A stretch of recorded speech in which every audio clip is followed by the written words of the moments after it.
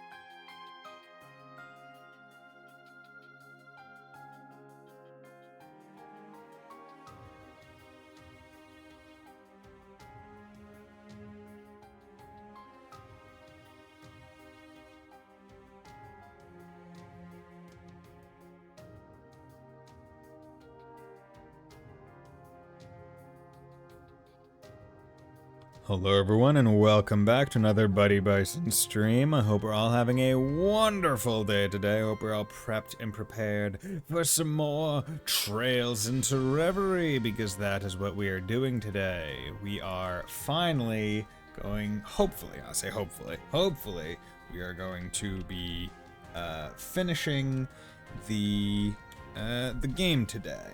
That is my hope. Or at least finishing the post-game content. That is my hope, at the very least.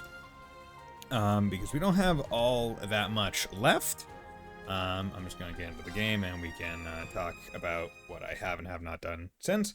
Because all we have left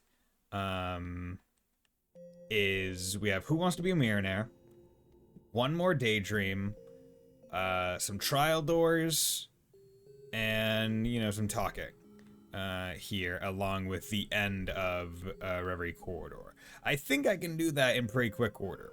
Now, what I do want to go over is, elephant in the room, what I have done off-stream. What I've done off-stream is I've gotten a lot of levels for people. I I've gotten all the main group to level 250, which is maxed, along with Tio and Risha. I've gotten everyone else up to I've gotten everyone else up to level 150, which is the minimum for the master mission needed. Which is get everyone to level 150. Originally, I was going to have everyone only at their minimum level, such that they would be able to do their trial doors. But there was I almost forgot that you're streaming. How's it going, buddy? It's going well. Thank you very much, Keeve. Yeah, no, I'm streaming on the days that I always do, my man. I say always do. Yes. I mean, usually I'd say Mondays I'm pretty solid at doing. Like, it's usually the Friday or Saturday streams that usually get effed up. But it's going good. I've gotten a whole bunch of levels for people. So, obviously it's like, hey, reach level 110 with all allies, 120 with all allies, 130 with all allies, 140 with all allies, 150 with all allies. There is a one for 200 with all allies and 250 with all allies. However, these both are... So, various master missions were added when the Coda content was released. Those don't count towards the achievements. That I'm trying to get. I'm trying to get 100. I'm trying to get all the achievements in the game. So those don't count towards it. So I don't care about those right now. I think I just forgot what today was Monday. Yeah, that will happen as well. So there are just a few things that I actually do need to do and get for it. But yes, I'm going to accept all. Do that. Get all these. 250. Master Quartz, got a Master Quartz to level 15. I got several of them to level 15. Because, as you can see, Bridget, Yaldabaoth, both level 15. Aegis, Subaru, both level 15. Skuld, Altair, both level 15. Pandora, I swapped Vega out for Pandora for the offensive art boost. I gain a much wider area, +5. Don't give up too much crit damage. The biggest things that I lose by swapping Vega out is... I don't get the arts abnormalities, the 8% chance, and I don't get 2/5 instead of 1/2. They improved on level like 13, I think, to 2/5 delay on fire arts. So I'm not able to just like rapid fire as much. I'm still able to rapid fire, but not as much. But I think I offset it by doing more damage. Gloom Murakuma with level 15, Brave Gloom, Sirius, Kusanagi, and then Chara. Beowulf is not level 15, but it's pretty darn close. Got a whole bunch of good stuff for everyone, including I'm still trying to get his steel thing. I need one more steel orb. Maybe there's a specific level of the corridor that I have to be going for that player, wherever it's calling Steam. Yeah, I'm going for all the achievements because I've gotten all the achievements for every other Trails game other than the Sky Trilogy. So I'm like, okay, I'm getting it here. And it's gotten to the point where it's like I've gotten most of the achievements on stream regardless. So I just decide, you know what? I'm gonna get all the achievements on stream, every single one. And there are only two that are really going to be an issue. Right, I'm gonna get 9 trial doors easy. Character section notebook and Nightmare. Those are both going to have to be a separate playthrough, but that's going to be a very quick playthrough because I'm only, I think, missing like 2 character sections, and I'll just make sure I look those up ahead of time. But the other ones, 9 trial doors, I'm going to do that now. 2 million mirror easy. I can just sell my Sepith. 1,500 victories. I think I'm only like 2 fights away from that. And then accomplish all master missions and receive compensation, excluding Coda content. Then once I get all of those, basically once I beat Nightmare difficulty, the Legend of Heroes obtained all achievements will pop. So that's not going to be a bad thing at all. So what I did off stream was I went to like the settings and I boosted enemy level by 100, and I just like went and fought like the bosses on the levels, went and found groups of enemies to get like the chain battles to get it, because apparently I guess it was kind of pointless of me to keep people at low level purposely, because Master Quartz in all games from CS2 onwards actually is not, that XP is not calculated based on the level of the character using the quartz. I see some fish swimming around. As I thought it was, and I think it's calculated that way in Azure Zero. Yeah, Zero and Azure, or is it just Azure? I can't remember. In CS1. It is based on the level of the Master Courts compared relatively to the level of the enemies that you fight in the fight. Your character's level does not go into it at all. Sporting stone. So, yeah, my B. Or I say my B, it's not like I really had any intent to use other characters. Okay. So we're going to do the final level of Who Wants to Be a Millionaire. Play at your own barrel. Maniac. Brutal was already really bad. So let's try this. Question. Which of these phrases appear on Trailer Cold Steel 4 DLC self-assertion panel? Oh my goddess. Fucking Christ. Where can you purchase this panel, you ask? Why, wherever you purchase the base game, of course. Next. And what's the name of the guardian to be fished in Trails of Cold Steel 4's waters? Arc Tyrant. Grand Lake Lord. Oh. Oh no, okay. Grand Lake Lord, Grand Lake Lord. So the name of Erebonia's third emperor. Orthrus, Shion. Shion, third emperor. Oh, pity. Next. Shion, third emperor. What's the name of guardian to be fished out, Grand Lake, wait, Emperor, Cold Steel 3, No. okay. 4, Lake Lord. 3, Emperor Perch, okay? Chapter 1 of Bestseller 39, Who Does N reveal disguise herself? Celia Reinhardt, yeah, because N is Nadia, it's a female. Nadia said that Swin's acting is very poor, very over-exaggerated and such, yes. Okay. What was Cody's unique dish and Trails of Cold Steel 4? Hearty Bolognese, underside fish burger, okay? Crow, unique, underside fish burger. Okay. How many playable characters in Trails of Cold have learned 5 SS crafts? 4. 4 have 5. I have no idea. 5 SS crafts. Gee. Reen Unchained, General Le Guin, Viscount Arseed, and Estelle are the only ones. Estelle's is the only one that targets a single foe, mind you, which sucks. Like, it's terrible. Like, I feel like she should get like a higher level because it's single target. You want AoE on that. Which could I'll remember you. Morning Refrain. Morning Refrain. God damn it. Okay, so these are pulling. These are pulling hard. We'll be.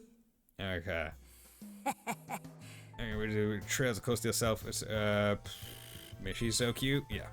Correct. Will you purchase the self-assertion panels? No, I will not. Although I think I already have most of them. When English text printed on the shoulder of Yuna's travel wear. Get over the barrier. Never give up. Damn it. I wanted to be get over the barrier. Yeah, I did. The name of the guardian to be fished out 4, Grand Lake Lord. 4 is Grand Lake Lord. Upon catching this fish, the president of the Lake Lord Company gave Reen the Angler God title, the same title he himself has. Damn. Angler God. These phrases, oh my goddess. Yep, there we go. Okay. Where you can purchase the panel, you ask? Why, where you, yeah, okay. Okay, Aggie is a former member. How much older is he than 10, 12? Aggie is a former gang member turned racer whose attitude has considerably softened over the years. Just how much older is he than Tita, a great source to his going soft? 12 years. Okay, 12 years. Aggie is 12 years older than Tita. What a pity. Which card did Vandmaster inflict seal for 2 turns? Seal for 2 turns. Reduce. Transmute? Oh no, transmute is 2. No. I thought it was 3. Oh no, okay. I should have known that. I use it a lot. Which goes unique dish, underside fish. Yep. Arm roast is certainly the first person to come to mind when fish burgers are mentioned. What's the name of everyone's 3rd emperor? Shion. Yep. Okay, good. Heimdall Cathedral in the Empire was built during Emperor Shion Arnor's reign. Shion. Second Lieutenant Secret Service was his name. Ozma. Well done. Yeah. First Lieutenant Ozma Seeker lost his life in the line of duty. Both of the incredible Daras he left behind strive to be like him. Yeah, he just took a stray from across the way. Yeah. Okay, awesome. Okay. What means unique dish. Harmonious Earl Grey. Hunter Carbonara. Reen 3 Hunter Carbonara. Which gate in Crossbell sits closest to Erebonia? Belgard. Okay. Crossbell, Belgard, yeah, okay. Okay, I'm getting it. I think I'm getting Destiny got it. Okay. Which means unique dish, Hunter Carbonara. There we go. Good. well This is a done. special dish passed down from Baron Schwartz, who used to make it with ingredients he hunted personally. Have There's a you skill got having a it? tribute card, Regna Croy. Maelstrom, Destruction. Oh, Okay, Destruction. Have Michelin you Moral, got it? mascot loves to eat. What was his favorite food? Giant candy, giant melon, giant melon, Incorrect. giant melon, giant melon, giant melon. How many attributes are there among the lost arts that appear in 7? Yes, 7. oh, Sun, Moon, Star are in 2 and 4. The Dragon and Holy are exclusive to 2, while Heaven and Ice are exclusive to 4. Interesting. That's interesting. Okay, 7 attributes. next. What is the Milliam's unique dish? Luxurious Choco Fondue. Correct. This dish is normally assembled cheese fondue. How like Milliam to take that and turn it into something so completely different. Okay. What's Have the name you of everyone's got it? third? Xi'an. Okay, good. Correct. Liking these. Liking the repeats, because that means I can get them right. There's River in Lumiere Province. Lupinus, Azalea Bay. Incorrect. That's not a river! It's literally it's Azalea Bay. That's the bay is not a river. A river is a river. A bay is a bay. That's which river is in Lumiere? Okay, I guess that won't be easy to remember because it's wrong. It's stupid. But whatever. It shows Cold Steel's opening theme. Beyond the Journey. Incorrect. Senko no Yukue. Senko no Yukue. Senko no Yukue. Next. Senko no Yukue. Tio's Chiva, who, where was she born? Ramafaria. Yeah, Tio's a young chief of the Epstein Foundation who's cat-eared, shape sensors, captivate all who see them. Where was she born? Yeah. I recommend playing Trails from Zero and Trails to Audrey if you ever desire to maximize your Tio experience. Yeah. True, true. The name of the guardian to be Fish in Cold Steel 4. Grand Lake Lord, yep. Correct. Yeah. Angry God. Next. How many playable characters are in Trail to Cold Steel? 37, 40. 40 and 4. game's done. 40 and 4. 40 and 4. 40 and 4. Then. Okay. River, Lumiere, Azalea Bay. It's not a river, but I Well got done. it. Lupinus River is in Crossbow. Rubian River is in Liberal, and River Grieve is in Northumbria. Have Which you English text got pronounced totally never give up. Okay, good. Did you realize that it says 1 today is worth 2 tomorrow underneath it? It's a lovely quote in my humble opinion. Next. Whereas Elise's unique dish shows a cold steel, salty gelato, mixed hamburger dish. Oh. Oh no, whatever. Aga is a former, 12 years. 12 years. Lovers with a 12-year age gap aren't terribly uncommon. There may well come a day when our stubborn Agate notices the woman she's become. Eh.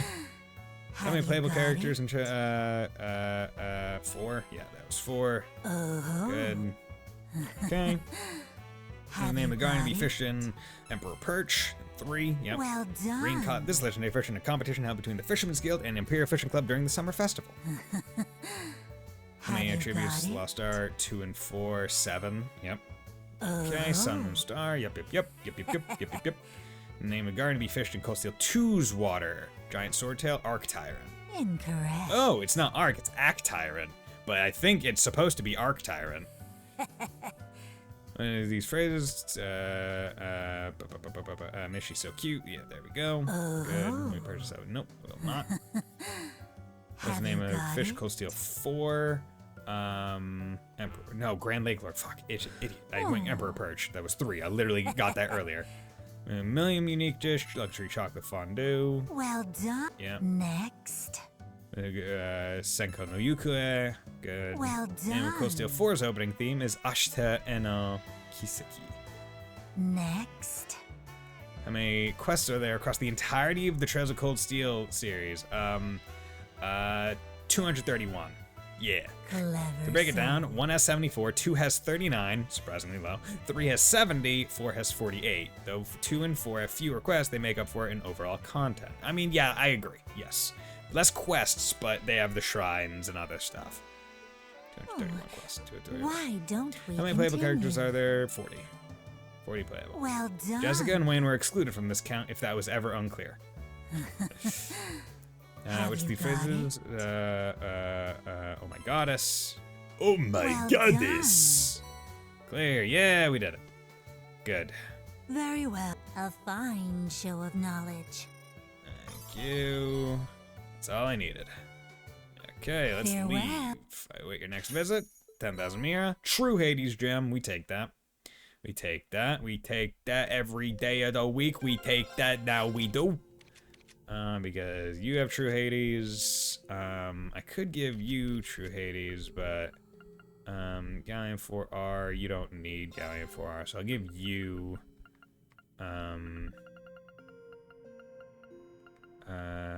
True Hades, unless I should give True Hades to, yeah, you have, yeah, I'll give you True Hades instead. I'll give Hades to you. Hades, there we go. I like how when you go back to a thing that you've like swapped a thing out from, it brings you right to the kind of the quartz placement, what was ripped out. I like that. I like that a lot, honestly. I'm surprised I haven't gotten any Argem gems dropped. Yeah, I'll put that in. S2. Do I have a Diablos gem I could plop in? Yeah, I do. I have 2. Good. Okay, cool. Makes her cast more, faster, harder, better, stronger. Water. Hey, Sleeper, how's it going, man? The best moment in Trails history is when Fake Burn was like, yo, man, aren't you just a dude? Honestly, it is a pretty good time. Like, that is, like, I feel like there's like a decent amount of respect that he just, like, has, where he's just like, you're just a guy. And you're rolling up and just guying all over this and putting up a damn good fight. Fuck, man. GG, bro. You're just guying it up over here. Because that's your brother, Guy, right? I knew him. We used to go out for drinks together. Wouldn't surprise me. Okay, so that was I see some fish swimming around. that daydream, because I have one more of those left. Let's talk to something Lisa. Black Workshop and the Croix family stole technology from one another for ages. Evidently, the whole tug of war led to the creation of that girl. If that bad blows what's behind all of this, as friends Ryan for Star, I have an obligation to deal with it. You can be sure I'll give this problem every ounce of strength I have for his sake as much as anyone else's. How you doing, Sleeper? Hope you're doing well today. Hope you're having a grand old time. That being we encountered shouldn't even exist, should it? Can't help but be reminded of when we encountered Schmelgarine inside the tower. Alicia may have been involved in more than we had imagined. We're probably gonna have to confront that OZXX girl if we want the details. Right, we can't just leave her be like this. This isn't about just finishing what we started. We gotta do it because it's the right thing. Whoa, LP, when did we become like the rest of these goody two-shoes? And with her, we've come this far, so we might as well finish it the right way. Well, if we know what need be done, then nothing more need be said. I'll lend my blade and fight to the best of my ability, even if I am nothing more than a nameless drifter now. Nameless drifter? What are you talking about? You're Olivier the Bard, right? That's who you are. Hey, how's it going, Yuna, the Yunmeister? I'd never have guessed that little girl's history would be entangled with Crossbow and Arbonia's past. That just means it involves all of us too, especially Allie, Millie, and Makia. We'll find a way to help her, I just know it. That's what we do. We find ways to help people, because we are helpers. Okay, I know Kia. that with you guys here, That it'll girl has a all copy be of me okay. that was made after I had been conceived in the cradle. If that's the case, then she shouldn't be any different from me, which means we have to hurry and find her. Please! I don't know what's going to happen, but I want to be there for her. Of course. All of us will be there. We'll be sure to come get you once we reach the end of the corridor. We're gonna get through to whatever happens next together. I promise you. Yeah. Greetings, child. I did not expect what was unfolding here to again be tied to the Zero Child and the Sword of the End.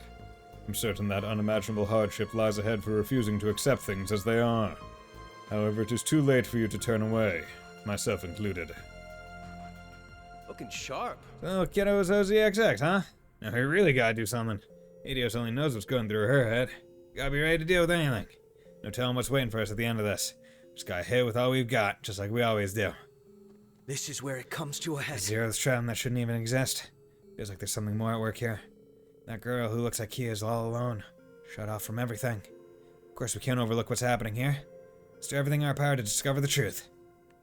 Bring it on, I say. I can't imagine what the OZXX that was replicated has been through. I get the sense there's still more for us to uncover. Whatever the truth is, we'll have to find it for ourselves and accept it when the time comes.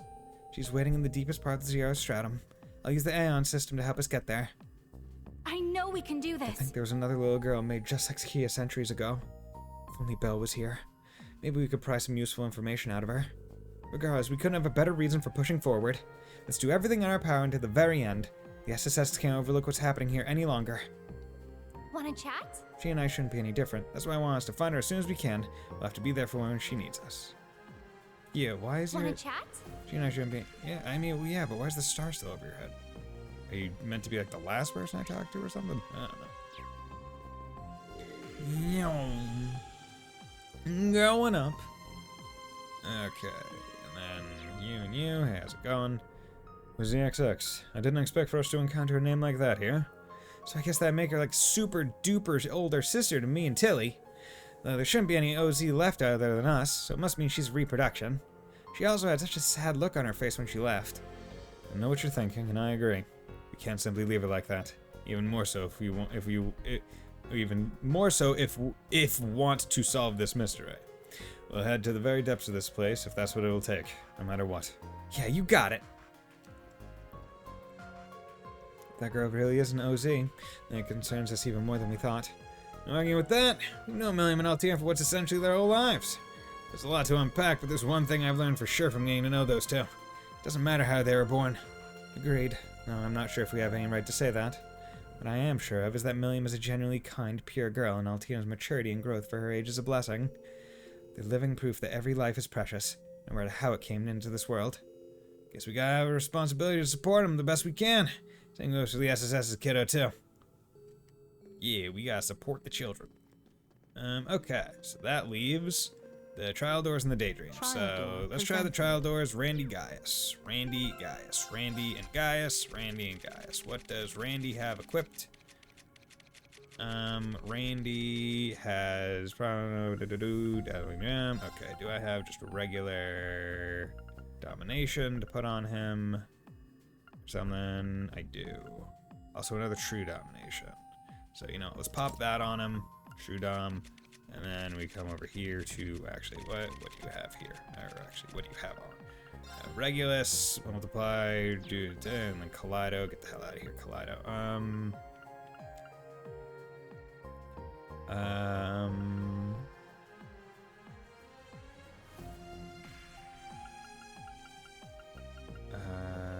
Actually, you know what I'll do? I'll put y'all to both on. And good. Okay, and then you. Let's remove you. Quartz, auto-equip, physical. Yeah, sure. Ambral. Whatever. Let's come over here. And I'll pop a 7-fold on him, because he's also pretty good at delay. So I'll do that. And then his best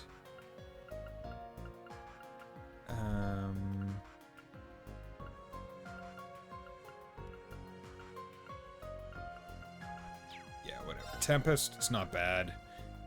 Insight 3, Dunamis. Yeah, sure. Yadabouts is probably a fine one to just have on generally. Okay, so let's save, go in here. Also need to check this. Randy, Pure Passionate Rouge, Gladiator Belt. Yeah, so I got most of the people's Black Sumerian ore and their at least third upgraded, like, base one, I think. Okay. Coral. Yeah,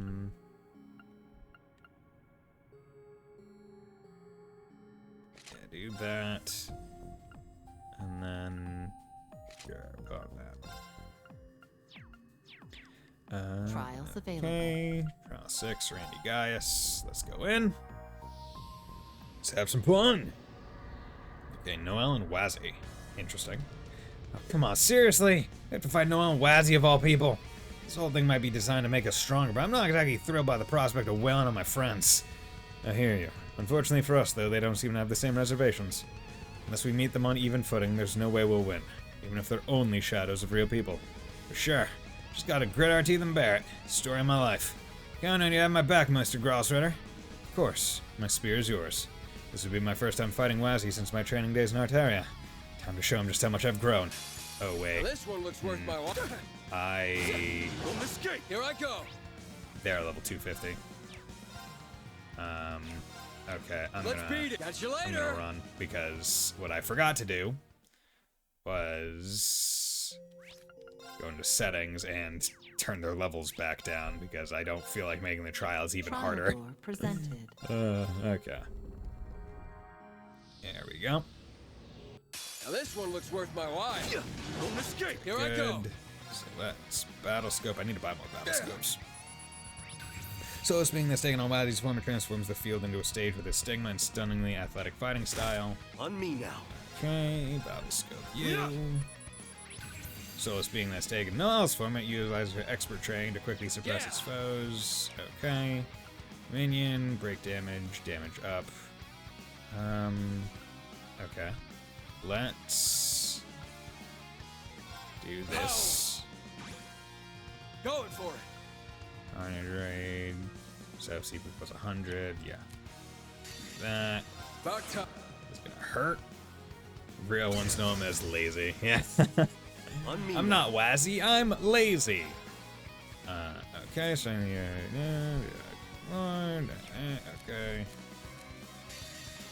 This. There we go. True Howling Heavens. Good. Easy. As the What a trial. Oh, so difficult. But overcame trial. Ranged Berserker been strengthened by Berserker Mark II. Guys does the poke. True Howling Heavens been strengthened to Supreme Howling Heavens. Cool. Good. Do they show up any other?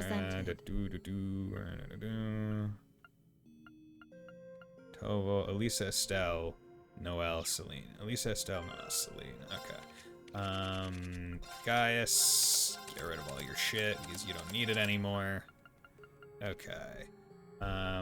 Elisa, or wait, what was it? Noelle, Elisa, Estelle. Okay, where are you, Estelle? Estelle, you. Okay. Auto equip physical, Amberol. Well, actually, you're on Earth, so here we'll swap over the Rakan so you can break shit. Although your stuff isn't very good for breaking shit. Dazzling Akala. You don't need Dazzling Akala. You need a domination. That's what you need. Celine. You're fine, but actually I need to come back here. Soleil, CP every turn, that's fine. Minotaurus, that's also fine. It's fine, whatever. Diva, Vega Magic Attack, that's fine. Vega, Defensive Art Steel, whatever, that's fine. And the other two should be fine as well. Because I'm going in with Noelle, so she's already a person that's relatively beefed in regards to how I have her built. So long as she's able to inflict an ailment. This thing's just like where we fought this in the salt pail, although it's got a different coat of paint for some reason. Wait a second. Are we looking at the next generation of that uppity bucket of bolts? Whatever it is one thing's for sure. We're in for one heck of a fight. If you ask me, that only makes it an even better learning experience for us all. We couldn't have a battle like this anywhere else. Might as well make the most of it and see what we can do. Definitely. I'm with you, Noelle. Besides, it's entirely possible you might have to face more giant archaisms like this in the future. Yeah.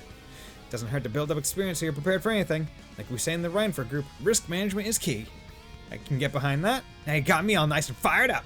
If we're gonna test our strength, might as well make it against a dozy of a foe. The bigger they are, the harder they fall. Are you also riled up? Is fear a lost concept on you people? Oh well. Guess I'll tag along for the ride. Let's scrap this thing already and get a move on. This one's tough. Okay, what do I got here? Damage reduction. Okay, strength M. Break damage, I'll do that. Brilliant design! Brilliant design.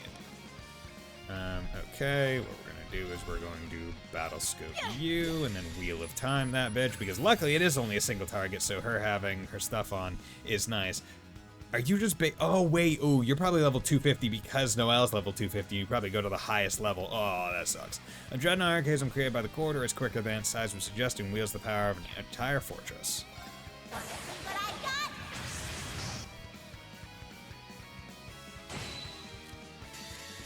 Okay. Do it again. There we go. I'm on it! Okay, this is going to be a time. I'm on it! Okay. Light! Shine over us all! Okay, yeah, please put that on.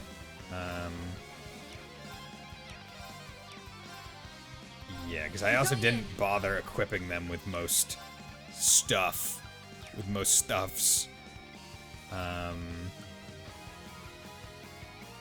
Plus 40. I'm going in. Strength M.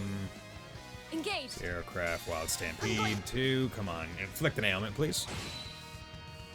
93,000. Oh, you're gonna be a toughie. Yeah, ailments are not gonna be happening against you.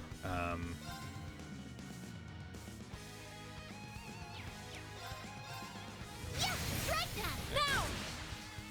I'm on it!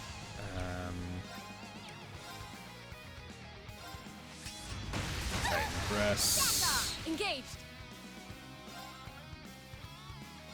You won't fire! An opening. Take that! Okay. Okay. Light! Shine over us all! Just keep that up, please. Chrono burst. Here I come. Oh god. Crap! Yeah! Not happening. Good luck! Engaged. Having one character that is beef to hell is not great because it makes the entire trial worse. Oh no. I looked at it. Okay. What that means is I'm going to need to make liberal use of the damage reduction stuff. Okay, you do No that. problem. Fire. Engaged. Target's gone triple shot. Now's our chance. Take that! It's my turn. Okay. Bring it up! Here I come. Support. Huh? Thanks! Darn! Don't take me now! Okay. There! I'm on it!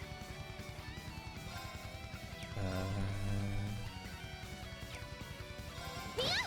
No problem. You won't fire. Here I come. Huh? Darn! Hang in there. There! No problem. You won't fire. An opening. Okay. My turn.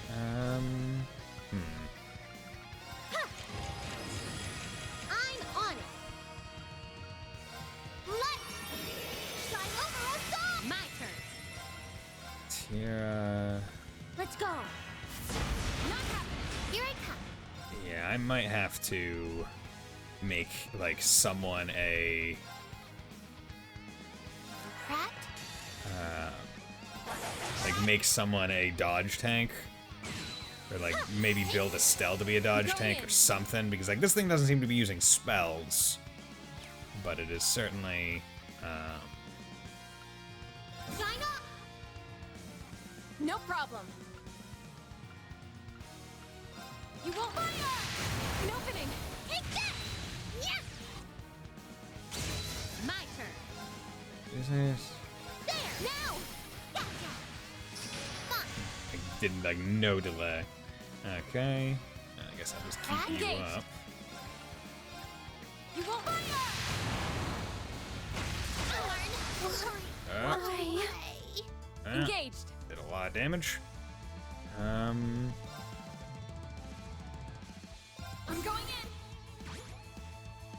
Engaged. Whatever. No problem. Fire.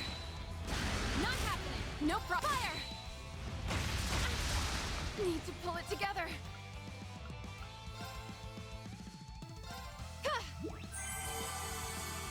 Engaged. I'm going. Okay. 32. Oh, did I get health back? Engaged. How did I get health back? Net set and launch. Engaged. I'm going in. No problem. Engaged. Fire. World Ender Cyclops. Not happening. Oh, you missed. No Okay, so problem. that's also a skill. Fire. No problem. Fire. Not happening. I'm going in. I'm going. Okay. Not happening. No problem. Be nice if Fire. Engaged. you would. Should have Yeah, trained okay. harder. Okay. Let's do this. Because one, I don't even think I had equipped. You're evade 25%. You didn't have like anything equipped. You had that. Celine didn't have anything equipped. You didn't have anything equipped. Okay, so what we're gonna do is we're gonna come over here. And we're gonna magical damage. Interesting. So is it here that you could do? Oh, so you have to. You can only remove all cords from this side. Okay, interesting. Okay. Whip. Let's build her into a. Here's my Kagamaruka. So that's on those 3. I can probably make another one of them. Yeah, I'll make Estelle into a Millennial Trove activated. dodge tanker. Okay. Marco, Midnight Blue Gown. Who has Midnight Blue Gown on? Or, you know what, I'll take it from Kurt for right now, instead of making another one.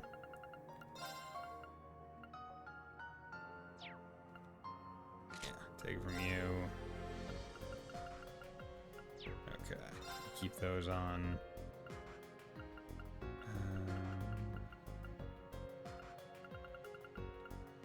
Lock it. And now you need.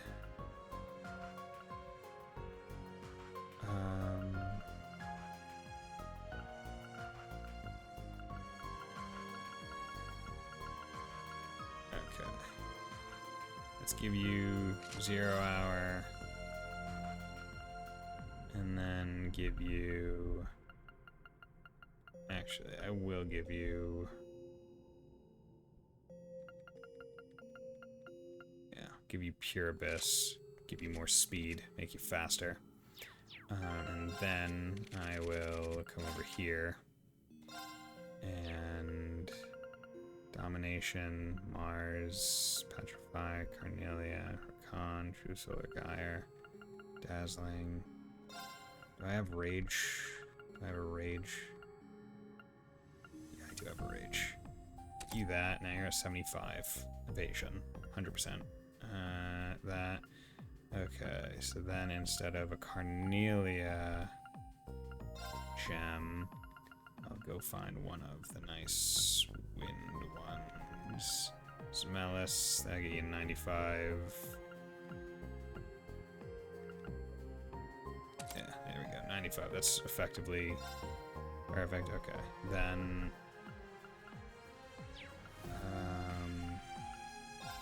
let's put Sirius on, and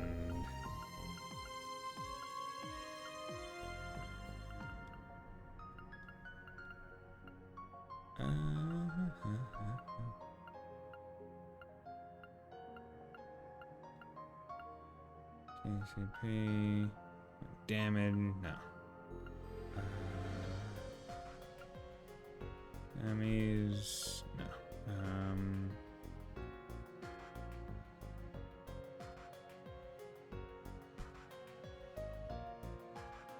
Yeah, you know what? I'll swap Regulus in. Okay. Comment set. Nope. Yeah, I was hoping Noelle would just kind of be able to carry, but that's not the case. So I need to be a little bit more.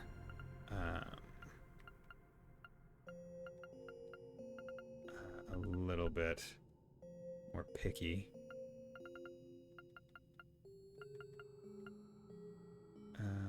Okay. Yalos. True Astral Bell. Dazzling, you don't need Dazzling Ambrel.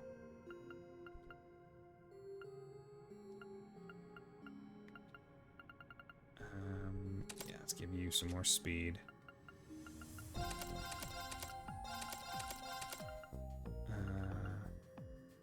Yeah, let's have you just go fast so you can get your stuff. You can keep popping your stuff. Whatever. Mobius, you do have items. Cots. Let's give you damage, HP drops. Yeah, I'll give you that because that's just good defense. Okay. So then what I can do is go and do equipment. Yeah, you have that. You have that. I'll equip.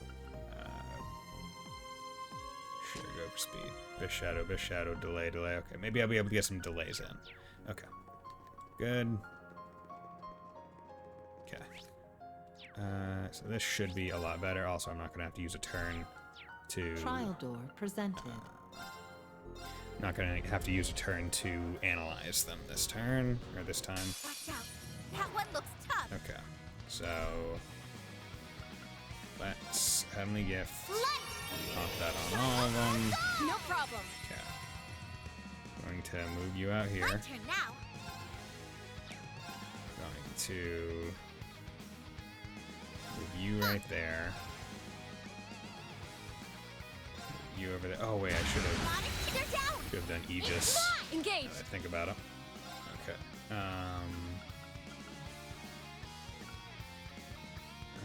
Break Sign up. damage. No problem. Give time. What I got? Much more, hopefully.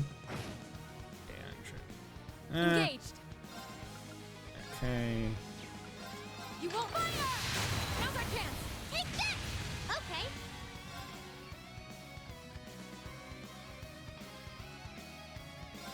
It's my turn.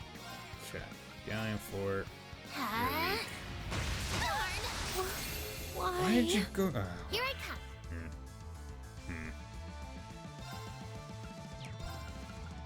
Okay. Well, that's not great. There. Thank you. Engaged. Fire. Now's our chance. Take that. Right. God, she only has 2 crafts. That's so mean. Hey. Here I come. There. It's my turn. Crap. Yeah. Thank you. Darn. Not happening. No problem. Fire. I'm on it. It's my turn. I'm on it. Huh. I'm on it. Okay. Huh. My turn. Bring it up. That. My turn. Let shine over us all. My turn now. Insight. No problem. Fun. Huh? My turn. Arcus active. Yeah. Engage. 4,000. Fire. An opening. Take that. It's my turn. Huh? Yeah. so now their speed is a lot higher, so they're at least Okay. getting more turns. There, let's do it. Gotcha. Right. Ah, they're down. It's mine. No problem. I'm going. No problem. Okay, wheel of time. I'm going in. Now's our chance. Take that. Here I come.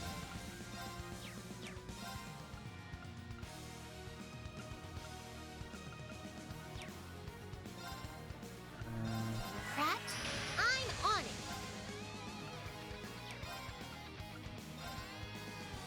Let's Hey, come try on. over us all. There. Here I come.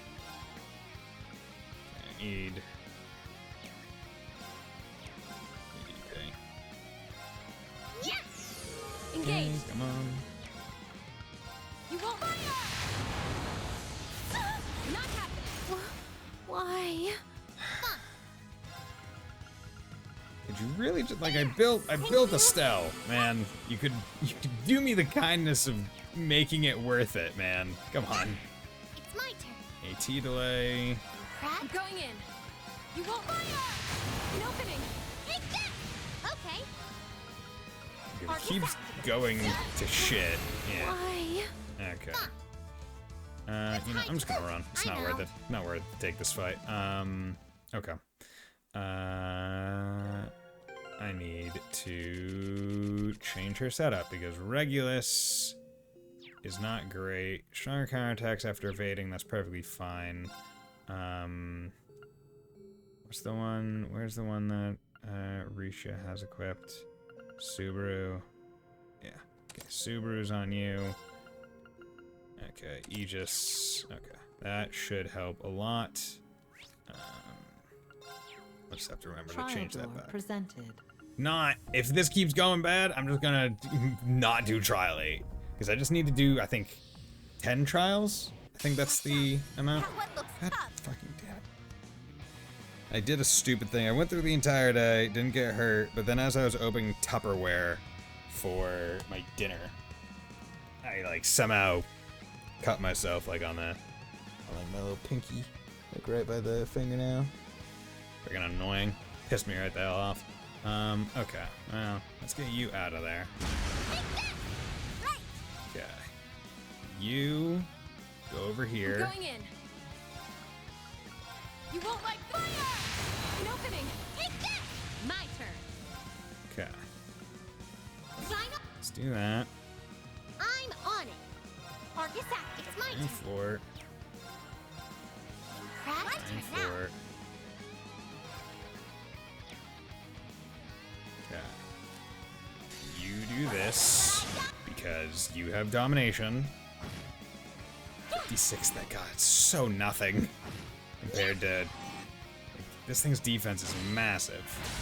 Got it. They're down. Okay. It's mine. But Okay. if I can at least keep Let's his go. attention in that direction, Pratt, then it's fine. I'm going in. You won't fire. Now's our chance. take that. Okay. Okay. Yeah, let's save up. Let's go. It's my turn. Huh? There. My turn. Argus Okay. act. It's my turn. Huh? Hey, get him. It's mine. I'm going in. You won't Come fire. on. Really hoping for like a burn proc or something. There. Some nice big damage hurt. Okay. Sign up. Okay. Need more Let's go. EP. Here I come. Huh? My turn now. Ah, they're down. It's mine.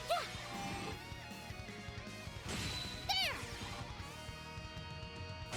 I'm on it. Okay. EP. It's my turn. Pratt, I'm going in.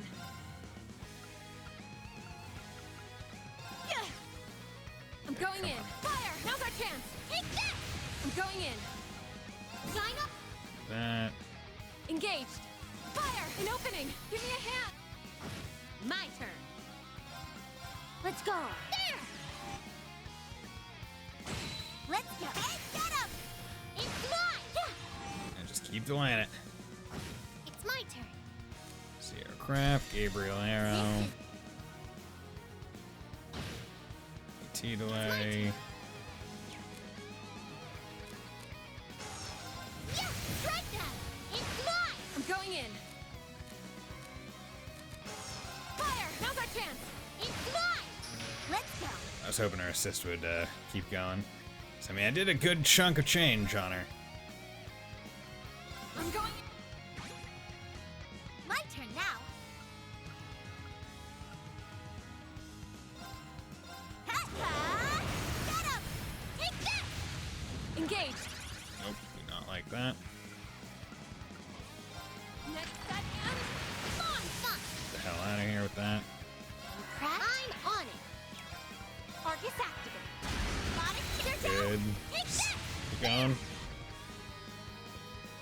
I'm going in. Okay. Shine up. I'm going in. My. Give me my break damage. Hey, fun. Okay. Arcus Going. activate. I'm going in. It's Fury. You won't fire! Now's our chance! It's mine. Huh. Here I come. Shine on. It's my turn. Let's go. Good. Ha. Okay. Arcus activate. There. Definitely feel like Yaldabaoth would have been good maybe for Noelle. Yeah, especially after realizing that Arcus activate. Yeah. not really going to be getting much in the way of I'm going in. ailments. It's my turn. Broke you.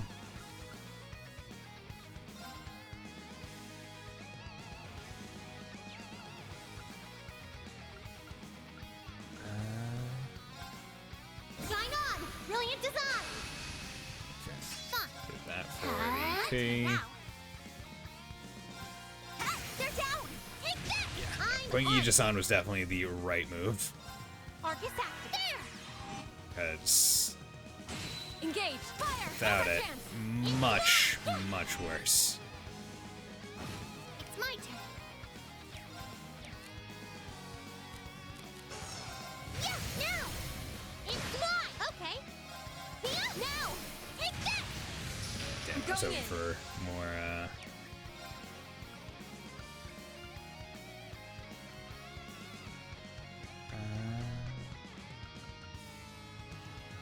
I'm going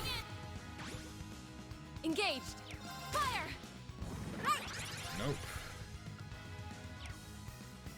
Ha, I'm on it. Pierce through. Now.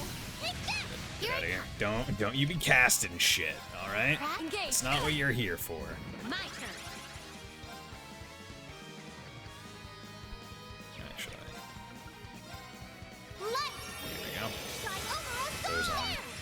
There. Us for that. It's my turn.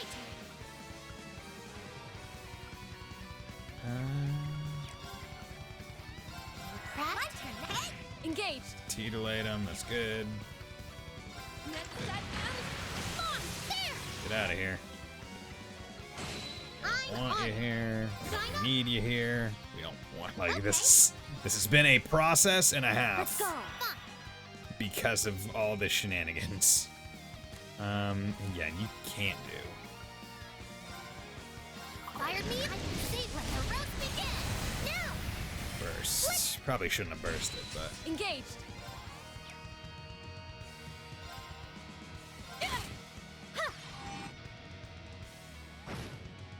Okay. Pierce through. Let's do it. Take that. Right. okay. Hey. I'm going in! Keep it up. Break them. Good. Engaged! Hey. An opening! Gotcha. Okay. Huh, let's do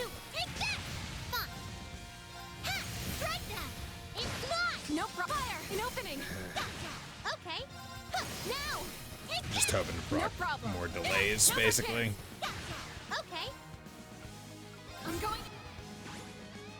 My turn. Now. First. Good. My god, that was annoying. Good work, I everyone. had to work for that one. I had to work so hard for that one because Noelle was so high level. Like, if Noelle wasn't as high level, probably wouldn't have been as bad because, like, it was Noelle's level that brought the boss level up, which made it very bad. And he uses Heavenly Gift 2, has been showing the Heavenly Gift 3, Wheel of Time to True Wheel of Time, Smart Missiles, Theta? 9 lives, been 9 lives 2, not 18 lives. Okay. There we go. 8 trials, Lost Genesis UR. 10 trials, Epoch Bell. Okay. So what we're gonna do is now we're gonna come over here. That. Put that back on. Where's my boy Kurt? Kurt, where art thou? Kagamaru coat back on. Yeah, because his was very specifically crafted to be like, okay, this is his is very particularly at 100, like not above, not less. Okay, and then come over here. Actually, no, do it from here. Okay, and move all quartz. Move all quartz. Move all quartz. Change quartz. Regulus needs to go back down to Subaru. Sirius can stay Sirius, although I wonder if maybe I should also change this to Aegis, just because it makes more sense. Like, it's not like I lose out on counterattack damage, but I guarantee aggro. Yeah, makes more sense. Maybe if I had 4 evade tanks, then I could maybe do it, because then it wouldn't maybe matter all that much. Okay, so the next one is Joshua Duvaley. Why does he use it? Okay, Joshua Duvaley. Joshua Duvaley. Joshua Duvaley.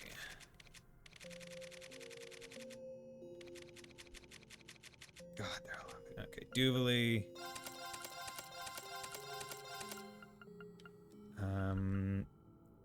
Let's go with speed. Just massive amounts of it. Yeah, you can put on Soleil and yeah,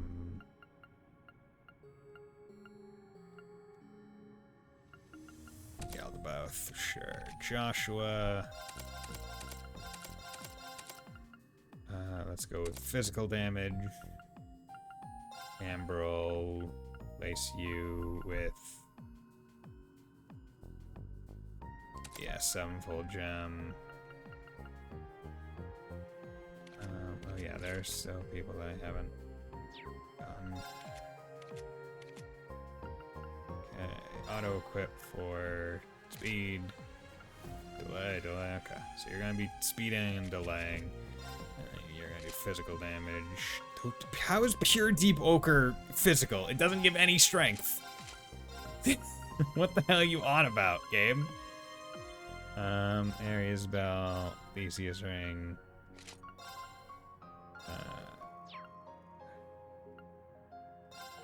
Here's Testament, sure. Yeah, there we go. And if I need to, I can build one of them to be an evade tank. Okay. What did I make his damaged? Okay, fine. That's whatever, Murakumo. Well, it can also go on. Yeah, save. Actually, while I'm thinking about it, let's come over to here. Forge activated. Slots. Greg has I have since gotten a lot of Sepeth.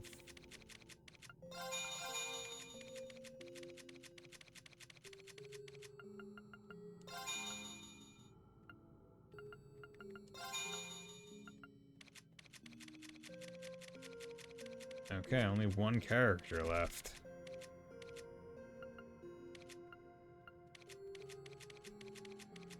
And that is Mr. Arseed. Do I have any? Unsealing pedestal activated. Yep. Arseed. Okay, so that's fine. Okay, Joshua. Okay, so instead of Mars Gem, let's come down here. Get you a domination. Good. Okay. Save.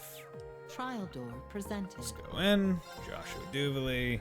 I don't think either of them are. This should be at level for them because I don't think I have either of them over leveled. We're squaring off against Campanella, I see. Of all the people it could be, it had to be that conniving trickster. He's flanked by those same things that were in Phantasma too. Suffice to say that we're not in for an easy fight. It matters not who we must duel. All that matters is that we emerge victorious.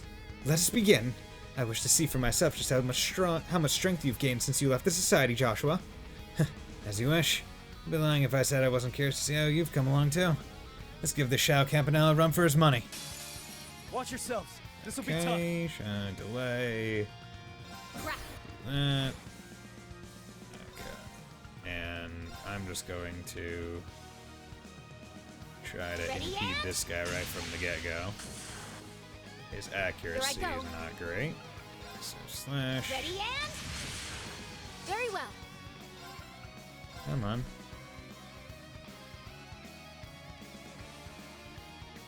Ready and? Very well. Okay. Battle scope. Ah! Solo's being that's taken on Campanella's form, he uses his trick to float in the air to wholly enjoy the chaotic slaughter Very beneath. Star Guardian. Ah! Devil's Underling that leaps about awkwardly as it slaughters humans. It uses the energy of the stars to power its Ready to go. arts. Zero arts. Crap. It's better. Delay. Ready to go. Reduction.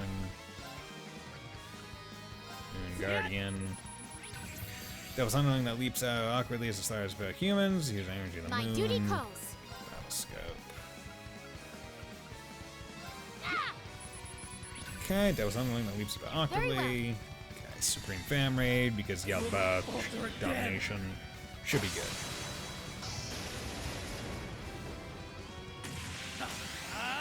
Oh my god, look at him flying through the air, cutting things.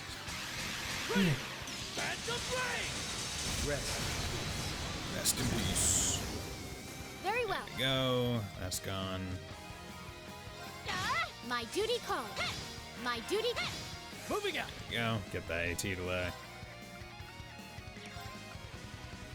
Crap. Lightning sword. Ready to go. Here I go.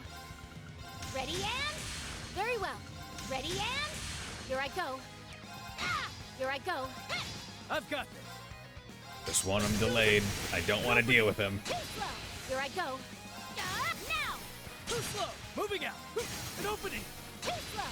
My duty. Strike. Too slow. Here I go. Crap. Here I go. Ah! High speed. Too slow. Very well. Ah! Good. That is the power of Yes. Jubilee the That's Swift. what I'm talking about. Just high speed it. Turn after turn after turn after turn. Overcame the trial. Black Fang being strengthened by Supreme Black Fang. Blade Lord Spectre is be strengthened by Supreme Blade Lord Spectre. Okay, link attacks. Conquered 9 trial doors. That's what I'm talking about. Easy. Okay. Equip. Remove.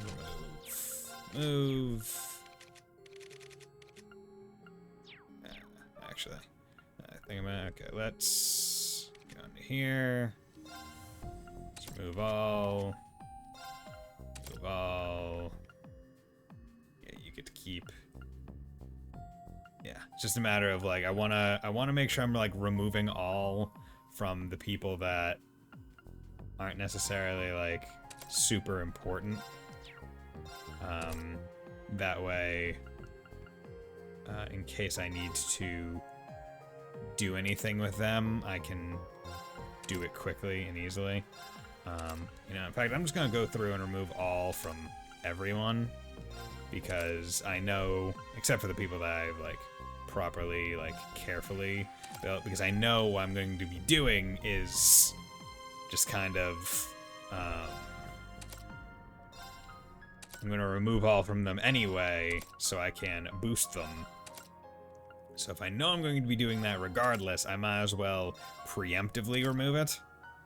That way, when I get around to it, it's not as much of a cluster F. Cause it's like, okay, I gotta, it's like, I'll know I have to come in here and do it all. Okay. Yeah, cause you're built. Move all, remove all. Okay, good. That way I can just go through. So the next one is Wazzy, Usus, Tita, Elise. Wazzy, Usus, Tita, Elise. Wazzy, Usus, Tita, Elise. Wazzy, Usus. Okay, so they're gonna be strong. Wazzy, Usus, Tita, Elise. Give you speed. Wazzy, Usus, Tita, Elise. Wazzy. Let's do magical. Magical. Wazzy, Usus, Tita. Physical. Physical. Those aren't physical. But whatever. Elise. Okay. Let's go with speed. And I'll do balanced. Yeah. Okay. So, honestly, just gonna kind of hope that that is good enough. Because I don't really feel like going through more with them. Door presented. But probably won't be.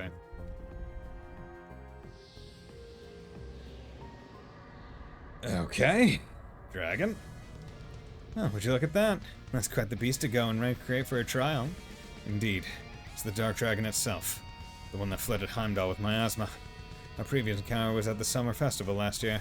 I think we would find ourselves face to face with it here once more. Looks even more menacing than why I heard Reen in Class 7 had to take it down. Or than what Reen in Class 7 had to take down. This is my first time seeing it in person too. If the others have beaten it once, then we can beat it too, right? We're talking about the worst cryptid of them all here, spawned from nothing less than a corrupted holy beast. It won't be easy, but if we hit it with all our strength, we might just have a chance of defeating it. I can't say I appreciate being tested in such a manner.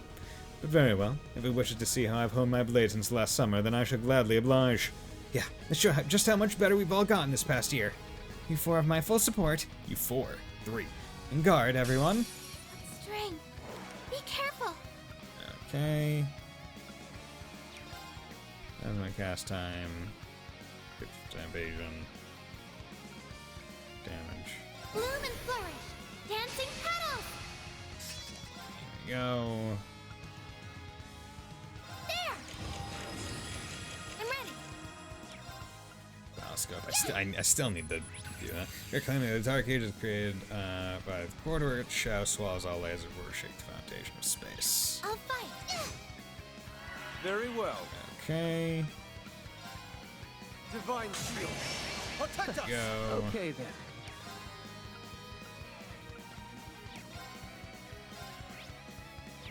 Okay, this is gonna be. That's triple S. But I feel like it's I too. can do it. Sorry. Grenade. I'll counter. I'm ready.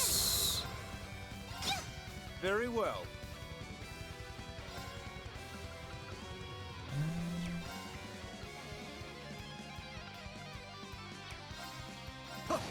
I'll fight.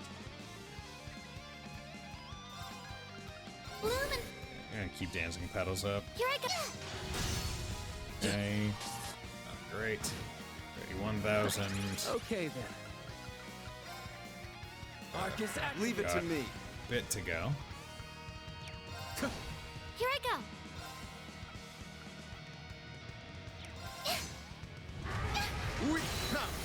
got you. Take this. Yeah. It's my turn. Okay. I'm ready. AT delay. Rain your blessings my down turn. My upon turn. us. Okay, do some petals. Just keep the Come on, evade up. baby. 'Cause, I mean, I have other things. But it's also just a matter of... Leave it to me. Take this. God damn it, Elise. You just cannot stay healthy for even 5 seconds, huh? Here I go. Oh, God. Thank have you my so much. thanks. If you need me.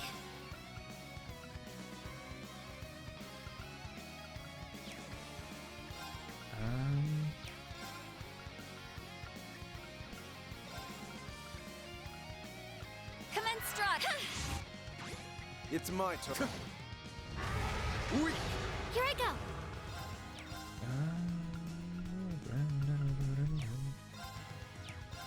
No! I'll follow up. Come on, baby. Okay, So, let's do this. okay then. Arcus activate. Strengthen. My turn. Arcus I'll activate. fight.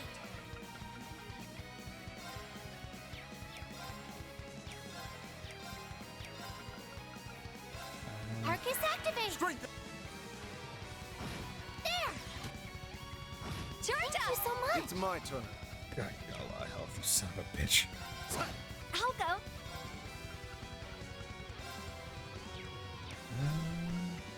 Arcus activate. Okay then. Yeah. Okay then. Okay.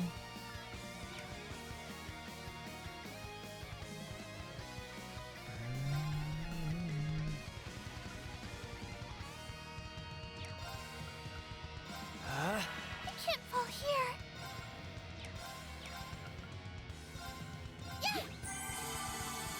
Leave it to me. Bloom and Okay, let's do that. It's my turn. Shield. Divine shield. Protect us. That Strengthen on it. everyone. I'm ready. My turn. You're just slowly but surely whittling down this guy. Arcus I'll activate. go. Oh, God. Leave it to me. I'm ready. 0 arts. There. Probably best. 16,000. Here I go. My turn. Arcus activate. Very well. Bloom and It's my turn. I'll fight. T-delay. I can do it. There. Strengthen. Leave it to me. I'm ready. Now. Got you. Good. Come on, baby. Arcus I'm activate. ready. It's my turn. Yeah. I'm ready. Good. Okay. Now, what we want is Get it. Blast Force. Here I go. Here. I'll follow up. An opening. There. Leave it to me. Now. Got you. I'll go. There. Here's our chance. There. I'm ready. No. There. It's my turn. I was really hoping Here we I could get go. another AT delay, but that doesn't seem to be the case.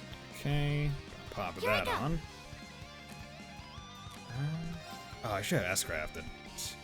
Kind of forgot that that was even a thing I could do. Come on, baby. Arcus activate. Here I go.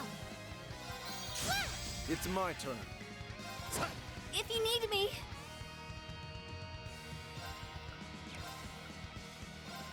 Sorry. Here I go.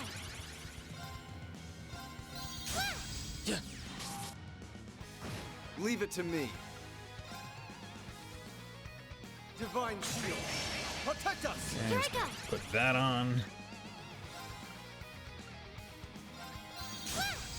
My turn. Leave it to me. Here I go. bodied. Charge up! Grazie. I'm ready.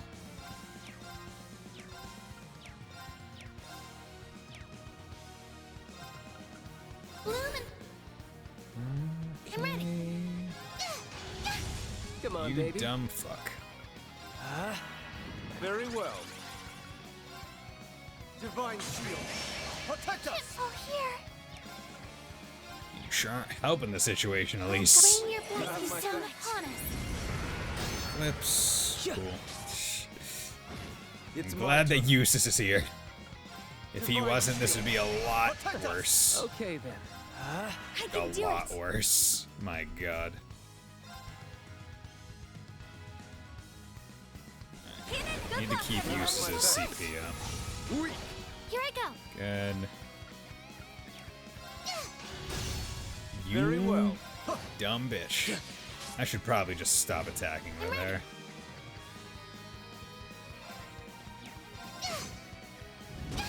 Damn you! Come on, baby. Okay. You need to keep attacking. Arcus It's activate. my turn. Divine shield. Thing. Protect Can't us. fall here. Oh, God. Rain your blessings my down thanks. upon us. Leave it to me. Okay then. Okay. I'll fight. Lumen. I'll fight. That's Weak. If you need me. okay. Good delay. That's EP charge him. Grazie. It's my turn.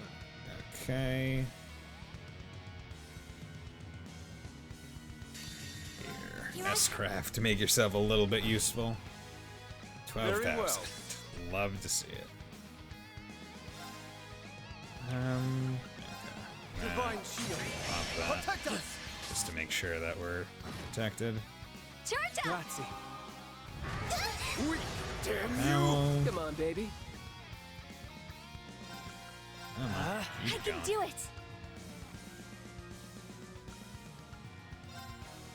Hidden, good luck, everyone. Have my So back. much. Leave it to me. That's- Yeah. Here I go.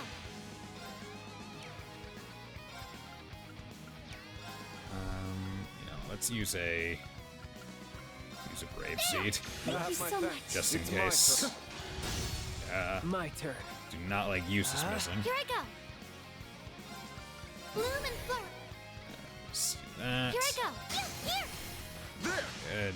Oh, basically then. Leave it to me. Divine Platinum shield. sword. Protect us. Here. There. Good. My turn. Zero art, so I can go with the full thing. Good break. Okay. I'm ready. Means damage plus 30. Like the wind. Lark. I'm ready. Here. There. Okay. Here I Fragrant Garden. Okay then.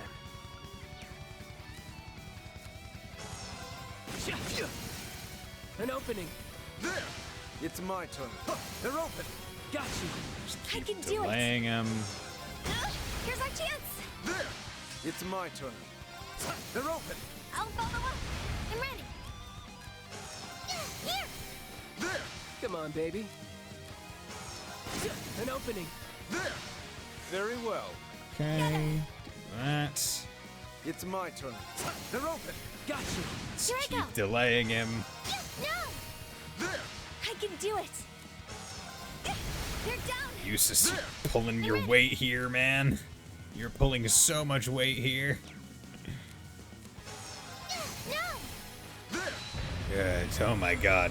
Me putting that sevenfold gem on him was the smartest thing I think I ever did. My I could learn god. so much about swordplay from you, Eustace. Oh, but you seem to have learned plenty from your brother, from what I've observed. Oh, that was stressful. Eustace raising the difficulty of that this time. Oh god. Overcame the trial. Septenary shot 2. Platinum shield to 3. Omega Impulse to Impulse 2, Fragrant Garden to True Fragrant Garden. Jesus. Okay. Conquer 10 trial doors. True Epoch Gem. Okay. And then 14 trial doors. Dazzling Skanda Gem. Okay. That was a time. Okay, I'm gonna remove those. Remove.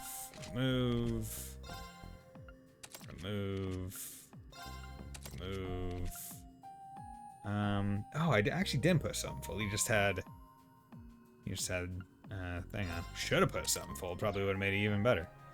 Okay. Trials available. Okay.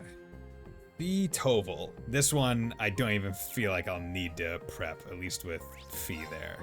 So, well, probably should just anyway.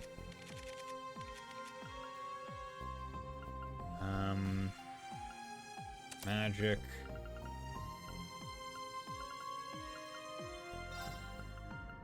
Emerald.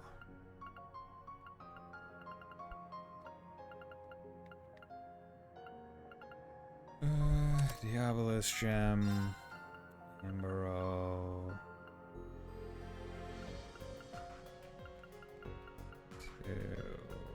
What's it? There's okay. EP cut 3. Yeah, offensive archer. Fire. Okay, cool. And then we can do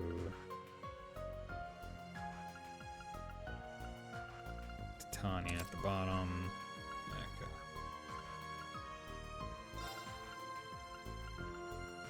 Some of these, man, it's just like, why are you putting them on? It's like, how is Dazzling Sending Gem good for cast? It's not. Okay, let's give you some speed. And then Quick Caliber. Oh, you have Quick Caliber. I didn't even realize. Oh my god, I should have remembered to take that off because cast time minus 50%. That ATS, ADF, I'm definitely taking that off of you.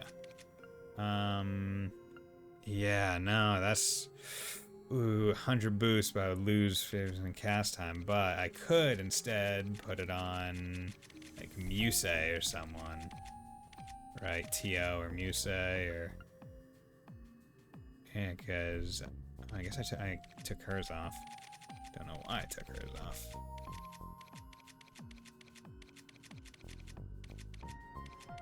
Where the fuck is Muse?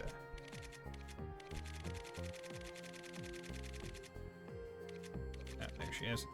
Right, because it would be like, okay, could lose some ATM. Yeah, I'll probably just put it on TO. Because that's a really good thing that I should have identified. Okay, Fee Toval. 2 bracers. Let's go. Ah, cool.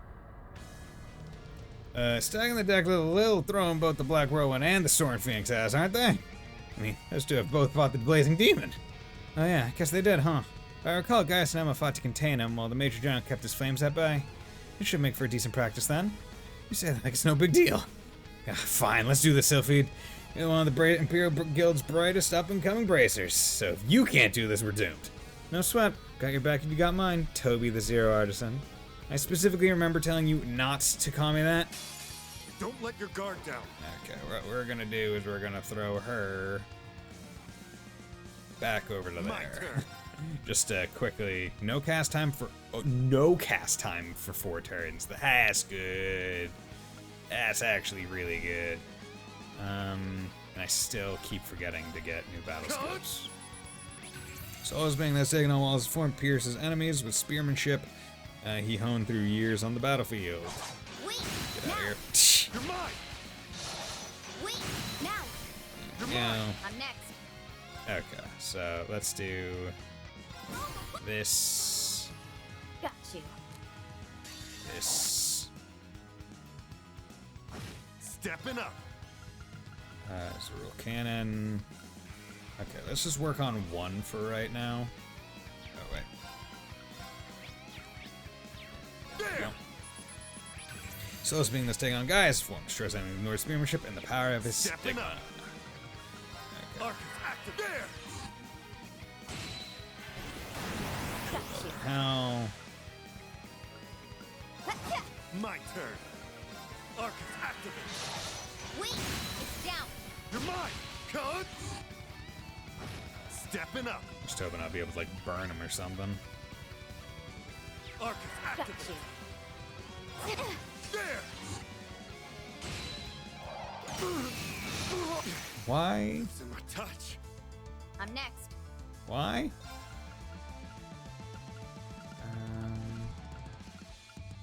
Okay. Thanks for that. I'm next. Wait! Good. Now! You're mine! Showtime. Got you. Showtime. Showtime. Wait! Now! The amount of damage she does in one hit. Can you stop it for 5 fucking seconds, bro? You know, I'll I'm just. next. You're not gonna hit until you S-grab, so I'm not. Wait! Showtime. I Showtime. just won't even get her out. Wait! I'm next.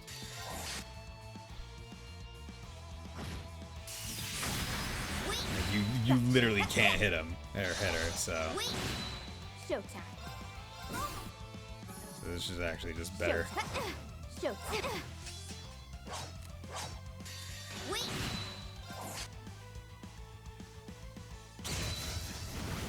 Showtime.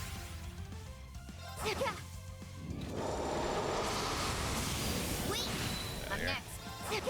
I'm next. Got you. I'm next. Wait! I'm next.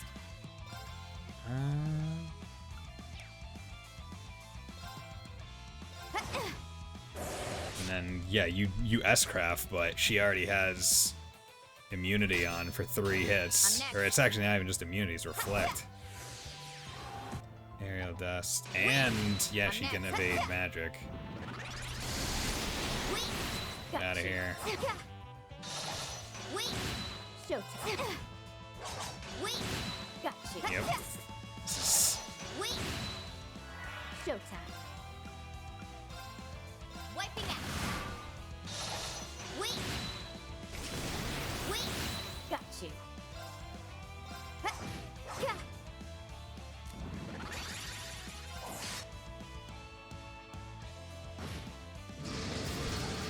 Wait! yep. Like having Toval here and trying to get him up repeatedly would actually just make this take a lot longer. Done!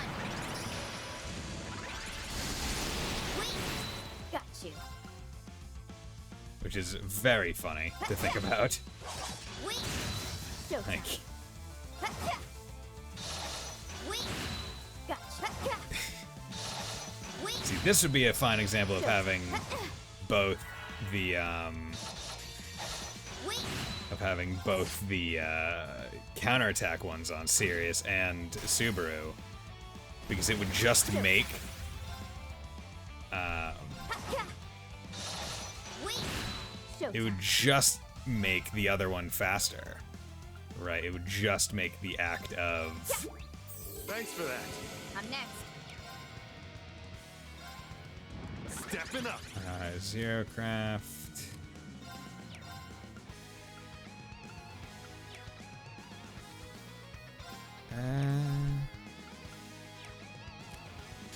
All right. Valiant Storm. Wait! Now! Good. You're mine. Got you. This is more just for the Got you. delay decrease. Got you. Now! You're mine. Wait! It's down! Good. You're mine. Got And a little bit of bonus damage. Wait! Showtime. Good. Okay.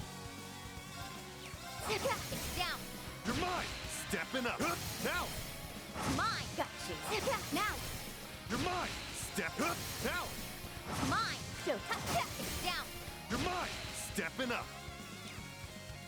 Okay.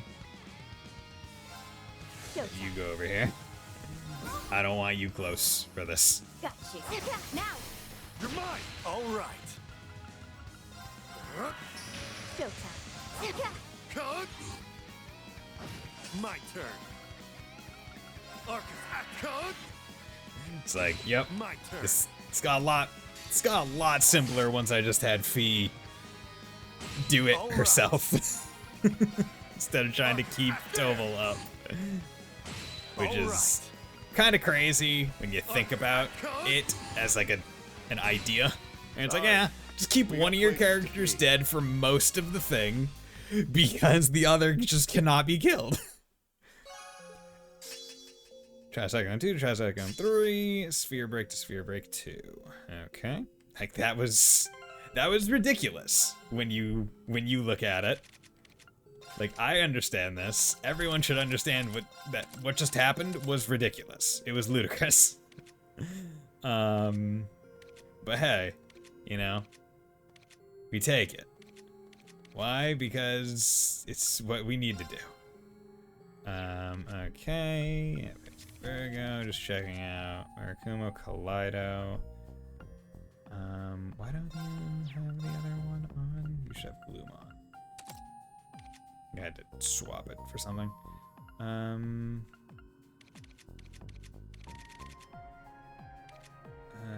Yaldabaoth, Diva, Keeper one. What were the ones that Morgan, Virgo, Pandora, Tempest, Mistral, Regulus. Yeah, Regulus on. You got Regulus on you, but not a big deal. Diva, Mobius, Slide, Maya, Elixir, Geosophia. Yeah, that probably also didn't help. That didn't really change any of these.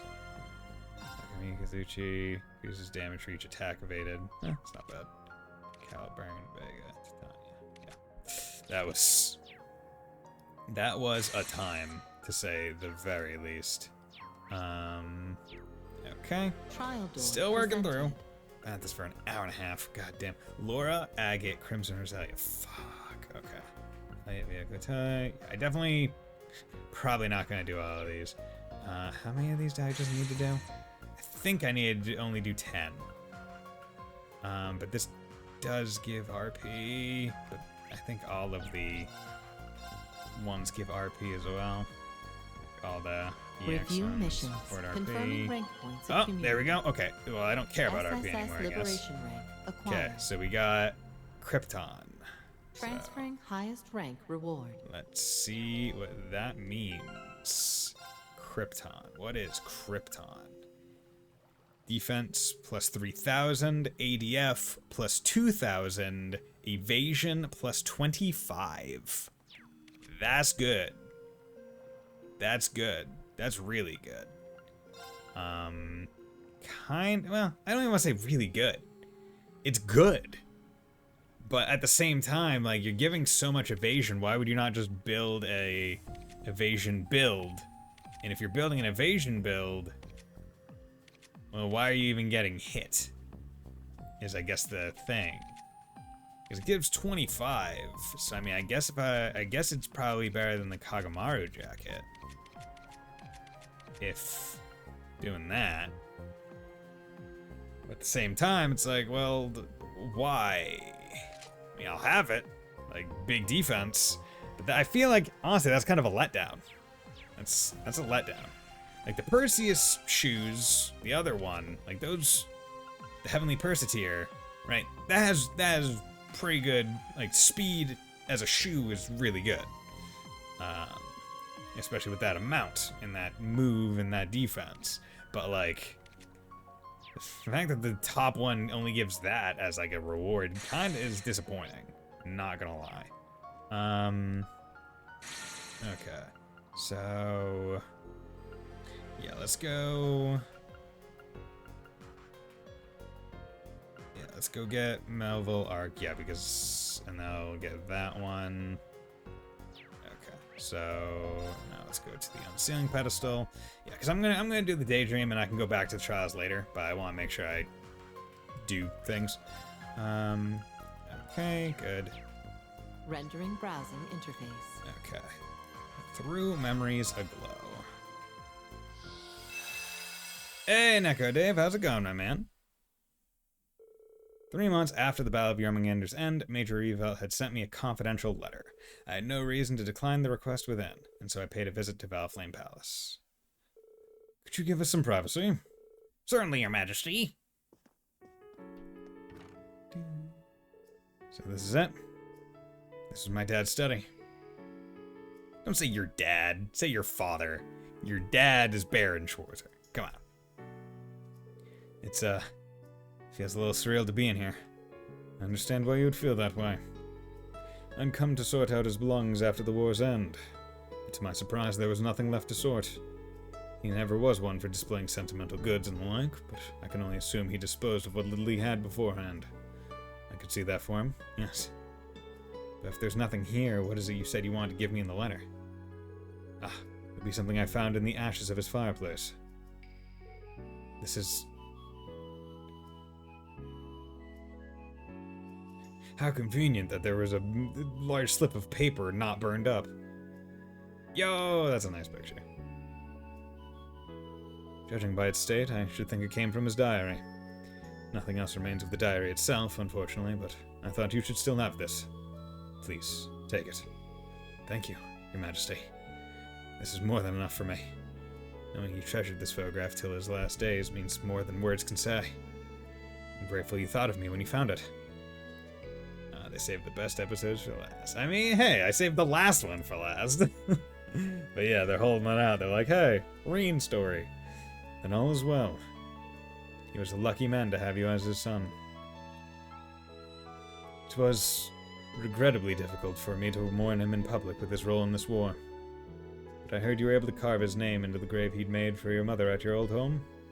Yes, I took the chance when I was nearby for a branch campus assignment. It's a quiet area of the suburbs, so I would like it if he and my mother could rest in peace there. Gileath was a great friend to me, and a proud hero who lived in service of the Empire. I should make it my business to visit the grave myself. I'd like to visit the Lance Maiden's grave and crossbow as well. I'm sure they would appreciate you being there. Not that I knew either of them well enough to speak on their behalf, of course. That is just as true for me, in a sense. I'd seen him as a politician, but I'd only caught the slightest glimpse of him as a father. It's never too late to begin learning more, however, even if he is no longer with us. The Great Twilight is over. The nation's suffering has come to an end. There's no better time to gather up the pieces we missed during our time of conflict. Yes, I suppose you're right. Yeah, I mean, it is interesting, right? Because it's like, yeah, I guess as an Erebonian, Osborne was probably like cream of the crop. Like, oh, military man for the glory of the Empire and stuff, but like as a father, it's like, we don't really know. Through memories aglow. Reen! Still crazy that like you would have a dorm with the teachers not having their last name. The more I look at it, the more surreal it feels. I saw something in the spectral moon mirror, but it's hard to imagine you used to smile like this. Guess that goes to show how little I really knew about him. Hopefully I can find more little things like this and take good care of them. Now, I'm in for a busy day tomorrow, so I'd better get some rest. Not gonna put it in like a book or something, or a frame. You're just gonna leave it out on the table after saying, oh, I better take good care of this.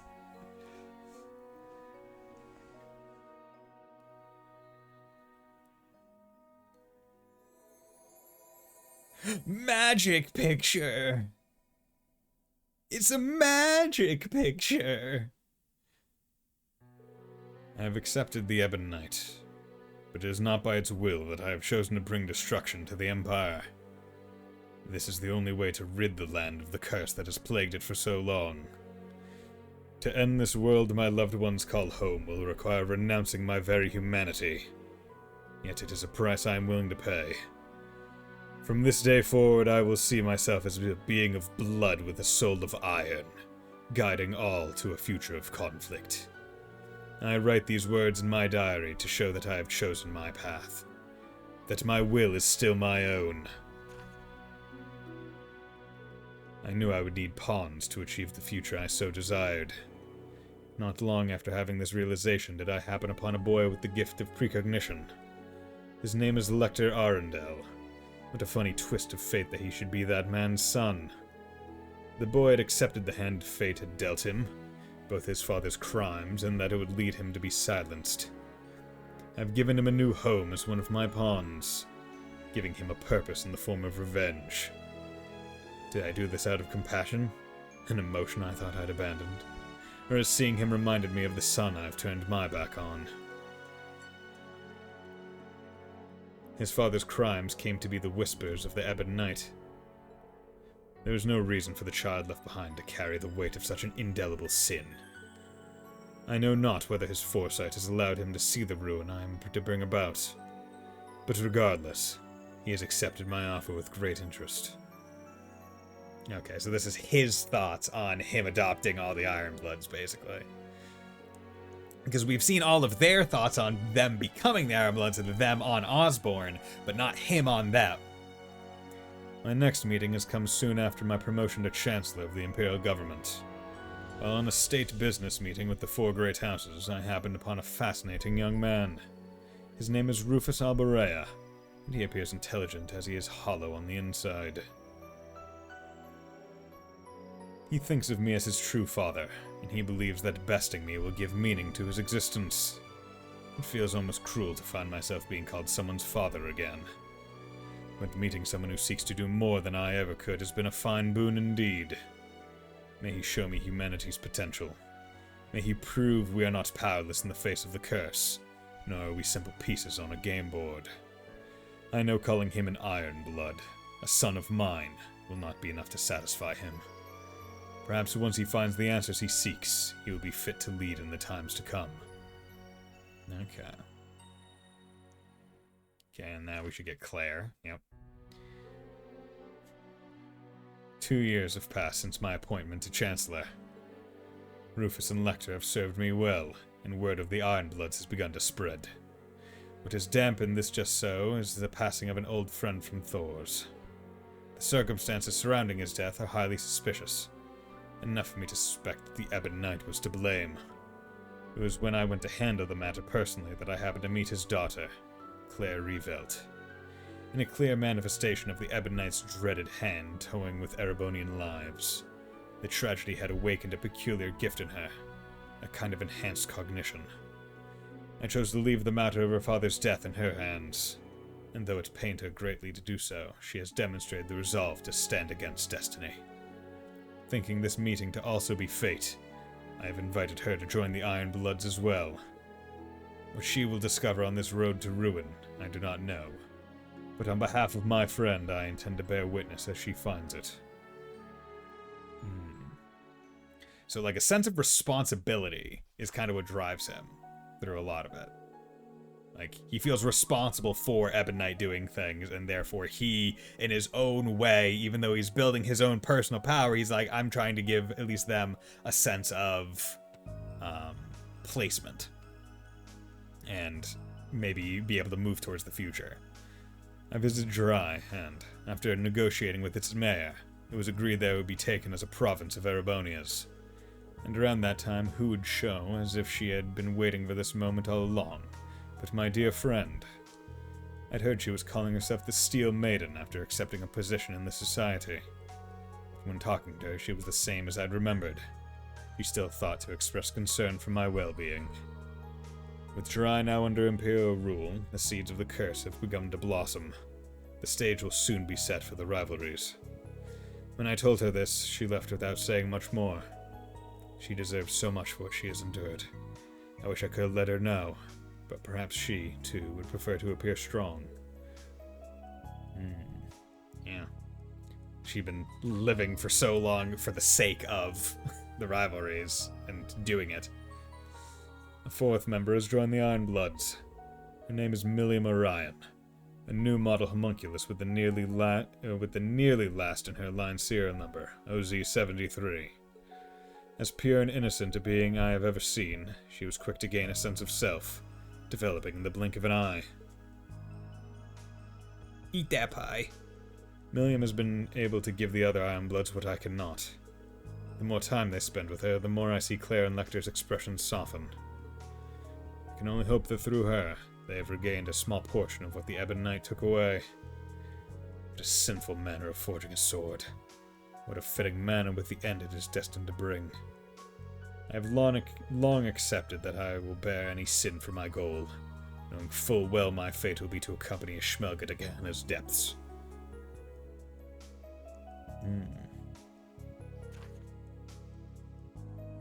Prince Oliver's role in ending the crisis in Liberl was reported far and wide.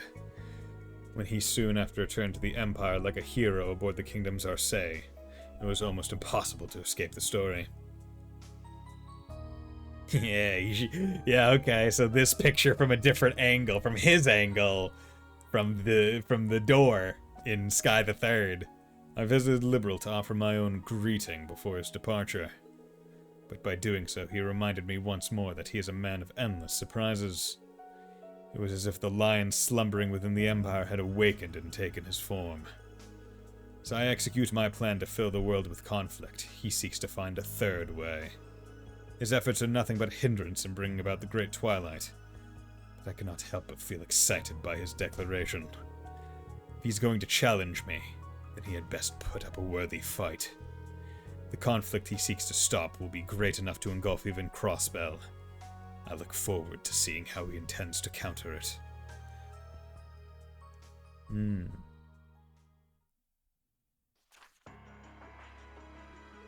I received word that students from Thor's military academy would be coming to the capital on a field study, and among their Class 7 was a familiar face.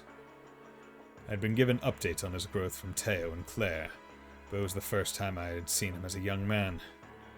I could see right away that he had become just like his mother, a kind soul who valued the well-being of others over himself. He is the picture of health now, and for that I am grateful. I regret to write, however, that the curse has had a clear influence on him, adding to his internal strife. I knew it was bound to happen. He has the heart of the one closely linked to the curse. I dare not think of Cassia's face as she watches us from heaven, or the pain she must feel seeing the cruel fate I have thrust upon our child. Does she know that if he cannot control himself now, then he has no chance of surviving the days that are yet to come? It won't be long before the Great Twilight is upon us. All I can do is, as his mother does, watch and see how he fares. Babyface Reen! October 30th. The newly independent Crossbell destroyed our Guerrilla fortress. As foretold in the Black Records, this led to Erebonia declaring war on Crossbell. There was one development, however, that it did not foresee. Crow Armbrust, the grandson of Dry's mayor. He was but an ordinary boy on the surface, belying the searing vehemence beneath his skin that gave him the strength to match even me. Though everything has been proceeding as planned, he has allowed me to see the heights of humanity's potential for the first time in a long while. At the same time as this developed, another came to be as I had feared it would. Reen Schwarzer has accepted becoming an awakener for Valimar. The Ebon Knight's power grows ever greater as the Civil War rages on. The Ashen Knight may be quite capable, but without sufficient resolve it will fall against the Ebon Knight with ease. As the one who thrust this upon you, I doubt you would ever want to hear this from me. But only you can change your course. I dearly pray you will find the will to fight against your fate. Yeah, so he definitely still cares for Reen. He never stopped caring. But July 18th. The Kraal of Erebos is made manifest. Prince Olivert had broken through all attempts to obstruct him, reaching the scene. All for naught. He has met a tragic end. Human life is but dust to be scattered by the winds of fate, be you commoner or nobility, hero or villain. Even he was no exception to the rule and fell like any other. His loss is a deeply tragic one, for I had thought him uniquely capable of rebuilding the Empire after the Great Twilight's end. The wings of the hero have broken, and in the despair that followed, the sword of the end was swung at last. With Milliam's grievous demise, the final restraint chaining Reen has been unbound. He has been consumed by the curse, becoming the sacrifice decreed by fate so long ago. I nearly thought he would succeed in suppressing its hold on him with how long he fended it off. Maybe for the best that he will live through this miserable period as a mindless ogre. By the time he returns to his senses, the Ebon Knight and I will no longer be of this world. I would ask that he be able to rest until the rivalries have reached their climax. But he doesn't. September 1st. Operation Jormungandr and the final rivalry is now upon us. Though he fell to the fiery depths of despair, Reen rose from the ashes and has since fought valiantly for my defeat. The curse's power is at its peak, and still he prevailed. I can hardly believe how much he has grown. His friends may have played a part in this, but that alone does not explain it. It has elevated him to heights beyond prophetic imaginings. I wish I knew, as much as I wish I could have learned it by watching over him as a father.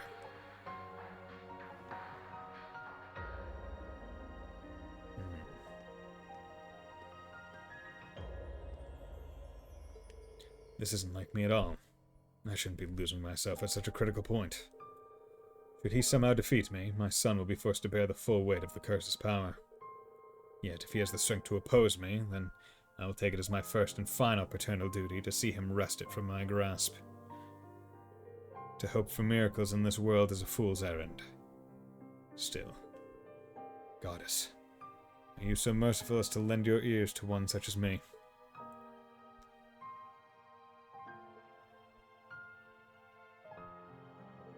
If so, then I pray, please shine your light on Reen's future. That went really fast. I couldn't even read it fast enough. Like, that one went really quick.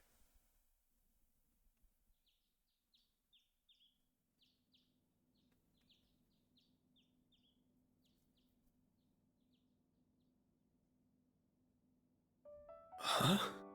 Oh, if so, then I pray, please shine your light on Reen's future forevermore. That felt too real to be a dream. Man, people waking up crying. Where they think this is an anime? Yeah.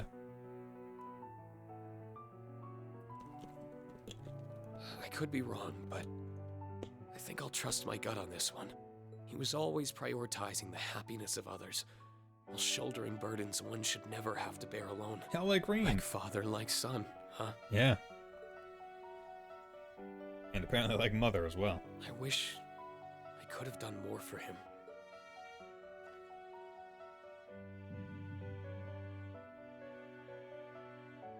Right. I still can. My father gave me life. And my friends gave me a reason to live that life. Simply living well is the best way I can repay him and my mother. That doesn't absolve the bad, but... Morning, Kurt. The weather's beautiful today, huh? I'm so bad at waking up early. Good morning, Yuna. Altina. And what a coincidence. New Jay and Ash are coming out at the same time. A new day, a new diet to keep myself cute for the inspector.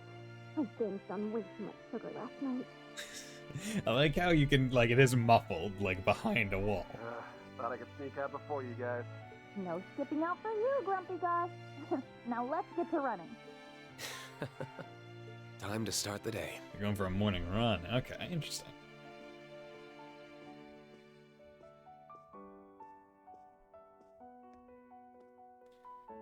Yeah, I like that. Adding like a level of depth to Osborn's character, because we never really get to see... We always see him from an outside perspective, never from his.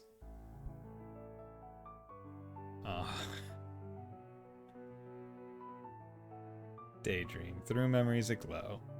End. Aww. Reen really entered that true protagonist route. Both parents are dead. Feels like this episode concludes. Yeah, really. That and like that and him talking to himself in the in like the afterworld or whatever really cements like, okay, Reen is a fully developed character now. he's good. And I like to see it.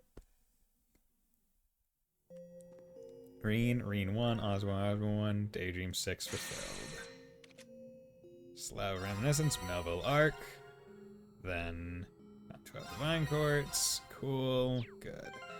Now I got Melville Arc, which is the only other thing that I could use to improve her even further. So let's get Nadia 250 more ATS, almost at 7,000, 168 speed. That's what I like to see. 35 evade as well, which is not like an insignificant amount of evade. Like, that's almost reliable. That was words. But yeah, so that's pretty good. So did that. So interesting that was Reen 1. Burn reinflex after Messias, or was that? Or I guess it meant to say Reen 4. Subconscious, no time, or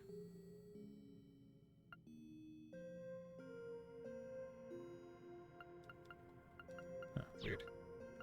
Okay, but yeah, so there's that.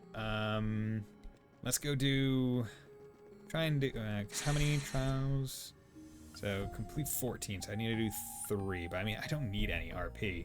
And I don't think I need to do very many more. Trial How many? door presented. Sarah, Olivier, Princess Alphen, Crow, George, Toe, and Jai. Yeah, none of these are gonna be like easy because none of them have the good people in them. God, I should have wrote it down because I remembered that I looked up because basically some of these are from the Coda, like DLC, like, but they don't like note them down. Apparently in the Japanese version they did, like they would say EX or whatever on them.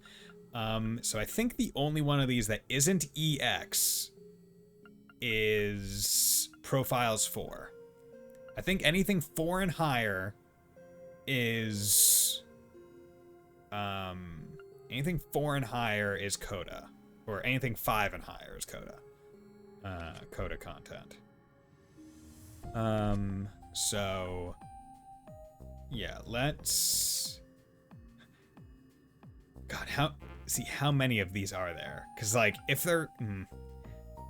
Hey, Neko Dave, can you do me a favor and look up how many of like the whatchamacallem things are, like these the special character end ones are in the Reverie corridor, or someone, if someone could help me.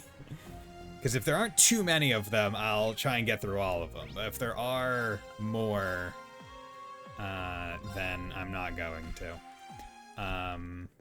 But yeah, so basically got my team together. They're doing good. Would like only way I could get Reen to be better, I think, and the way I would want him to be better would be to get Steel, the better version of the Steel Orb. Night Mishi is pretty darn good. I don't really feel the need to desire anything else. Yeah, because that gives delay 5 and strength 300. I think the only other one that would be even close would be Pure Abyss Shadow, but that's more speed based and it only has delay 4 and no accuracy, so it's not really even that worth it. Yeah. Dun, dun. Dun, dun, dun, dun, dun, dun, dun. Yeah, so let's just go up. I'm going to advance through this section of the Reverie corridor. And so it begins. Let's get him! Not with my oh wait, I need to buy I need to go buy some battle scopes. Now he lost himself in the pursuit of martial perfection. His original body and self is now gone. He exists only to swing his weapon. Very well. Yeah, I'm going to Very well. not increase the enemy level to My turn. to maximum, basically, because if I do that, like, yeah, the enemies are more at my level or tougher, but what happens is I also get... I think that's the first time I've done that. I also just have to deal with more health. Everything that I do would effectively be remaining the same. Like, I wouldn't be doing anything differently, if that makes sense. And if I'm, Millennial you know, Trove activated. if I'm spending the time to do stuff like this, then I feel like I should probably value people's time a bit more and not just like be like, oh yeah, this is me doing this for purely like purely for the sake of showing that I can do it, right? If that makes any sense. I hope it does. Right? It's like, yeah, obviously I can, like, can't find any guys on that? Okay. Yeah. I thought I was able to find, but regardless, I'll probably look up Time something. to roll out. Or maybe, I guess maybe the easiest way would be, maybe look up what master missions need for Lover of Reverie, that specific one. I think that's probably it. That would probably be the go-to. Can't find any guys on that? Danger Oh, okay. zone. A simple matter. Rune. Okay, Valscope. I don't like higher difficulty battles, just drag on for long. Yeah, I mean, the level up was nice for, like, leveling my characters, but in terms of just, like, continued content, it doesn't really add much. Mysterious creature that does not belong to this world, as it made a dark matter, it's visible as nothing more than a shadow.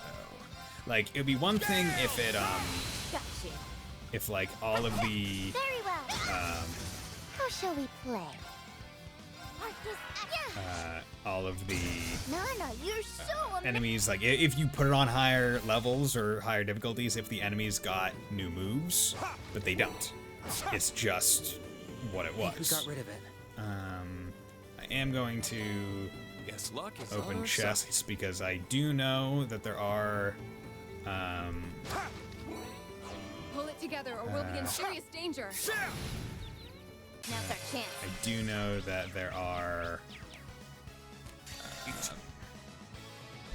trials, some more trials that I haven't picked up yet.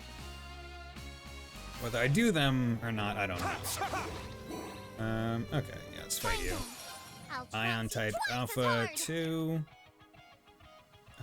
Okay, let's do Iron Feathers. Something that I put on easy for regular person, put up. Yeah, right? just get through it. I'm up. Okay. 2, 3, 6. God, that's so little health compared to what I'm used to at this point. Super Dreadnought Archaism were created by the quarter and manipulated space itself to slice through all matter. It's down. Got him. Let's go. Like, it's so nothing damage. Like, when I was doing all, like, the grinding and stuff, I was fighting things with, like, I think the largest I saw was, like, almost 2 million health. Splendid. It's It was always over crazy. quick. But I was doing it purely for the sake of getting characters leveled and all the fun stuff. Nice. Ooh, wait, trial key 18. Damn it. Yeah, whatever. I didn't see who it was for. Treasure. Oh, I can smell the riches. You know. Okay. That goes up. Power drop. Good thing What? we were here to take this. But yeah, to get all my gotta people fight at the that? levels they need to get I'll to, trounce you twice um, as hard. it took like almost all of my Osher droplets that I have got that I like saved throughout the entire game, and additional ones that I purchased with corridor shards or phantasmal shards. Bigger life form that drifts along the heavens. It uses its long nose, believed to be harder than diamonds, to smash its foes. I'm up. Oh, harder than diamonds, you say? How quaint. How quaint, harder than diamonds. Okay, let's do that. That's the power of the 8 leaves. It's the power of 8 leaves. We can Okay, let's go. But yeah, no, This group is the Hoping group. we'd be done. Oh yeah, I am strong enough to just double tap these enemies and be done with them. So hold on. Pull it together or we'll okay, This one's strong. Be careful. gesture will be. Let's Actually, fall you back. know what, Keep because moving.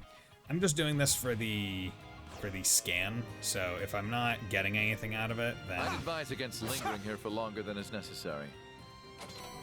then I don't really feel the need to. It's tough. We'll need to be careful. Okay. You Good thing grail we were lock here it. to take this. Wonder who would put that chest there. Nope. Chest. Okay. Okay. We can keep going. Let's go. So I just want to get the trial keys. That's all I want. Don't care really about any of the other Danger stuff. zone. Danger zone. This one's strong. Be careful. Magic Knight, top Helibus. Magic Knight that swings a giant battle axe using its limitless energy from its core can destroy any and all with ease. Spell scope. Top Helibus. Move on from the adventure keeps the eyes on its forehead and horns fixed on its prey until they have breathed their last. Let's do that. Break the How shall ever-living we throw? shit out of them. Lost Genesis. Ew. We'll kill you. I'll do heavy damage. Lost Genesis, let's see how much you're doing. 180,000. Nana, you're so amazing. Very darn good. Yeah, because if I remember right, Pandora isn't maxed yet. Still needs 39,000. So I don't know if that's going to make my offensive arts do more. If that one's going to make ready it do to more. knock those out of the way? Okay. You four. Yeah, let's come over here. Whatever you. You. You. Okay. You. Yeah, let's go in. What a passionate foe. Excuse me. Numbers just put up. You there. I'll look at Tilde. So it's being this thing on Via's form, magical battles rivaling the real best is Joss frozen into eternal darkness. Now, they're mine. Bodied. Death awaits you. Okay, battle scope, Hollow Maribel. Soulless, amazing alchemy, Here I killing go. toys to light prey, Gemini glass. Wide open. That's me. Attack. Wanted to see if Here I to could play. inflict any ailments on them. Go. So it's being the thing on Campanella's form, uses a trick to throw in the Death air. awaits you. And then Aryan Road. So it's being This will good. perfect. They're mine. This will perfect. Wow, okay, yeah. Her range is so much better than Kurt's, my god. It's so much better.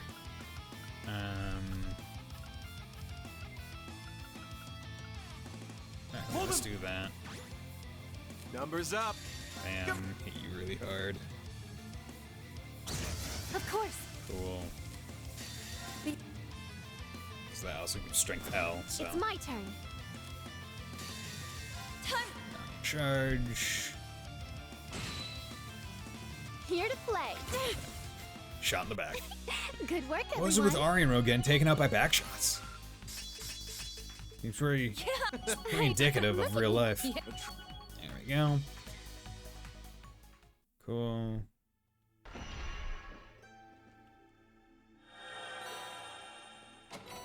Grow like a Loa. Yo, I got Loa! That's nice. Cast time. Nice. Cool. This one's rare.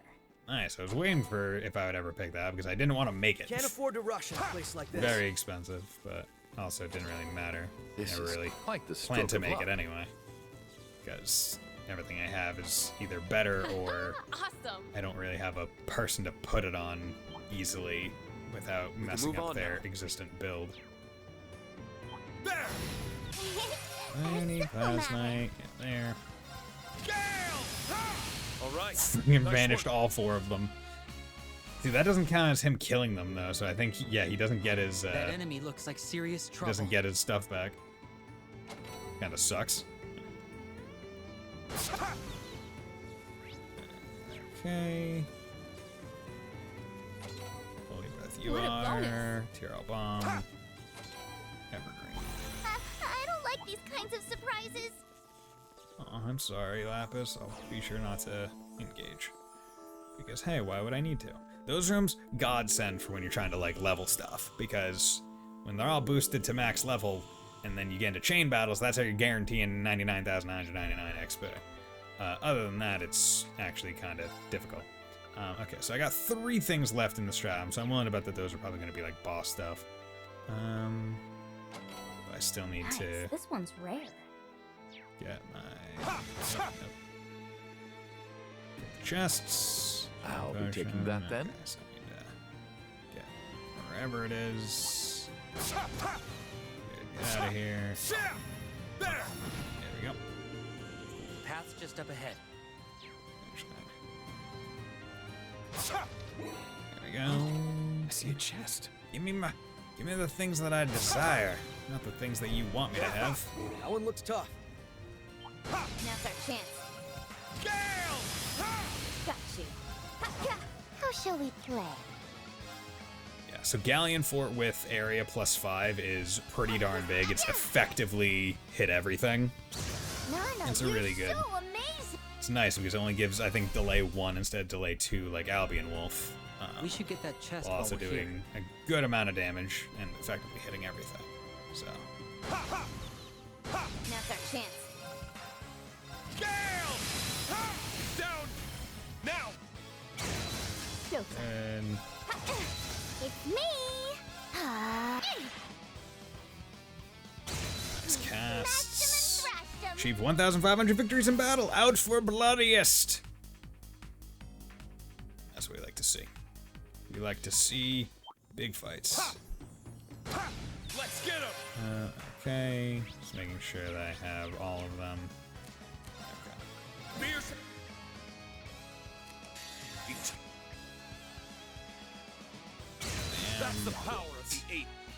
Just boost my damage a little bit, and then, and then I'm all set for my future endeavors. Because he kills them all and gets all the CP back. And that's the beauty of Bridget. Okay, so wow. Okay, so 5 floors for this one. I guess it is the last chunk of Confirmed barrier removal. the thing. So I shouldn't be surprised that it's actually. Did I fight you? Gold giant. Okay. Down! Come on, it's me! Auto. No, you're There you go. Okay, yeah, because the thing is, right, I'm curious there's to 3 see things what's that I in that still need to chest get, myself. so I'm just trying to identify, like, oh, what's a big thing? You gonna fight? Did I fight you? Yeah, I'll I trounce fought you you. twice Let's as fall hard. back! Keep moving! Got so many smoke grenades, might as well use them, right? Nice part, makes them disappear. Unless you don't want them to disappear, and then it sucks. This'll come in handy. This place is so frightening. Let's go, please. Dude, you. A simple matter. Specula 2. I'm next. How shall we play? It's my turn. Very well. Oh, wait. Oh, that was dumb of me. That was really dumb of me. I did the one thing that I shouldn't have. I forgot that. That's why I wanted to S-Crab Arena in the first place. Damn it. That was really stupid of me. Oh well. Do I really not have any? Oh well. Okay, so now her EP is shot. We should probably rest. Now's our chance.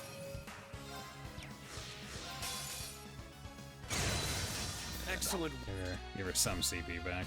Doesn't give. I mean, Nadia, it's not a big deal for her to have CP, but We should get I that would chest rather while we're everyone here. have CP and not need it than need it and not have it. Ready! And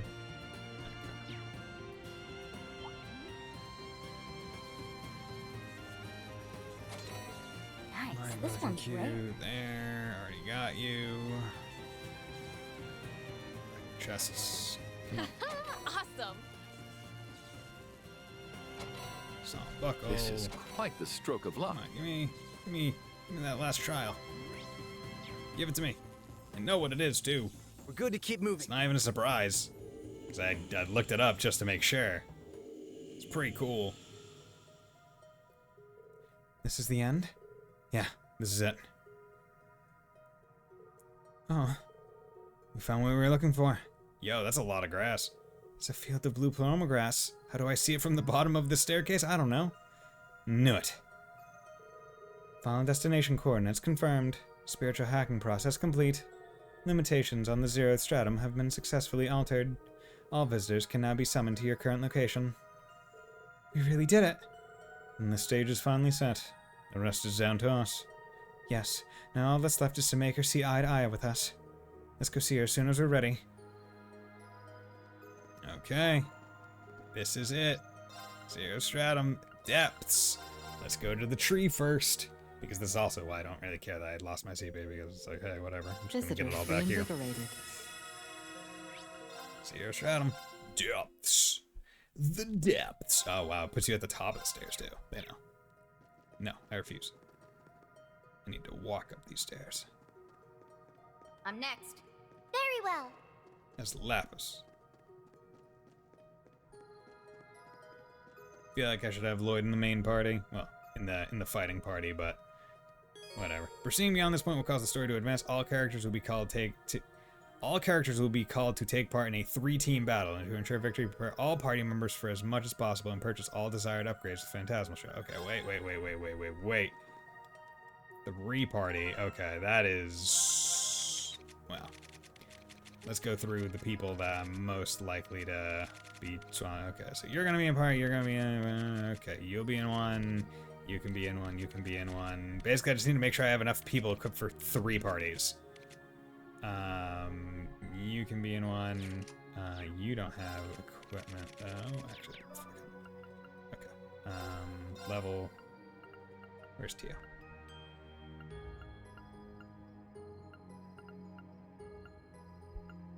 Yeah, there you are. Change equipment. You need equipment.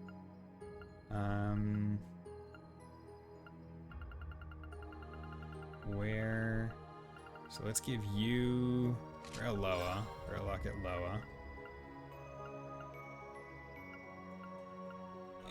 And then where the hell is Tobal? Tobal, taking your quick caliber. give that to her. The question is, where does quick caliber go in this?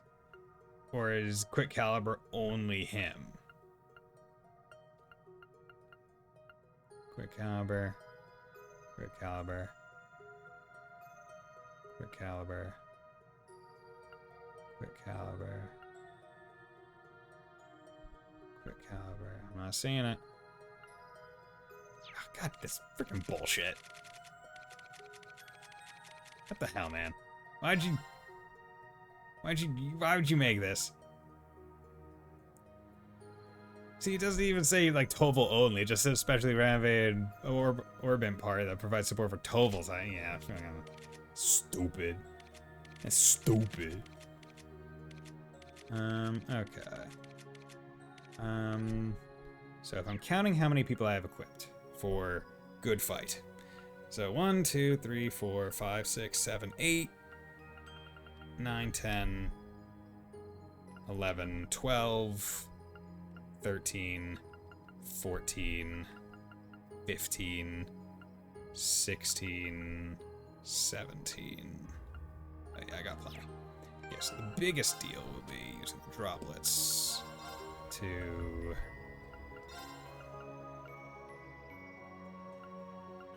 Okay, let's use 50 to get nice. You up to there. We're on 3. 50. You get 200. Yeah, I did it! Yeah, I just want to give everyone the best chances that they can get. You. You have to 200. I only get cuter as I level up. Yeah, because like giving people 50 levels worth of bonus stuff, that's gonna that is going to be a significant boost to their overall abilities.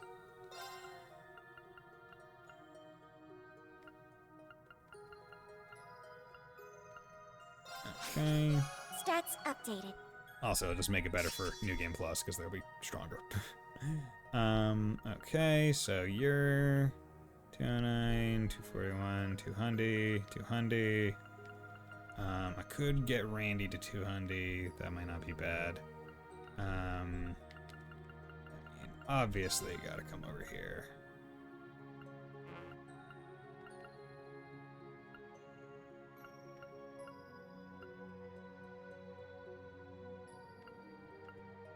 Get Toa to 248. Yay! I did it! There you go. Gotta treat my girl right. There we go, and then we can pump the rest. Or pump a good chunk of the rest You ain't into seen Randy. nothing yet. Get him up as well. Okay, so I still have those. Now I'm finally sitting at my power droplet debacle, where it's like I have a whole bunch of stuff. I got HP. Let's give.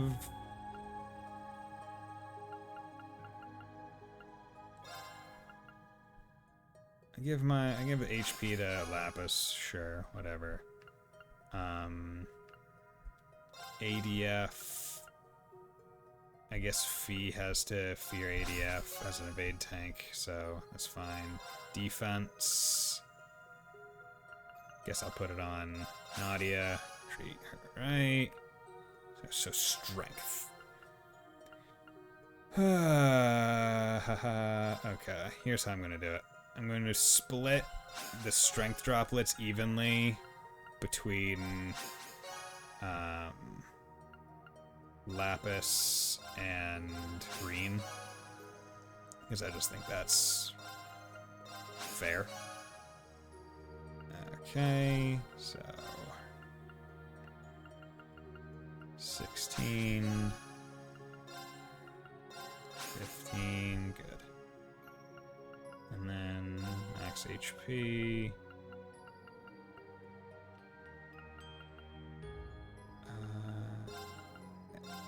There we go. Good. Okay. Yeah, so that should be good. All the people. So let's come in here. Oh. Level. Okay. So. Yeah, Roselia is way up there because I was using her while I was leveling other people. Fuck, that hurts. It stings. Okay, I'm gonna go get a band-aid because I took the previous band-aid off, but yeah, no, it really stings. Went like a couple layers deep. Went deep enough to bleed, so I'll be right back.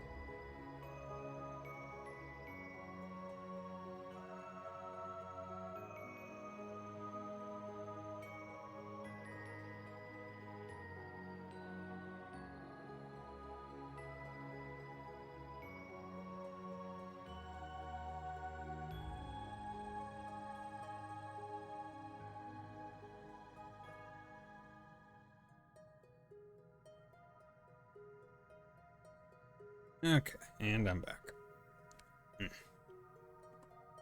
Got a better band-aid on now. No, I can't really bend my pinky, but hey, it's better. Okay. So, blue emblem.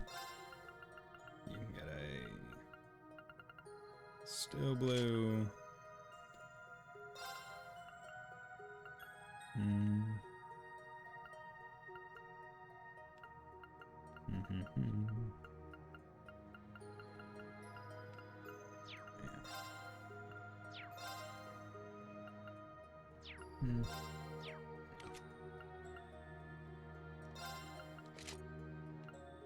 I did like your, I did like his delay when he was built.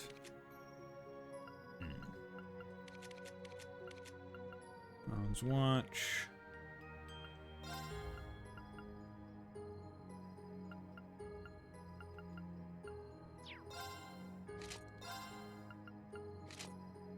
Pure debugger. That's not. It's not a magic one. I'll put another still blue on.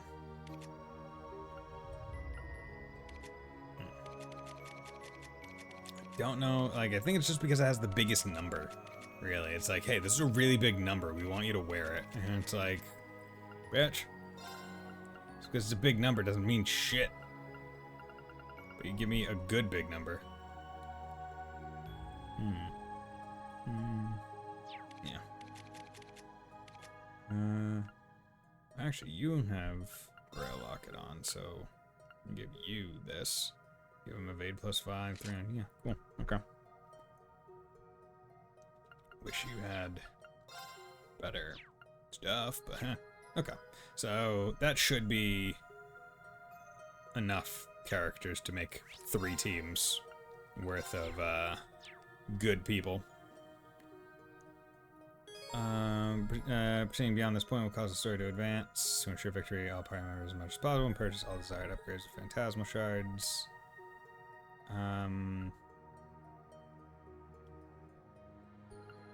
Yeah, let's go.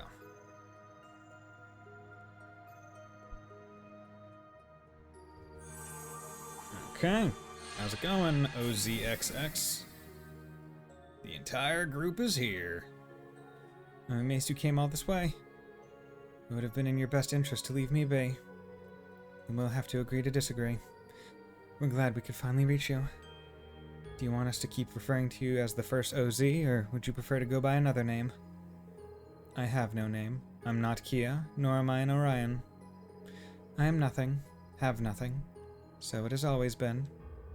I am an empty shell, born 500 years ago and gone without a trace before I could leave a single mark on the world. The same is true even now. I was suddenly recreated here without knowing why. But as I watched this world slowly converge with me at its core, I quickly realized what Elysium was hoping to accomplish. So it's true. Elysium is the reason you came to exist here at all. Though you seem to be more than just a simple recreation of what once was. Exactly. The OZ series was designed in order to forge a sword of the end. And that wouldn't serve any purpose now that the Great Twilight has passed. Yet if we've learned anything, it's that Elysium always realizes something for a reason. So you must have a purpose. I can only think of one other possibility. Her appearance. How could it not elicit a response from us? She was chosen because of how similar she is to Kia. In other words, she was the first iteration of the being created to be the Zero Child. Wait. You can't be serious. This is where all possibilities ultimately lead. The farthest reaches of our world. There are faint traces of one such concept still here. A being that once lamented the tragedies of their own making so dearly. They dissolve their own causality, vanishing from this world. Ah, yep. Yep, the original Septarian of Mirage. A fragment of fate so small that one should not, that no one should be able to even detect it. A fragment of fate? A being that dissolved their causality. Yep. When Elysium was corrupted, it achieved the impossible by calculating that being's existence and realizing them. It hoped in doing so that it would create a new world with Crossbar at its center, while eliminating all obstacles in its way. Thought so. Thought so. It all makes sense now. I think this ties as far back to the ancient Zemirian civilization. So this still connects to everything the SSS went through 3 years ago. Seems that way. Gotta be real twisted to use a creature like that as your last card. Worse, you used all the chaos that's in Crossbow to grow even stronger than the original. Right here, with you at center. Now we know the root cause behind what's been happening in the Reverie corridor. You've probably been trying really hard all this time to keep the problem at bay, haven't you? By using yourself as a key to keep it locked away. I understand now. Indeed. All the pieces have fallen into place. And now that we know just what we're up against, there's not a moment to waste. As I have told you, your efforts are futile. Balance shall be maintained here so long as I am here to will it. She will never wake up. She will never be able to cause harm to Zemiria. I'll make certain of that. But where does that leave you? You really up for holding off something like that almighty for all eternity? There is nothing more for you here. You must leave and return to your own world. For you, this space is not but a fleeting dream, an illusion. That is how it should be, just how I should meet a similar end as she did. I am destined to wait here, in silence and alone, until the end of my days. A dream or an illusion. I think you're right to some degree, but be that as it may, are you content with that? What? It's true that once we're back in the real world, we will forget everything that happened here. But you won't. You will still be here, eternally suffering for us. Are you content with suffering? That question serves no purpose. None of this should be happening at all. I shouldn't even be in existence. What reason would you ask that of an illusion? Whether you perceive yourself as real or an illusion doesn't matter. I want to know how you feel. You remind me of how I used to be. Must protect that smile. Must. Even if it's not Kia, it looks like Kia, so we gotta protect it. How all I cared about was completing the task given to me. Nothing else in my world mattered. It was then that someone I cared about asked me what I wanted to accomplish, what kind of future I wanted. He wanted those things to matter to me. You remember, huh? So when I look at you, it's like looking into a reflection of my own past. You act as though you've accepted this, but is that true? Or are you only burying your true feelings deep inside? I can't just leave and condemn you to living in pain forever. Not after seeing who you are. Am I content? I don't... It's okay to want things. I also learned that through people I care deeply about, all you have to do is hold out your hand, and someone will take it. LP. Why do you care so much about me? I'm just a replica of a fragment from long-lost history, completely detached from you. You would be spared so much trouble by choosing to ignore me. Is it because I have Kia's face? Because I am the first OZ? It's because we met you. That's all. Now that we know you, you're part of our lives. And it's perfectly normal to want to help those in our lives. Even if destiny forces us to part ways, I want to at least see you smile once before that happens. Besides, you're not just anything. You're an individual who's hurting. We don't need any other justification to go as far as it takes to help you. Yeah, we were in the past, I'll come second to that. We want to do what we feel is right. Exactly. That's always been in line with the principles and goals of the SSS. Correct version of principles. I love it. What makes you think you understand me so well? When did I say I was in need? When did I ask you to think of how I feel? When... Yeah. What is this mana? It's resonating with the paloma grass. Her mental state is causing something to awaken. No, I can't let myself think like this. She's going to wake up. You've been trying to lock away your sense of self this whole time, haven't you? But you don't need to do that anymore. You've suffered long enough. Leave the rest to us. You don't need to shoulder the burden alone anymore. We're here to carry all we can and more. Don't worry. Whatever comes of it, we can handle it. The damage wrought by Elysium was always ours to heal. Speak from your heart, reflection of the Zero Child. Tell us what you truly want. I want a Snickers. Please, stop me. No, stop her. Set her free. Let her finally be at rest. Yo, what are we fighting right now? What are we fighting right now? What god are we fighting right now? Oh, hello. Oh, are we fighting like 3D recreations of the Azure boss? Because that kind of looks like first phase Azure boss. It's back! It's back! Where's this overwhelming stream of consciousness? It's as though it's conveying its very thoughts through pure mana. But this is... Okay. Like, I can't imagine playing this game without having played Zero and Azure. You were right. Yeah, on the mark. Doesn't look exactly like as it did 3 years ago. There's no doubt in my mind. And that's the Demiurgus. Yo! D! And Azure's final boss. Ah, okay, yeah. Another of the Septarians. This isn't like the Septarian or Zero or the original. It's more an incomplete blend of several causalities woven into one. One must be a distorted version of the Septarian of Mirage's original personality. However incomplete it is, it still houses the power of one of the goddess's gifts. This isn't going to be easy. Or might it be?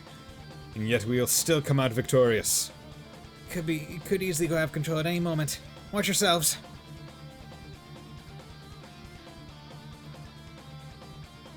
Genesial Demiurgus. Anomalies detected. Okay. Identify yourselves. Buddy Bison, Streamer Supreme. It's time to make a little girl's wish come true. And we won't fail. I've put all I've become as the final OZ on the line for this. We will set her free. We have to. This is it. There's no stopping now, so you better be ready. I am. Go on. I believe in you. Fight with everything you got, so we can all make it through this. Hostile intent detected. Okay. Those who oppose extinction must be eradicated. Activating defense mechanisms. Commencing eradication. I'm wondering if this is going to be like the final boss of, or true final boss of CS4, where we have 3 parties all active at the same time, or if it's phase 1, phase 2, phase 3. I'm not sure which one I want more. Final battle must be fought using 3 teams. The teams will fight in ABC order, so ensure that all 3 have its equal strength as well. Okay, so it's order. God, look at this. Look at this. Look at all of this. Okay. So I think it's only right for each squad to get like their own main person in it. I think that's appropriate.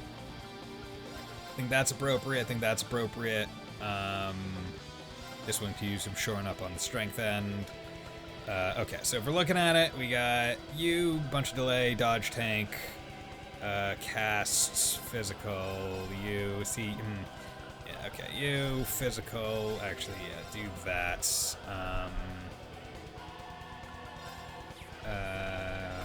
Let's do that, cast, dodge, you. And I want the final one to be the strongest because I have a feeling that that one will need to be the strongest. Okay, Heaven's Casting Accelerate, Crit Oblivion phase. Yeah, let's do that. Damage for 6 next turn. Spiral Arts. 0 cast. No cast for 4 turns. Yeah, let's do that for you guys. 70% damage reduction. Let's do Crimson Break instead. Okay. Now let's swap out the people that I really don't feel the need to keep in. How often you get out of there, rather Pelly.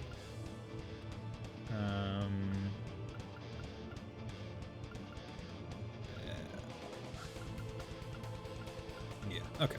So that's a fine main part. I might swap out Toa, instead have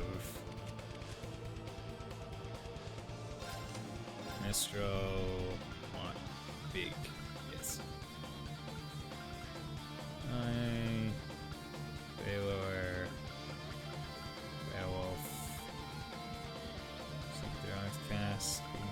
Regulus.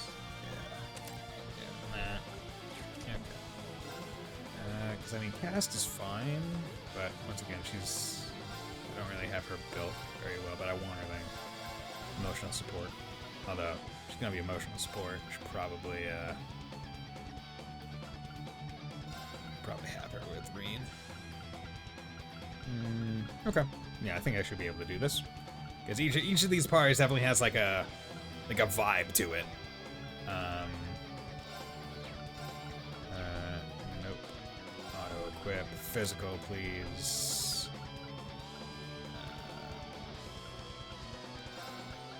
Auto equip magical. Auto equip speed. Okay. I think I have to worry about all the other people. Okay.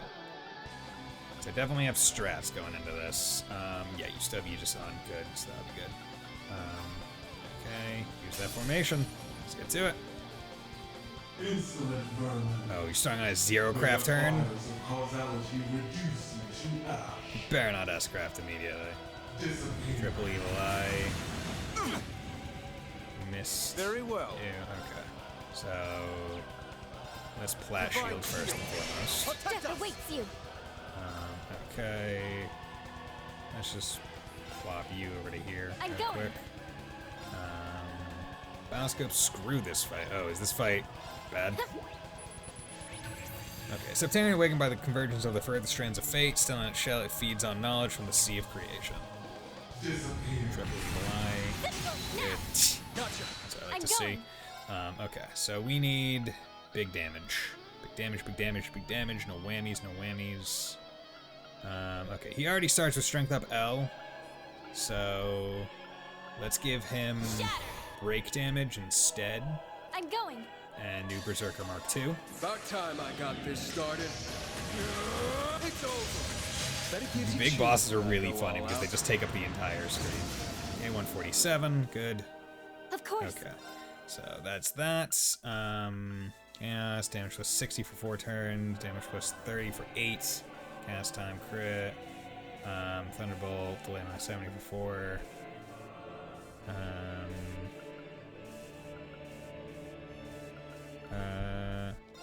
So I'll do this. So I'll also do that. Death awaits you. Now.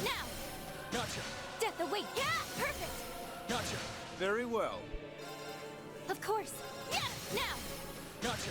Leave it to me. They're open. Too late. Death awaits. Perfect. Gotcha. Leave it to me. Okay. Revel in the night. It's my turn. Okay. Net assault. I'll take care of it. Okay. Okay. Arcus, Death activate. awaits you. Now. Gotcha. I'm going. Berserker About Mark time. II. Okay. Of course. And you're burned, so even if you did get another turn, you're dead. Okay, phase 1, done. Not bad. That one was good. Oh, and each one counts as its own separate fight. It as well. Okay. Morgan each level 8. Okay, that's not bad. 2 I can get levels. You open up. Oh, chances are you have ads at some point, because I'm going to need to, unless each one of these phases a different scan in the notebook, which it might be. I'm curious as to how it's going Then to... I might again gaze upon the real world. Infinite fates interweaving, disorder, nihility. What a glorious world it is. It's unprepared first time to not go... Ah, okay. I mean, it gives you pretty fair warning to say prepare. And when you're as beefed up as my characters are. Raise your voices. Rejoice. I shall drown you in the most beautiful wellspring of despair.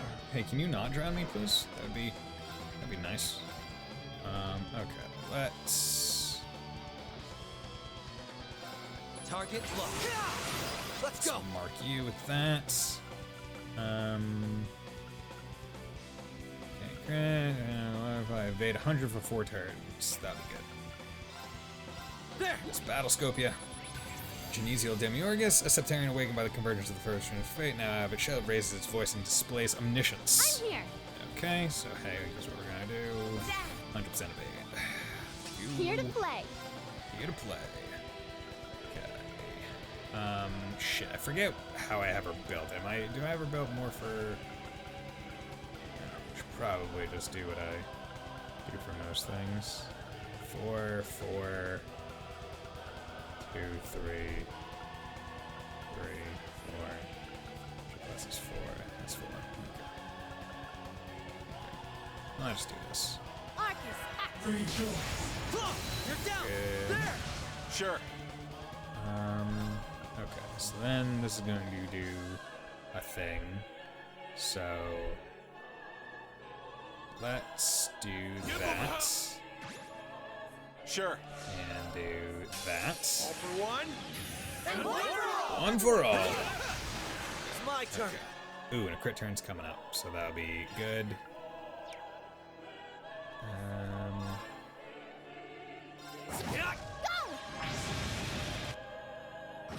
On it. And then what I'll do is I'll take that. Come on, let's The crit, break damage, because he also has domination on. This should break, hopefully. Sweet. So it's not Sinner's Reverie.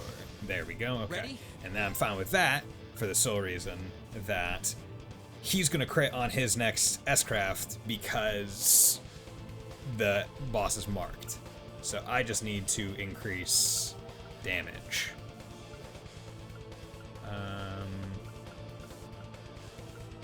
Which I don't really have.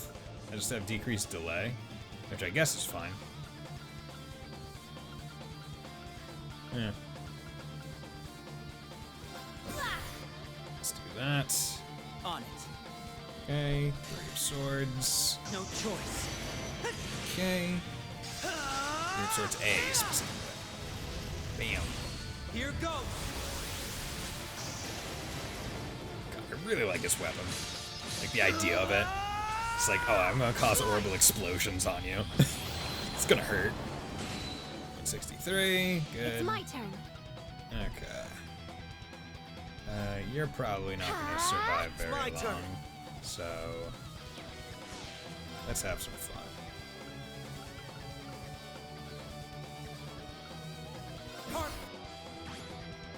Let's go. Let's do that. Sure. Yeah. I'll help. Hey. Keep at it. There. Okay, and again, let her get Frozen Epoch off, or Epic off, and then with that. Bada bing, bada boom. That should be phase 2 down. May destruction befall you. Okay. Now we probably get to the easiest of the phases, because the last one has Green, Fee, Lapis, and Naughty. So, who's to say if it will be the easiest? I just have a strong feeling that it might be. Got 6 turns of Strength L. How many times does a person get 6 turns in a fight? That's gonna last the entire fight most times. Okay. Why do you not wish? Why choose freedom?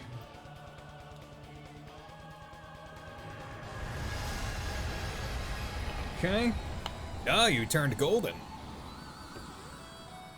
I hope you can get in this game. Dude, it's great. I love it. Wish not for the bliss of eradication, and eradication shall be forced upon you. JRPGs to me scream make build BOP. Activating eradication That's what I love.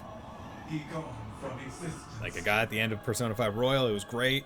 Got at the end of CS4. At the end of most CS Increasing games. output, more power required. May More. I see to the destruction and rebirth of all humans of the post-Zemurian age. Oh, wow.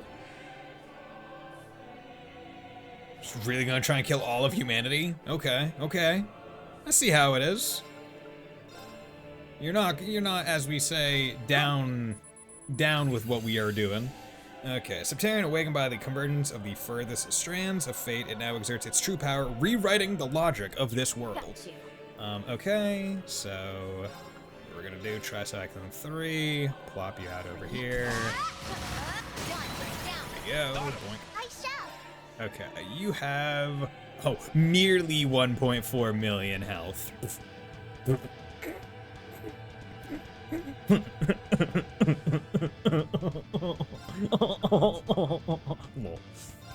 Excuse me. While I have some fun with you.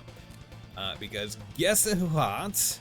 My mirror image 2, and you are going to get broken in one hit. How many mirrors are you gonna take up with your massive dump truck ass? Demiurgus.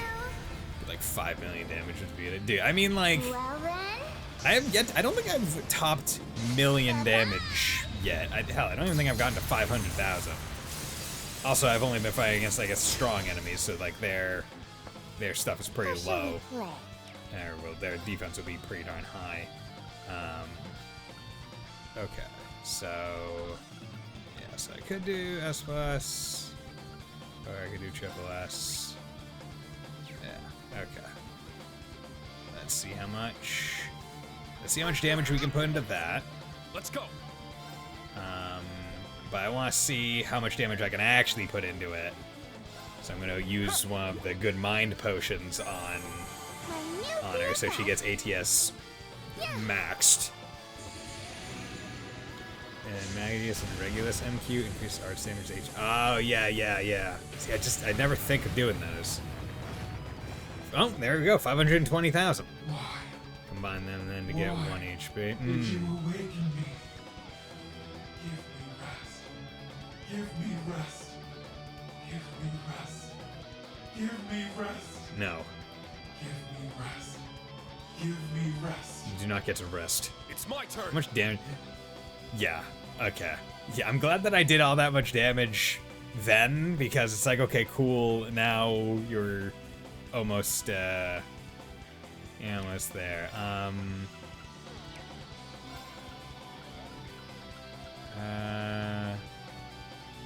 I wonder, can I? Here's what I'm gonna do instead. Let's do this. For one. And one for all.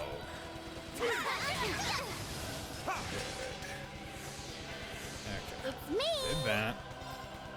You're still casting, but I want to pop Valiant Moon. It's me. Because I'm still sitting on Reen's True Domination hit. How shall we play? So if I can get that, okay.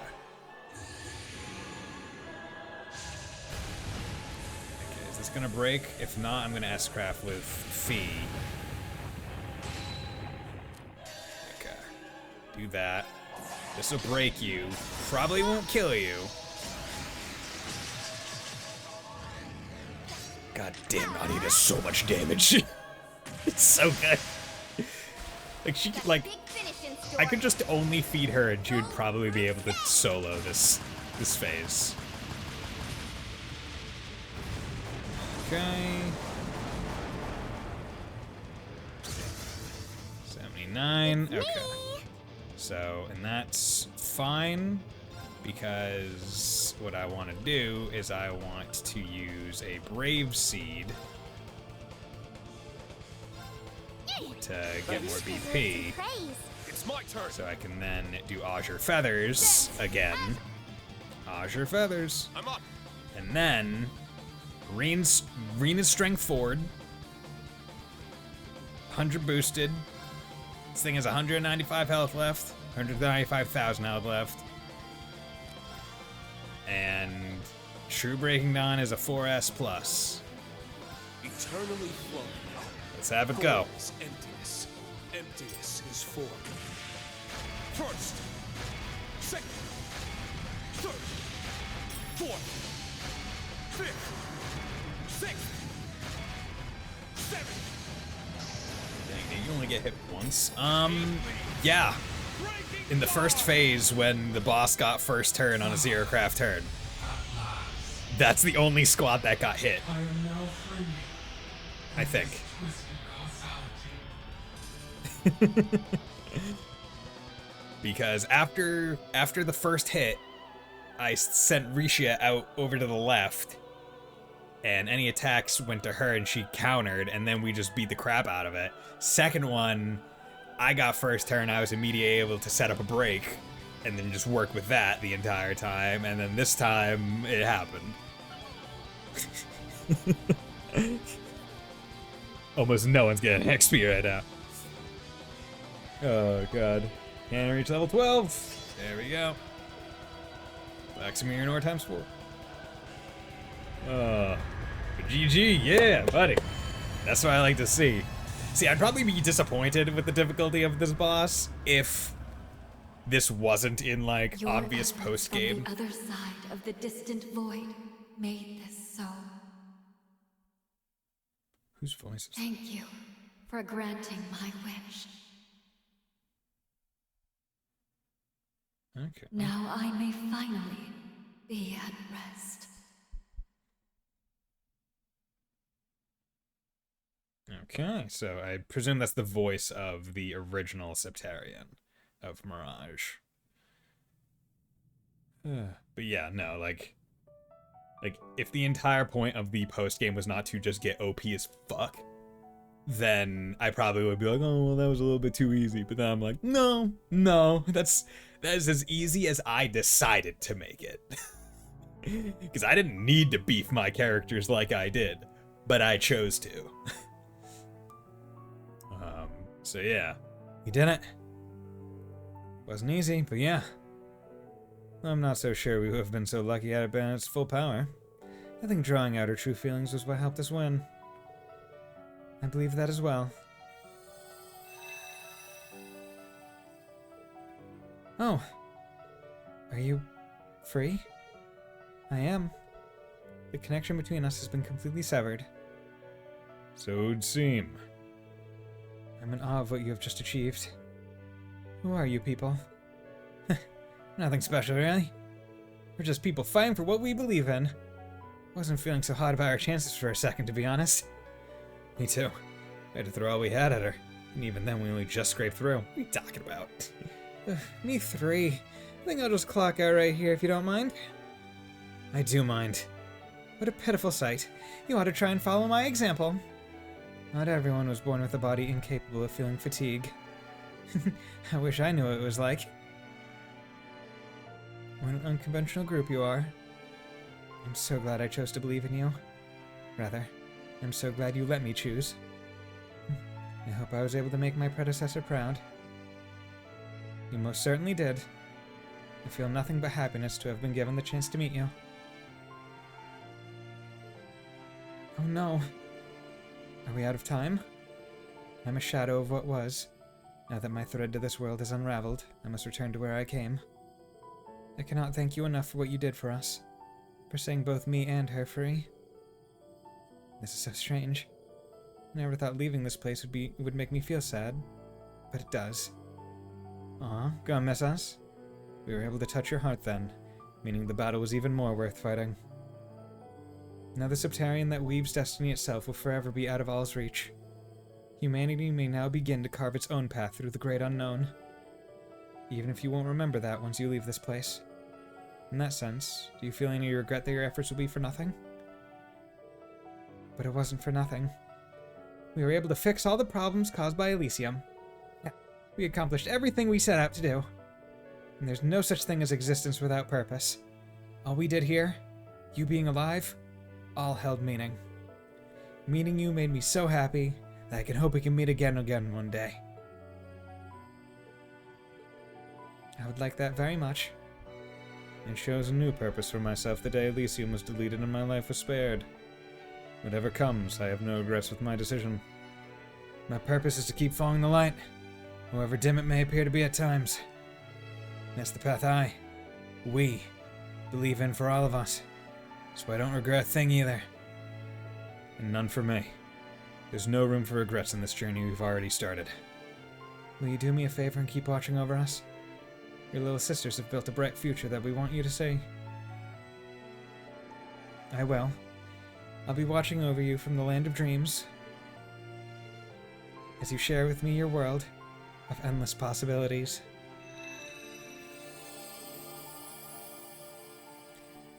Nice. She's gone. Even her smile was like Yudo's. It really was. I'm glad we got to see it before she went away. Pressure sure is on now, though, huh? I wouldn't worry too much about that. We'll just keep walking our path one step at a time. It's all progress, yeah. I think the space, no, the entire corridor is disappearing. Correct. Confirming that the obstruction located beyond the horizon of the other space is no longer present. The Black Mirror has now claimed full administrative command over processes concerning the Reverie corridor. No continued attempts to interfere with causality detected. The Reverie corridor has served its purpose. Yay. Time is 1,238 hours, 21 minutes, 45 seconds since forced reactivation. The Black Mirror may now shut down permanently. Honestly, that's not all too long. Azoth. That makes it really over then. There was so much we had to overcome, but we never backed down for a second. It was worth keeping on together until the very end. It was? We gained so much from that ordinary training could never have given us. That and more. We should all be proud of what we've achieved here. I wish to express my gratitude as well. Your support gave me this time to act as a holy beast once more. We're always here for you, Zeit. And you were just as much our support, you know? Sorry, but I'm still in disbelief that we defeated a being of that scale. It's a miracle that we mortals were able to come out the victor. A miracle owed to each of us for having stood up. So thank you all for fighting with me. I would also like to thank you all for the very same thing. I'm honestly a bit reluctant to leave this camaraderie behind. Even you, Rufus? Sounds like we all feel the same way about each other. Knowing that makes me sad the mutual feelings would be lost once we return to reality. Yo, look at this squad. Like, it's such a big squad. We're all quite aware of that. You could let us bask in the glow a bit more. Well, time for us to say farewell. Yes, there's no more delaying the lives we have to return to. For all the many trials we endured, I had such great fun with all of you. Just remember, even if our memories fade, the effect of our actions won't. As long as we continue being ourselves, we'll be doing right by her. Knowing now that we'll be able to show her our everyday lives makes this a happy thing, not a sad thing. Who was the final boss? It was like a recreation of the Septarian of Mirage from Azure. That was like the fake Kia, and defeating it effectively freed the soul of the original Septarian of Mirage. So yay, yeah, it was awesome. And like, I got hit like once throughout all 3 phases of the fight, so we chalk that up to being a winner. If we keep it up, I'm sure she'll... We just keep living our lives and all the good stuff will come. It's the best possible way to celebrate the bonds we forged. Analysis on humanity's potential is not within my parameters.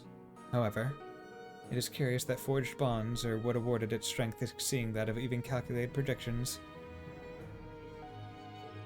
Accessing Reverie Corridor Management System.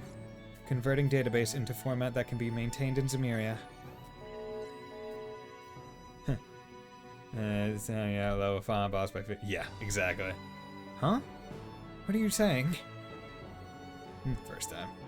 Yeah, right? It's crazy, right? Like, in any other Trails game, you can't really do that. But because of the way this game works, where it's like, this is post-game, this is DLC, this is added on after the fact anyway, it's like, okay. Although, it's story DLC, like, I'm sure they intended for it to be added on immediately after. They were just like, wanted a bit more time to let it sit. Experiences within the Reverie Corridor cannot be perceived outside of it in an identical manner. It is at most possible to store them within you in the form of a dream. I believe there would be value in doing so. A dream? You can do that? Wait, but wouldn't that mean... Do you mean we'll remember what happened here? Oh, wow. No idea how that works, but I'll take it. It's much better than forgetting it completely. Much, much better. I didn't want to say it, but I was with Laura when she said it was made her sad. I had to throw that one out the last minute to give a real fairy tale ending feel to this, huh? I'm guessing if it would be like a dream, the details would be a little fuzzy on us.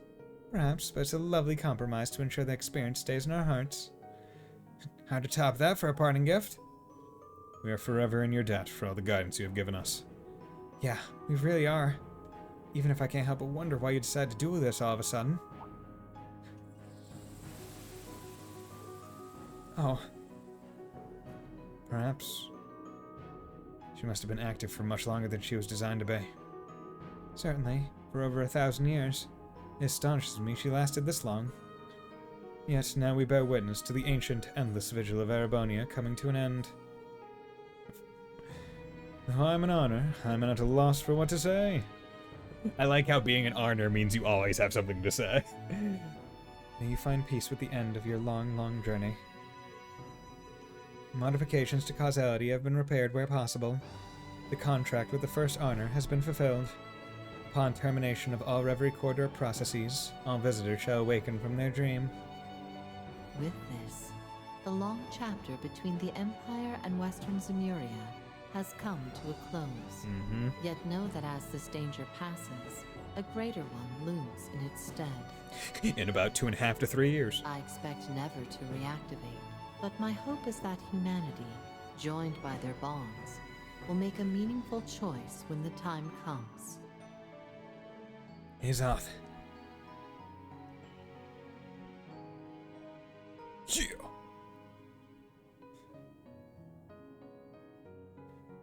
It's gonna be disappointing when they never let us be this powerful again, ever in a Trails game.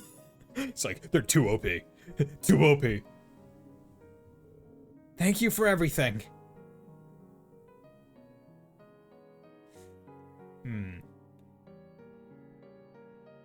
Yeah, I definitely feel like, you know, Hajimari no Kiseki Trails at the beginning, and like, is a good name, but like, also localized Trails into Reverie also fits pretty darn well because of how core the Reverie corridor is to all of this.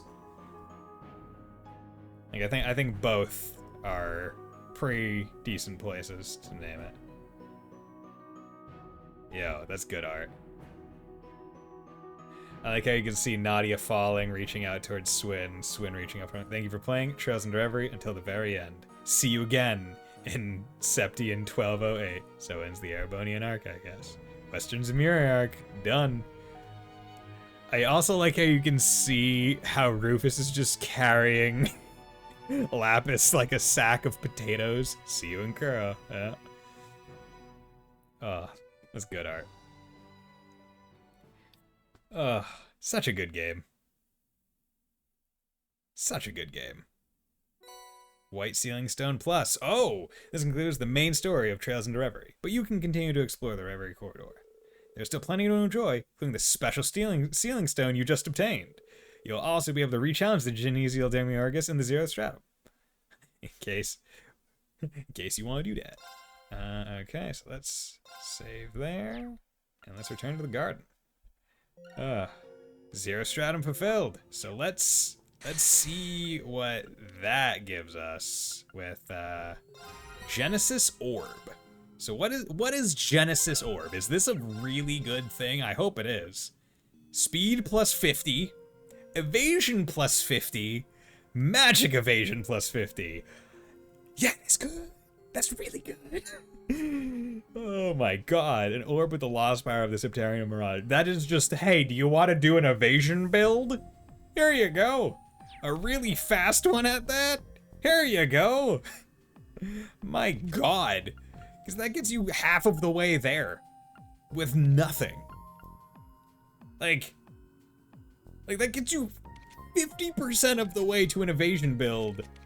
With nothing. It's like one accessory. That's crazy. And like the speed it gives is insane.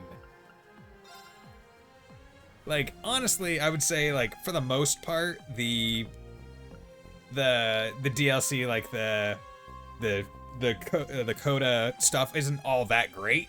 Like, they're not amazing. Like, they're all right. But, like, that one's pretty darn good. Put them on the same character. Yeah, no, those... That would be... That would be really good. And I got 2 of these after... Oh, yeah, okay, yeah. It's like the Ice Crown from CS2, where it's like, oh, get 2 of that, and then you just have so much CP and guaranteed crit.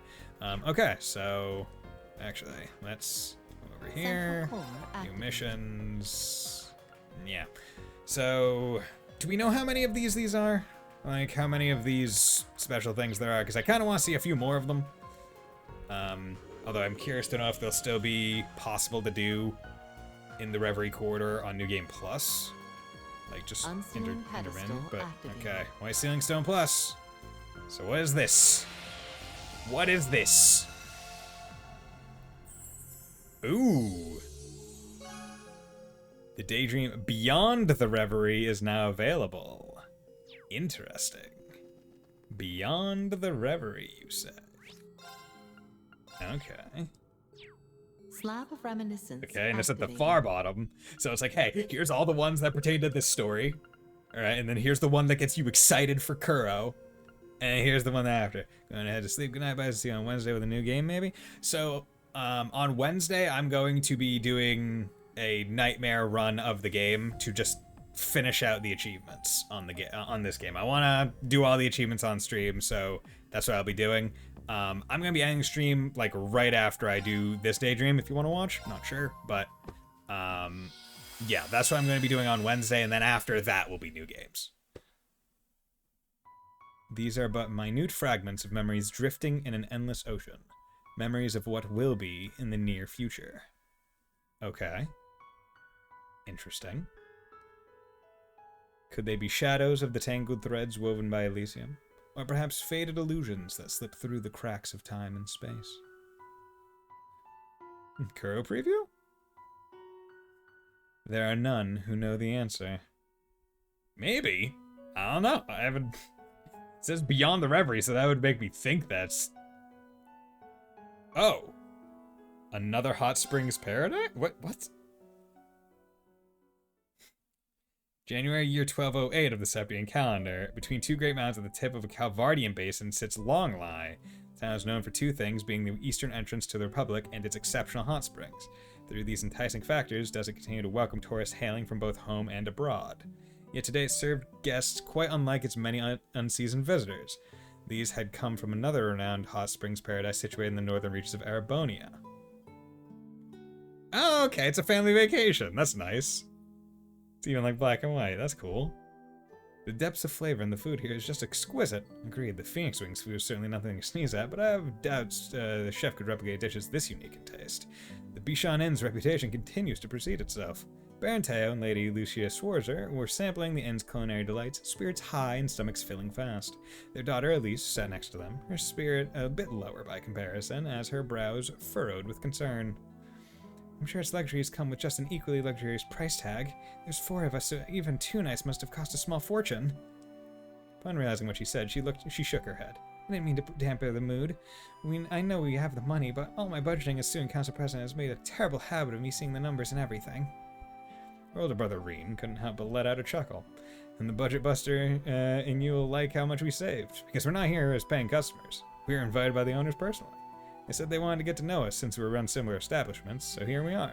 We'll be inviting them to Ymir sooner than later, of course. Right, Dad? Oh, absolutely. Add this to the list of boons coming from our countries finally coming to terms with one another. The Republic is reveling in unheard of levels of prosperity, and the relations between our people are more active and festive than ever. I, for one, welcome any opportunity to further foster friendship. In unheard of levels of prosperity, yeah. Baron took another healthy sip of his baijiu before continuing. Friendship over fighting, I say. Such a shame that the world tends to overcomplicate that simple concept. Seeing her husband's glass was almost empty, Lucia filled it to the brim while adding her own thoughts. That's all the more reason why we need to make the most of this invitation and enjoy ourselves to the fullest. I like Elise with the braid. Looks good. Their children nodded in agreement. And even that aside, there's no reason to spoil a family vacation when we so rarely have time to take them. Oh, I read about some unusual sweet dishes worth trying here. Would you like to share some with me, Irene? In a bit. I'm thinking of taking another soak in the hot springs, so I might be in the mood for something sweet after. Food here is delicious, as far as I'm concerned. The hot springs are the real star of the show. That's my boy right there. The ruling lord of the Hot Springs Paradise would never lay a good discussion about them passing by. He was as fond of their quality and soothing effects as Reen, enthusiasm undeniably apparent from the warmth of his tone to the width of his smile. Their medicinal springs happen to be a favorite of mine. Can't help but be fascinated by them time and time again. I can believe it. I've always known about them, but here's the first place I've been to feel the way they warm you right to your core. Think we could make one available at the Phoenix Wings? It'd be worth a try, but that comes with their own obstacles. For as many problems as Teo expressed in practical terms, Reen held just as many proposed solutions. The conversation grew more involved by the minute, leaving the ladies of the house to pleasedly bask in their glow and continue enjoying the meal before them. I like how Reen is passionate about hot springs. You know, it adds more character. All four felt the same. They had been too long since they could enjoy each other's company. The wait had been well worth it. Nice. That night, after indulging in his post-dinner soak in the springs and telling his family he was going for a walk, Reen departed the inn. Alright, let's do this. Took in a deep breath, crisp night air of long life filling his lungs. The hot springs were an excellent bonus to his trip to be sure, but it was not the real reason he agreed to visit. Who? Oh! Is he meeting Master Ka-Fi? He had come in search of young Ka-Fi, the famed sword hermit. Master Ka-Fi was the founder of the Eight Leaves One Blade School, of which Reen was a practitioner. And though now over 70 years old, he was still regarded as one of the strongest combatants on the continent. They had not met since before Reen's enrollment at Thor's. Many a letter was exchanged during the 4 years that followed, but even they had stopped after Reen earned the right to call himself a Divine Blade over a year ago. There was so very much he wished to discuss with his master. What he had learned in his 4 years of training, what had transpired since becoming a Divine Blade, the true meaning behind being the final blade to master the Eight Leaves. There's plenty I'd like to ask that have nothing to do with the swordsmanship, too. All these questions, all impossible to answer without first knowing the whereabouts of a single individual. Even a senior practitioner like Cassius Bright claimed ignorance, having received not a single update from their old master. He had always been an elusive but traceable sort, but wherever he was now, he was next to impossible to track. Yo, is Master Ka-Fi part of the society? that would be crazy. That was until word of a blade master being sighted in Long Lai reached Reen's ears. The man held a fondness for the town's specialties, those being the hot springs and its fragrant tea leaves, making the sighting worthy of particular note. He also knew from the lairs before they stopped they intended to journey eastward, making Long Lai one of the more plausible stopping points. The word came to him just as the Schwarzers were invited to stay at the inn during their New Year vacation. Reen's instincts told him the timing was a little too fortunate, but with how vague the lead was, even it would most likely result in him leaving the same as he had arrived. While he had not discussed the rumor being key to his traveling here, his family seemed to sense it was more than a simple pleasure trip for him. I know Dad would have a great time catching up with him, but I don't want to get his hopes up for nothing. These thoughts in his mind, Reen made his way through the night streets. Oh, that's pretty. Long Lai's architecture was distinctly Eastern, making it a uniquely intriguing sight among most of Calvert's towns and cities. This was not to say it was similar to Crossbell's East Street. With solid colors paired with dignified beauty, every wall and stone exuded the traditional concepts of wabi-sabi. One look was enough to understand the region was rich with history. This quiet charm would give way to contrastingly lively evenings, where tourists both westward and farther eastward were greeted to stalls dedicated to the hot springs and more. This too held a traditional sort of charm. Reen asked several merchants if they had any information pertaining to the whereabouts of his master, somewhat sheepishly purchasing a number of souvenirs from their stalls to keep himself from being a nuisance. They, he justified, would make excellent gifts for his friends, his co-workers, and his students.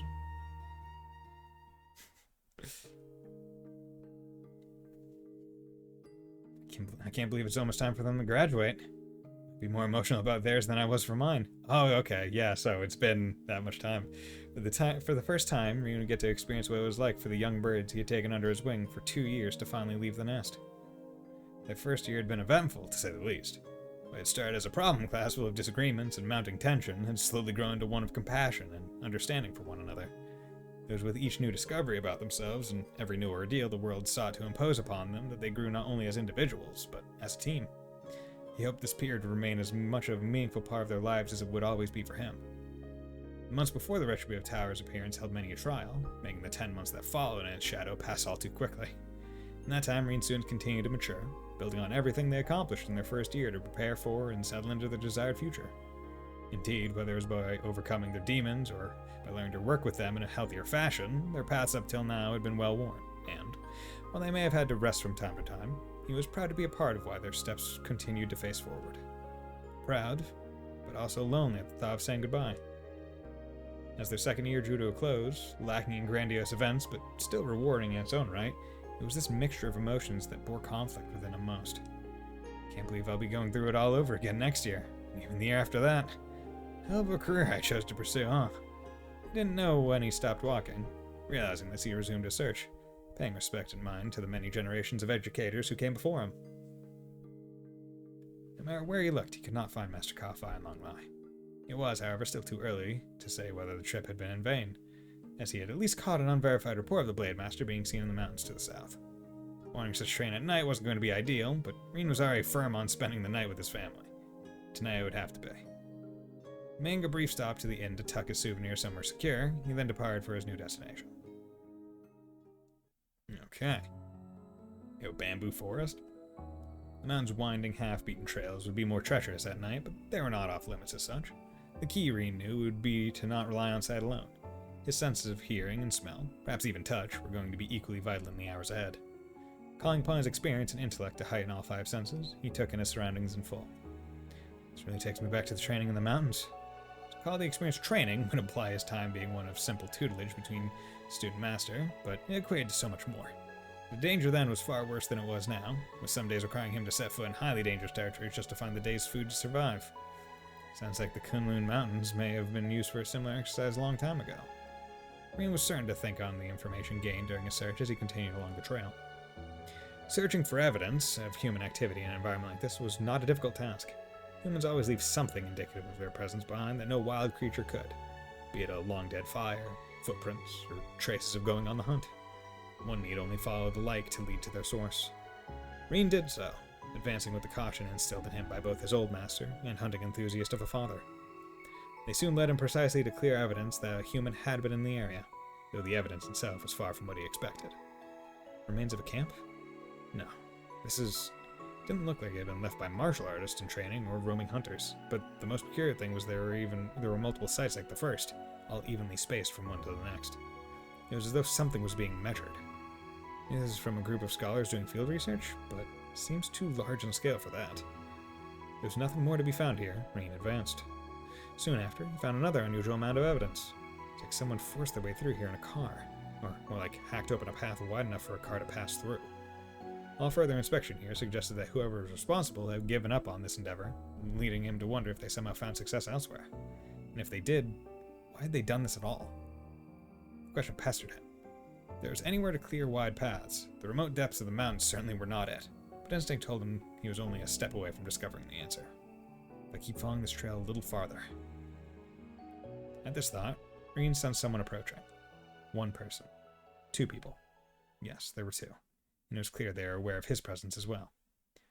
Only for a fleeting second did he think they might be the ones responsible for the strange trails, but a deadly tension that now thickened the air told him they were no simple scholars. He felt them draw near, the night veiling themselves well, and then he felt them stop. How about you show yourselves? He spoke without placing his hand on his Tachi, signifying to those watching that he had no desire to fight. The silhouettes then silently emerged from the darkest shadows of the mountains. They looked very much like the shinobi of the east he had heard about, their forms clad from top to bottom in black garments and their faces fully obscured. Oh, interesting. I see your insight poses a threat after all, divine blade of the Empire. The contract with our client is yet to begin, but we will make an exception for one among their list of dangerous persons. The silhouettes then charged. They caught him completely off guard, drawing short, straight blades to attack him as they narrowed in. Rin's eyes widened in surprise, but nearly in the same moment he was in fighting stance, hand over his still-sheathed Tachi. Fifth form. Morning Moon! He perceived the directions of his foe's attacks to evade them, then mounted a counterattack of his own. All it took was that instant to repel their assault and leave them vulnerable. Ordinarily, this would have been the time to take the offensive, but all Rin could do was stare at the two with disbelief. The thought entered my mind as I saw you move, but now that we've crossed blades... He paused, the disbelief in his eyes giving way to a more intent gaze. Are you... practitioners of the Eight Leaves School? This guy just beat a Septarian. Bad idea, right? Okay, so we're seeing the evil Eight Leaves. Another pause, this time from the silhouettes before answering as though they were well aware the question was coming. No, though we do possess ties to the school. We are of the Ikaruga. practitioners of the Black God One Blade School. Yo! Okay! Black God One Blade. So do all, like, subsects of the 8 leaves all have one blade at the end, but it's, like, the difference of, like, the idea, right? Where it's like, oh, the 8 leaves for the 8 forms, the Black God form is just this one. What? Rin was left stunned. The 2 Ikaruga held their blades horizontally, ready to thrust them forward at any moment. It was as though they wanted to make clear that while they had been caught off guard once, he would not be so fortunate twice. Rin responded by assuming the middle stance with his Tachi, but just as the sides were only a beat away from engaging in battle. Oh, Risha coming in? What could only be described as a black cyclone roared from the darkness at such speed that it seemed certain to slice anything it touched. Its appearance caught Rin by surprise more than the initial attacks by the silhouettes. He had not suspected an attack from that angle, that distance, or even that moment. His enemies, on the other hand, did not so much as flinch at the sight. The approaching blade, over an arge and a half in length, was heading directly for Rin's back. He couldn't possibly dodge it now. Perhaps he should have noticed. Perhaps it was impossible to notice. Whatever the answer, the divine blade of the Empire would soon fall. The silhouettes waited for his final moments to be, convinced of no other fate in his future. When Rin spun his body in a full circle, applying the intensity built into his Tachi from the motion to swing, the blow was weighted yet precise, shifting the incoming blade to a new direction without mitigating its near overpowering force. This technique was an application of the first form, Helix. There was no greater course in the moment than to use it to redirect the attack without ever making direct contact. The spinning blade was now significantly off its intended course, but Rin slashed at it again, birthing a shockwave that further shifted its path. The blade went flying hairs to the right of the direction it had come from. A hand was there to deftly catch it midair. Oh, okay, so... See, the swooping made it look like it was Rishia's weapon, but okay, so it's like a star blade. That's cool. You may have only recently taken the title, but you are worthy of being called a divine blade all the same. You use the unclouded eye well. From this hand emerged a new figure from the darkness. While he was clad in similar garments to the silhouettes, something about his presence was much more inspired by comparison. His musculature was thoroughly discernible beneath his body-covering fortified suit. His every movement, however slight, reflected a complete lack of hesitation, and the faint light in his eyes, visible through his mask, projected no emotion whatsoever. The man possessed the aura of a true warrior, one projected only by those who have fought more battles than was possible to count. Fall back. He is too formidable a foe for you to handle. Silhouette slid into the darkness in an instant. Only the new arrival was left to face Rin. I need to know. Who are you and why did you attack me? Our contract forbids the disclosure of such information. You will leave this place now, fledgling Divine Blade. The tone was not one of advice, nor one of an order. It was as if the man were stating a fact, his calmness veiling an undertone of malice that told Rin what would happen if he did not do as was told.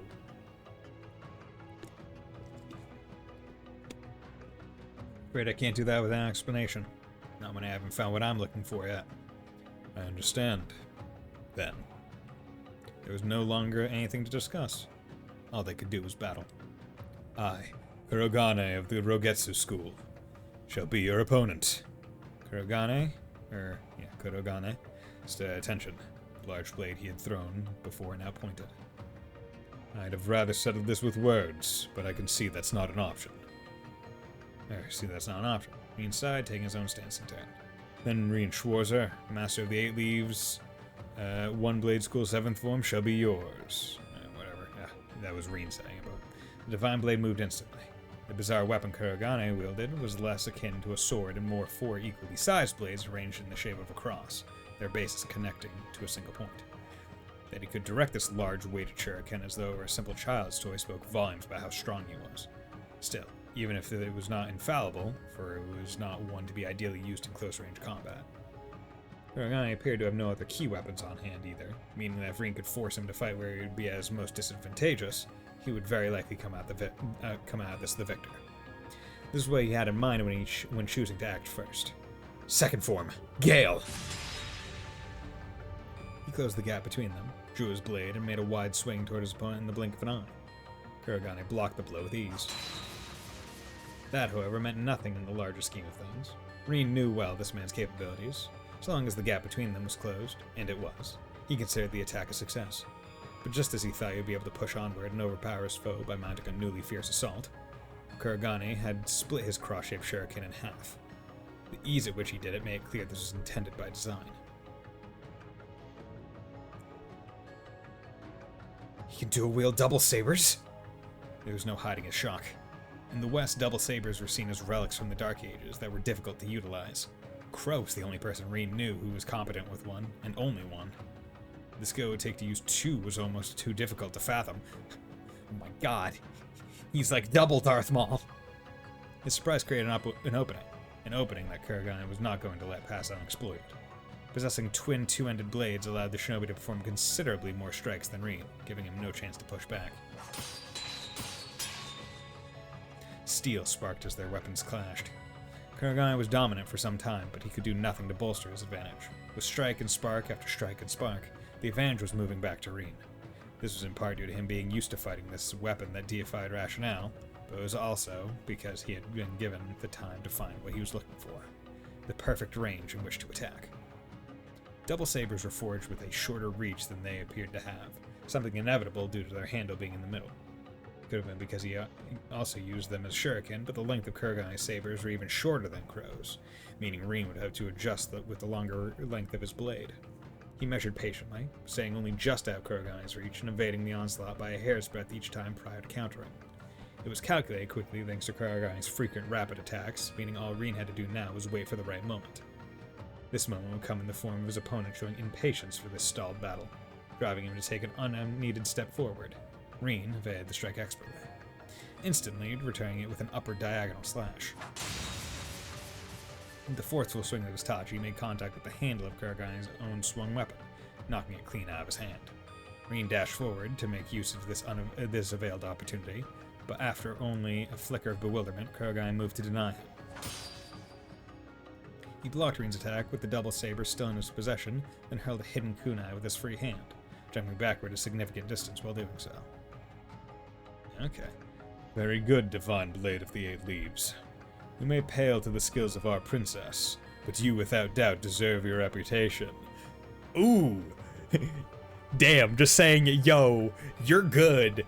You may be shit compared to some of the other people I know, but you're good. Princess. Reen's intonation when unanswered as Kuragane took a nobly different stance than before. I shall demonstrate my respect for your skill with my finest technique. This put Reen staunchly on guard. Senses heightened, he focused every nerve in his body, fixing his eyes on whatever was to come out of Kuragane, who was now gone. Nothing remained where Reen's opponent had just stood. He hadn't taken his eyes off him, never eased himself for a moment, yet Kuragane was nowhere to be seen. How? Had he moved that quickly? Was it some kind of spatial translocation? There were no signs to indicate either one. Was it that he had never moved at all and was still there, sight unseen? No, that wasn't it either. The double saber Reen had repelled to the ground was also gone. I can still sense him, so he hasn't gone far. Reen suppressed the panic welling up within, honing his senses a second time. That was when another black cyclone swirled toward him from the shadows. He half expected something of this nature, so with little deviation he was able to deflect it as he did the first time. The attack indicated that Kuragane had reassembled their shuriken after recovering its lost half so he could throw it again. It also indicated, together with the slight changes in his surroundings, where he was now positioned. Reen needed a little more time to know where he was for certain, but ahead of making a solid conclusion, the cyclone came at him yet again from a new angle. That was fast, though he blocked this attack as well as the last. Before he could fully correct his posture, the next cyclone approached. The gap between was getting shorter and shorter. Okay. There was another. The time was shorter, and another, shorter. Soon these assorted smaller cyclones were seemingly growing into a blended grand storm of death, with Reen trapped at its center. This doesn't feel like I'm being attacked by a single person. Do you make phantom copies of himself? He had no idea where the next cyclone would form. By the time he located it, the next one was ready. Even the unclouded eye wasn't going to be enough for him to deduce Kuragane's location. He had been able to repel every blade that met with his so far, but that was growing increasingly difficult. I didn't want to use it, but I'm not sure I have a choice.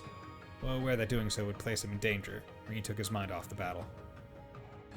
He gave up blocking and evading attacks, dedicating the bare minimum of his focus to not sustain lethal blows and focusing his mind inward. He focused on the power that he had long cultivated inside of him, the power he had feared, loathed, and rejected, the power he now relied on, desired, and nearly surrendered himself to, the power he faced with his loved ones at his side, making it a true part of himself. With his mind clear as day, he unleashed his full strength. Enlightened spirit unification!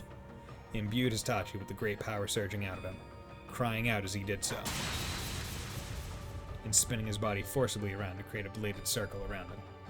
The energy released by Hitachi repelled all forthcoming shuriken with ease, and with them, Kurogami's phantom copies lurking in the darkness faded to nothing. With that... There you are! He charged toward Kurogami.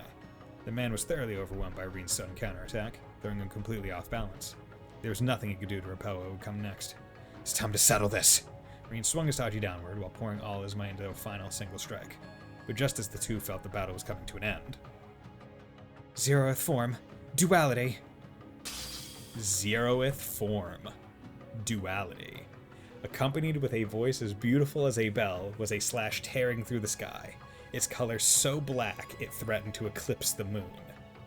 It effortlessly stopped Rin's weapon from reaching its target. But that wasn't all. What? With a high-pitched metallic sound, Rin's beloved Tachi was sundered cleanly in two. No, not his Black Sumerian or Tachi! No! Princess? Kurogami was also taken aback by this new arrival.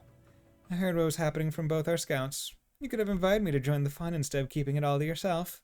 The words as she chided Kurogami indicated dissatisfaction, but the music of her tone betrayed her excitement. Rin made to see who this mysterious figure was.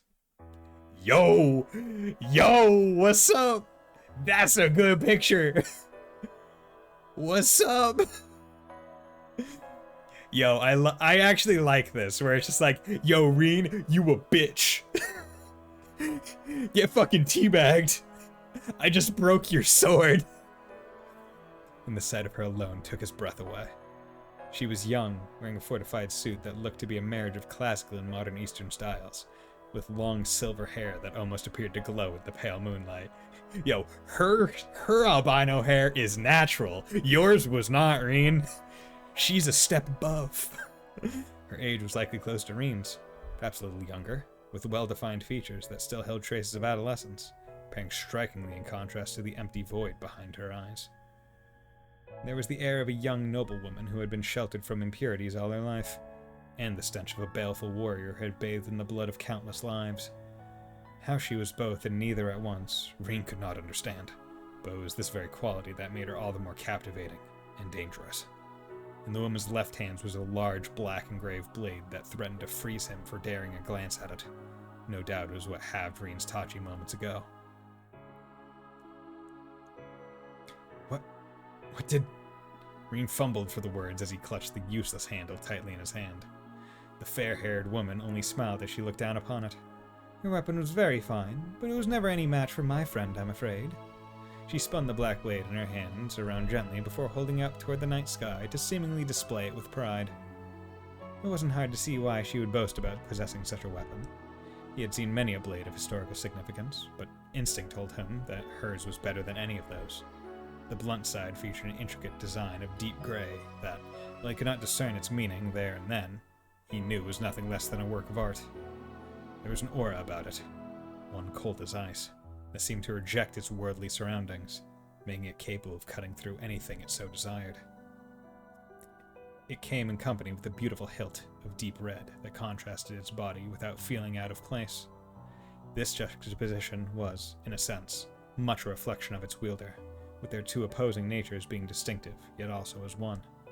Rin thought as he observed, her blade was clearly something special, but that alone did not explain the strength behind her attack.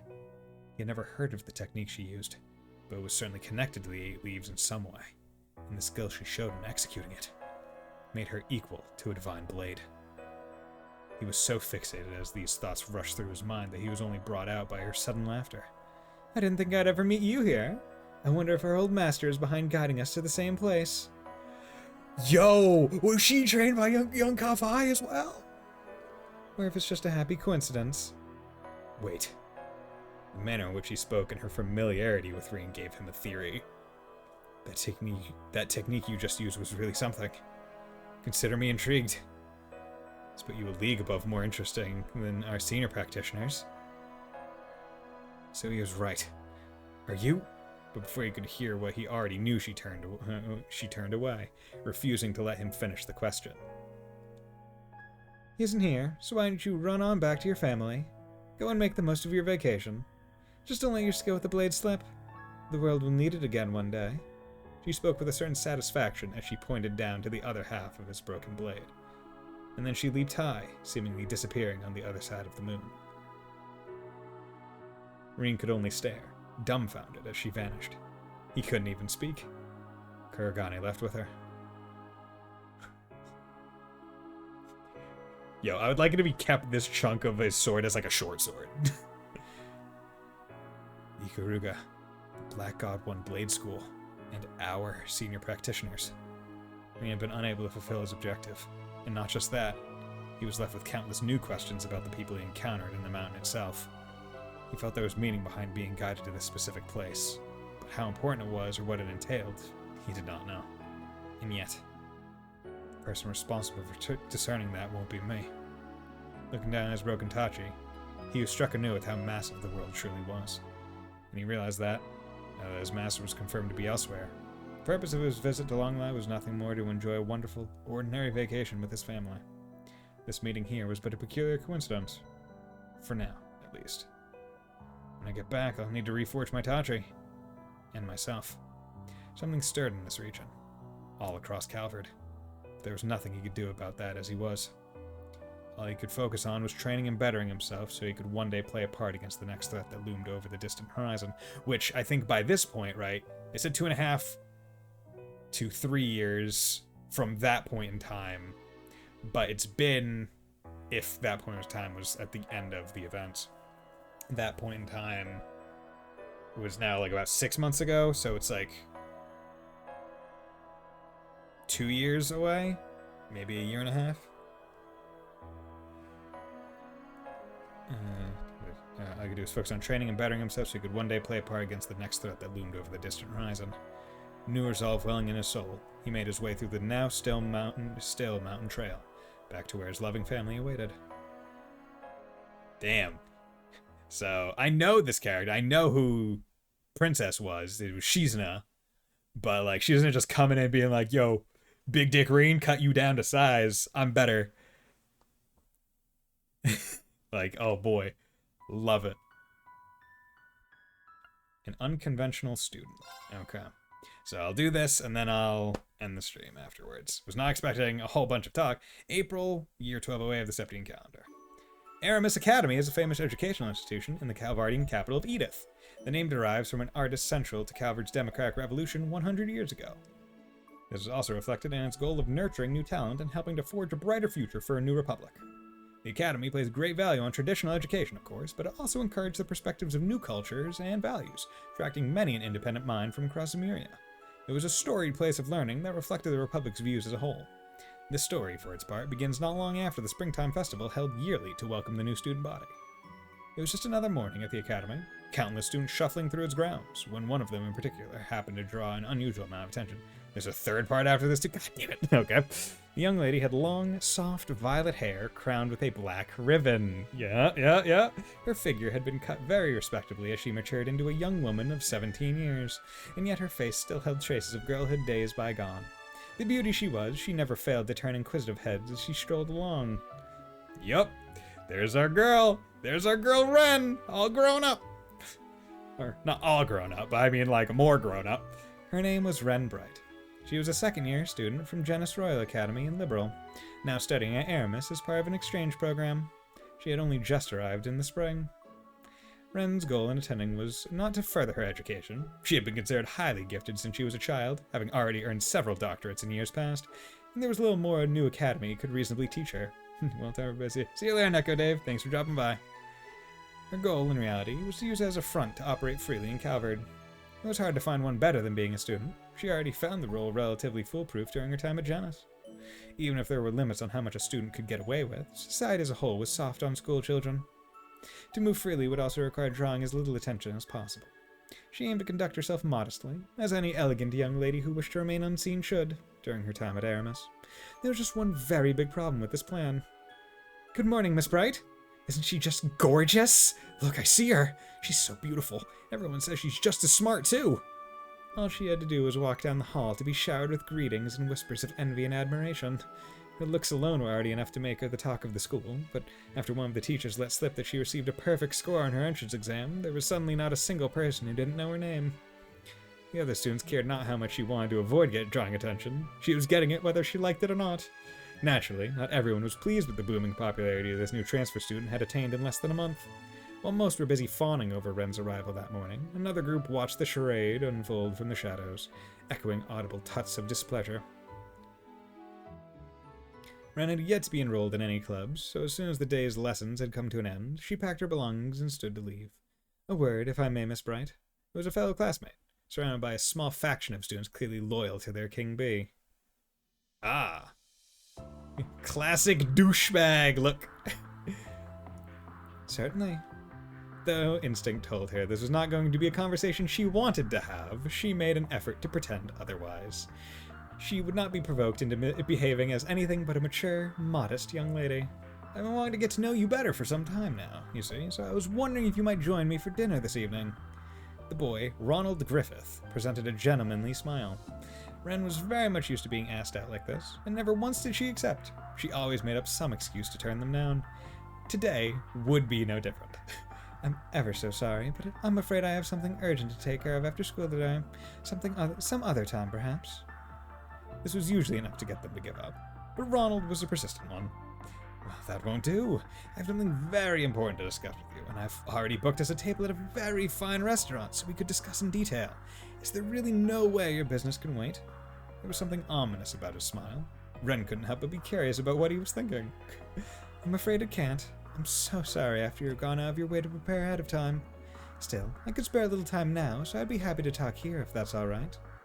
So not tonight, then. A pity. Ronald's tone read one less of genuine sadness and more irritation that things were not going according to plan. Well aware that he let slip his true feelings on the matter, he quickly composed himself and smiled. Now it's better than never, I suppose. This does concern everyone in the rooms, or perhaps it's all for the better, he said here.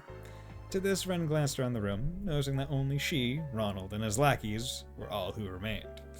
Most were likely on their way home or in their respective clubs, while some would have ordinarily been in the classroom at this hour. She was certain none wanted anything to do with Ronald and his group. He took a step toward her, then began to speak. I'm well aware, Miss Bright, that you have come all the way from distant Liberal to be here. It's not unusual for students to transfer from afar for family reasons. But I hear in your case you came to Calvert just to learn in these hallowed halls. I cannot help but deeply admire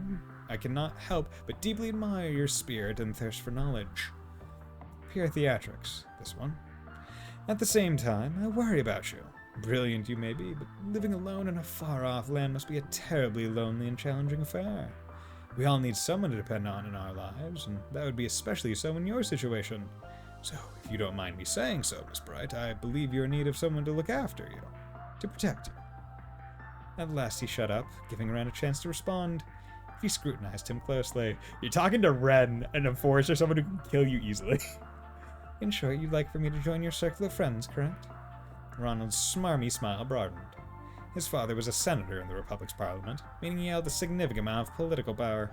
His son used this to his full advantage. Ever since joining the academy, Ronald used his father's name to form a faction of sorts among the students, forcibly building his reputation until he was the leading candidate for student council president in the election staged in half a month's time. His goal, Ren assumed, was to bring the hottest talk of the academy into his faction to further secure his chances of victory. I think you'll find that joining us would help you feel much more secure and at home here. Perhaps you don't yet appreciate just how much of a difference having someone like me backing you would make on the life of an exchange student. True, she mused inwardly. Being in a group of high social standing would make it easier for her to gather information. If she could leverage his father's connections to build more of her own, that would pay itself in dividends in the days to come.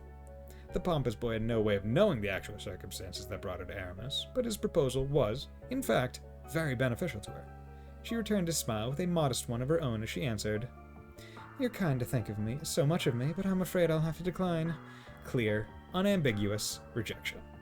Ron's lips were still curled into a smile, but he could not hide the twitch in his brow, nor could his lackeys hide their shock. They had, by all accounts, expected her to answer the opposite. Are you sure you won't reconsider, Miss Bright? Surely someone as brilliant as yourself can see why accepting my offer would be in your best interest. I fear if you don't now, you may come to regret it. The last words were a hair slower and deliberate to intimidate her. Ren, of course, was never going to fall for it. I'll admit, it is a tempting proposal. Tempting enough to inspire one to consider helping a certain someone win the student council election. If only that someone weren't you. What did you say? The sudden taunt caught him completely off guard, resulting in a flare of irritation escaping him. Ren, for her part, was unruffled by the change. I imagine you don't need me to explain why, but I will to be sure. I've been very aware that the threatening glares I always attract on the way to school every morning have been coming from all of you. They've been a constant in my life ever since just before the festival. All were flabbergasted by the statement, their silence confirming what she said to be true, she continued. Now, you have every right to regard me with caution. I'm well aware of how much I stand out despite my best efforts. Taking potential threats under your own wing is a strategically sound move too. However, that your target was so easily able to see through your scheme shows everyone here just how inept you really are. I have better things to do than assist someone so incompetent and small-minded. With a shrug and sigh in a somewhat dramatic fashion, Ren stood before Ronald, his shoulders trembling from rage. Good day to you all. Ren gave a courteous nod of acknowledgement before leaving the room, paying no mind to the wide eyes and open slack jaws she left behind. Good job, Ren! Yeah! That's our girl. So I ended up getting pretty beat up from another one of Mom's crazy jobs she threw at him. We did get some good data out of it, though, but... Ouch. Your mom is always so funny. That night in the dormitory, Ren and Tita were engrossed in deep conversation through their laptops. Yo, Tita started to, style her hair more like her mom. Wearing a jacket. I like it. It's always same old with all of you. I'm surprised there's anything of Agate left with how often you tell me she has him nearly facing death. You two are in a rut. I know something that could spice things up. Maybe try adding a little romance to the mix like a couple of bright-eyed lovebirds we know. But we have agreed to go somewhere next week, so we're not in a complete rut. Well, isn't that something? The stairs to adulthood await you, my dear friend. Ren! Tita graduated from the branch campus in Arabonia just as Ren left for Calvert, leaving them no time to spend with one another in person. That wasn't ideal, of course, but from a hint of sadness came the habit of talking like this once a week so they could stay in each other's lives. They discussed anything, from their new lives and environments to the fruits of their research, occasionally stumbling into a serious topical matter or two along the way. Sounds like a legal confrontation between the Verne Company and Epstein Foundation is inevitable at this point. I know, I can't believe this is all really happening. Both frowned at their screens. A recent development concerning the Calvardian industrial giant Verne Company had become a key source of concern for them of late. Oh yeah? Interesting. What? Rhineford, ZCF, Epstein, Verne Industrial Company. Yeah? It began soon after Crossbow returned to normalcy after Supreme Leader's takeover to the previous year. Professor Erica Russell approached the Verne Company to propose that they join the West Sumerian Tech Union that she had been hard at work forming. And to no one's surprise, they refused. Before Erica and the rest of the engineers involved could even finish getting ready to go and change Verne's mind, something happened to make the Union the least of anyone's priorities. The independent developments of a new generation of orbits, and their generation-long partner in this subset of technology, the Epstein Foundation, would not be a collaborator. The latter had been key supporters of Zemuria's orbit development and orbital technology in general since their very inception. Oh! The orbits were no exception to this. The Foundation had known their way around them since the very first model, drafting the incredible concept that had been used as a base ever since. Even the Reverie company before the Battle of Jormungandr had not thought to develop their Arcus models on their own, instead favoring to develop them in partnership with the Storied Institute. The announcement was quite simply unprecedented and it sent shockwaves through the industry. The Epstein Foundation was also less than pleased about being cast aside in this manner.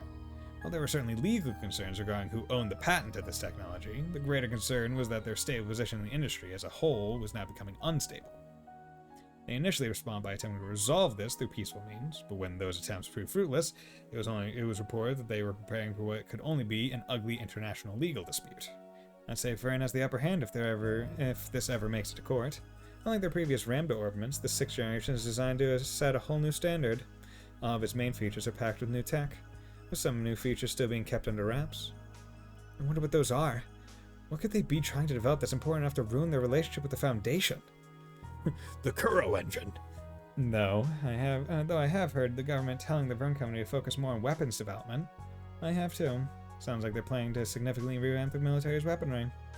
The official story is they're planning on slimming the military down, but if they're pairing that with the latest in weapons development, then it's still just as powerful. Maybe more so. As part of the war ceasefire agreement, Erebonio is required to downsize their military, bring it more in line with that of Calvert's. Yet, if the Republic were to expand the capabilities of its military, this recently forced equilibrium in the superpowers would be quickly broken. Whatever may be true, I've got lots of questions I need answers to. Maybe it would be worth visiting the Vern Company's headquarters in Basel at some point. You haven't learned anything more about where Professor Hamilton is at the moment, right? Nothing new or concrete, at least. Sounds like she's continuing her research eastward, but I haven't heard anything more specific than that. Mom and Grandpa haven't had any luck in contacting her either. I'm not surprised since that area isn't very well connected, but it's still unfortunate. She's a lot more personable than Professor Schmidt, so having her on our side would help a lot. Theo could only laugh. Yeah, a lot of worrying stories going around now about PMCs and stuff like that. Makes me wonder if none of this would have even been happening if she was still acting as an advisor for the Vern Company. The deeper in the conversation they went, the more Tita could feel her spirits sinking. The political climate in Western Zemuria was unusually stable at the moment, with its nations basking in prosperity. But she could not shake off the feeling that this piece was built over rotting wood, and that could all come crashing down but with the slightest provocation. This was becoming especially true in the tech world, as it had undergone rapid growth in recent years compared to other fields. So rapid, in fact, that no base could possibly sustain its sudden weight without cracks beginning to form. Trying to doubt too much on the worst-case scenario, Tito. This piece might rest on a knife's edge, but there's still plenty we can do to preserve it. That's why I'm here right now, and that's also why you're working so hard, too. We could find a million problems in the world if we wanted, but pessimism isn't going to make them go away, right? The words filled Tita with the right amount of comfort she needed in that precise moment. Yeah, I guess you're right. Thanks, Ren. Okay.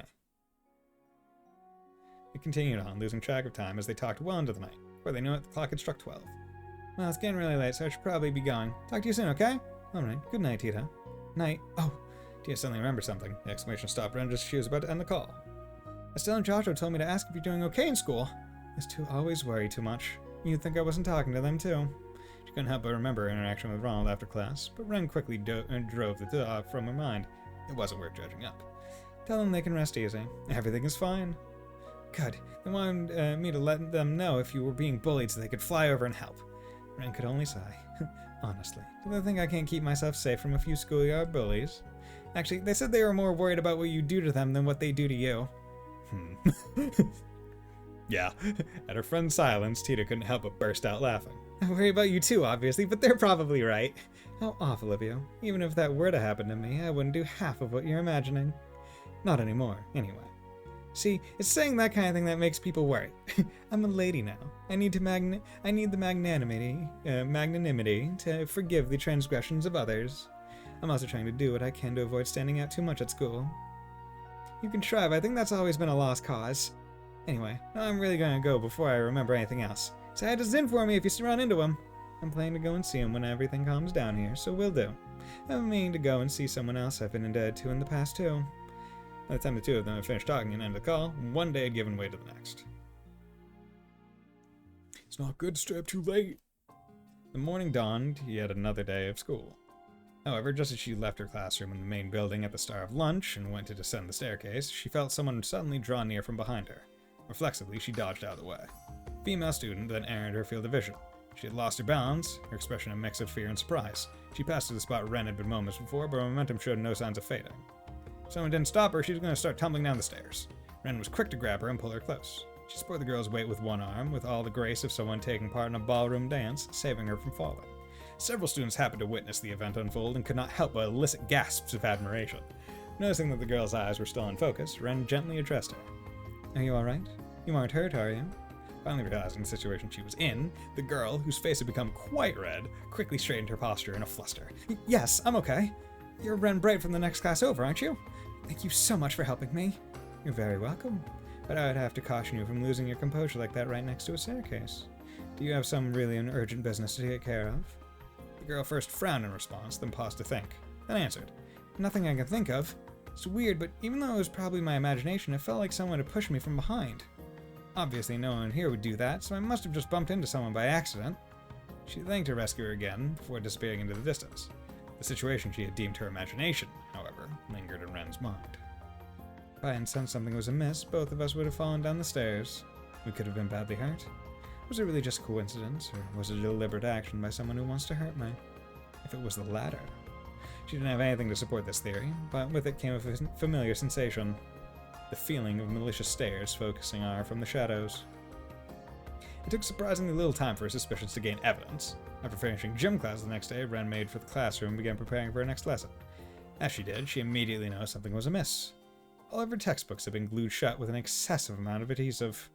Try as she did to open them, it was a lost cause to get even a single page. It was an obvious attempt to harass her. The culprits behind the act were equally obvious. Not far from where Ren was sitting, Ronald Griffith and his lackeys, whom she so memorably turned away 2 days prior, were snickering to themselves, their eyes mockingly focused on Ren all the while. They're not even interested in hiding what they're like anymore. I'm sure at this point they want me to know who did it to intimidate me. This latest development also confirmed in her mind that they were responsible for trying to push her down the stairs the day before. What a pitiful sight they were. Because she refused to join their group, her existence was, in their eyes, now nothing more than a hindrance to Ronald's campaign for student council president. It would stop at nothing to either break her spirit and force her to join, or shame her into lowering her popularity among the student body. It didn't matter that Ren had no interest in taking part in the election. After further inspecting the state of her textbooks, Ren's expression grew difficult to read. I think I can make them usable again, but not in what little time I have left before class. The bell soon chimed to signal the start of her lesson. Ren left her textbooks out on top of her desk, making no effort to open them throughout. Her instructor was, of course, less than pleased about this perceived slight against them, picking her to answer a question as an attempt to chide her poor behavior. Miss Bright, please read the next paragraph aloud for us. Roland and his friends led a series of please giggles at this, their minds delighting at the thought of a flustered Ren being told off and humiliated in front of the entire class. But what transpired in reality played out very differently from their fantasies. Without missing a beat, Ren did exactly as she was told, reciting the selected paragraph she had been asked to read word for word, and all while her textbook remained closed. Did you memorize the entire book? Even the instructor could not hide their surprise. But of course, as a student of Aramis Academy, I would never dare to compromise in preparing for my lessons. Ren responded with such grace that she, of course, drew in more sighs and coos of admiration from both her instructor and peers alike. It was only Ronald and his posse who groaned with sullen expressions. The next incident came on Ren's way to school the next morning. She entered the school gates with a horde of other students, and was just about to step into the building when she noticed a foul smell coming from above her. She looked upward, noticing a portion of the fencing surrounding the building's rooftop was falling directly above her. Other students noticed at the same time, letting out screams of horror and worries they could do nothing about it. I could get out of the way easily if I wanted, but the fencing was over 2 arcs in length, and she could escape unharmed, but the other students around her would likely not. That was a risk she was unwilling to take. Grasping the battle ornament hidden in her bag, she cried out, "Airstrike!"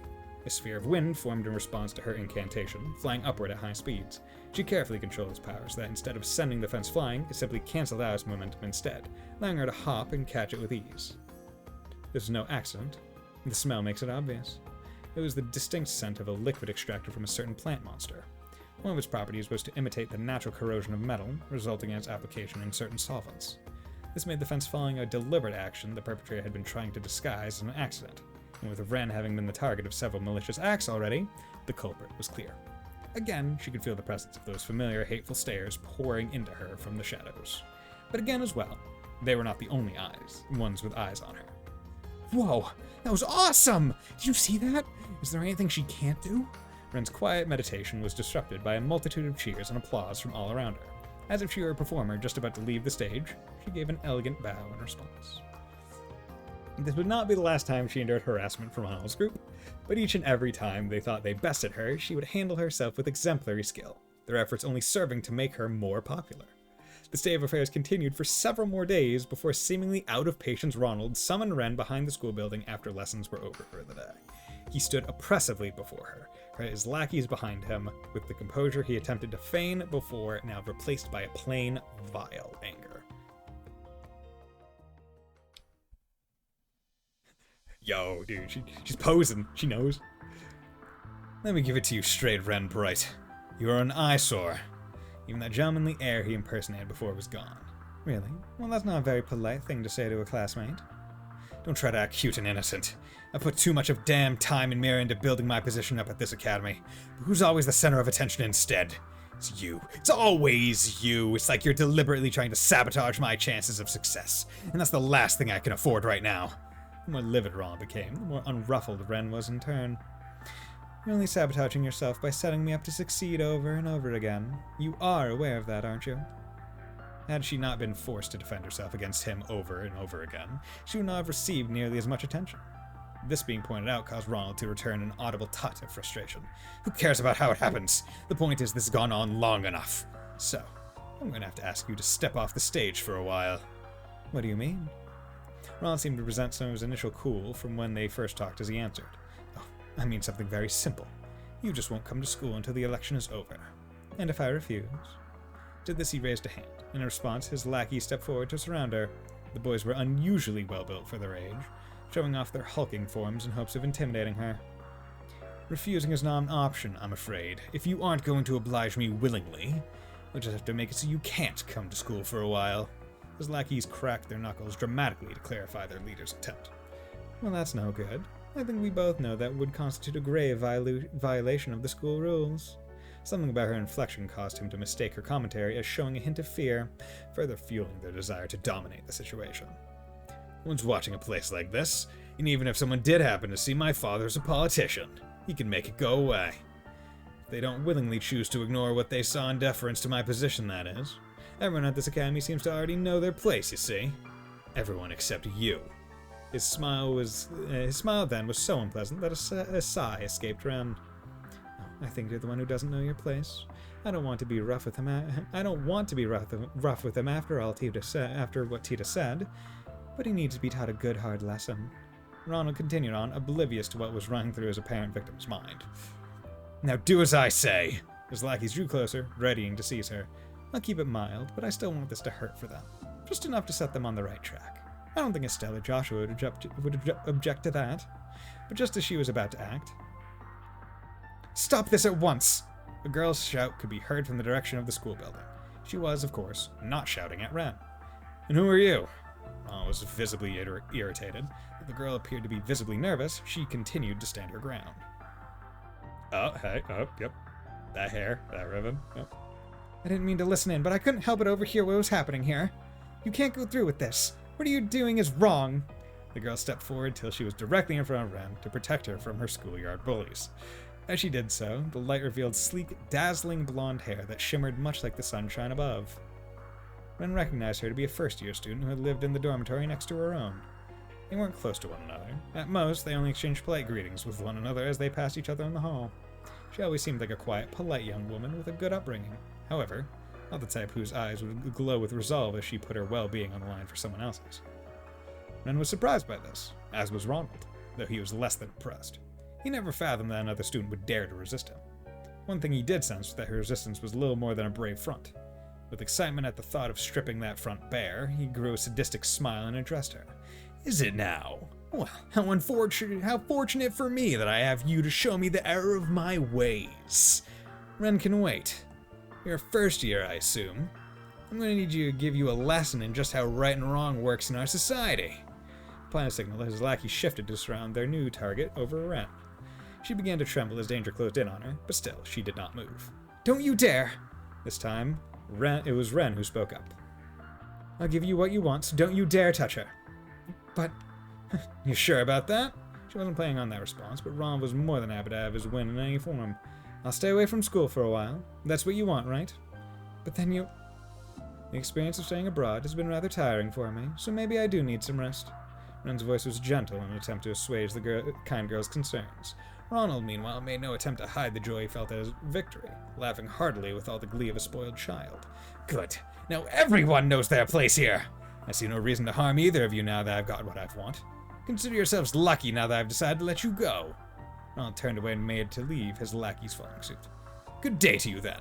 When we next meet, the school will be all mine." And then he was gone. With only the girls left behind the school building, the younger of the two looked at her senior, concern welling in her expression. "I really am all right. You're very kind to worry." Ren's smile was one of genuine kindness. From then on, Ren did indeed stop coming to school, citing illness as the official reason behind her absence. The students then gathered in the Academy's auditorium several days later for the long-awaited Student Council election. Aramis Academy, as a whole, placed great importance on the autonomy of its students, and as such, the Student Council exercised an unusual amount of power. Also weighed upon them a massive amounts of responsibility, such as being the sole planner for the Academy's festival, a symbol and celebration of spring in the capital. This, however, also led to the position being a major status symbol even long after graduation. All of this was why a large number of students put their names forward to become the Student Council president every year. Yet this year, a great majority of the most promising candidates dropped out under mysterious circumstances, leaving only Ronald and others associated with him on the ballot. Couldn't exactly boast about winning by default. Ron and his supporters sat in the rest area, chuckling among themselves at the whole affair. Perhaps his name wasn't the only one on the ballot, but none of the others had done any certifiable campaigning, meaning his election was positively assured. Eventually, the time came for him to give his speech.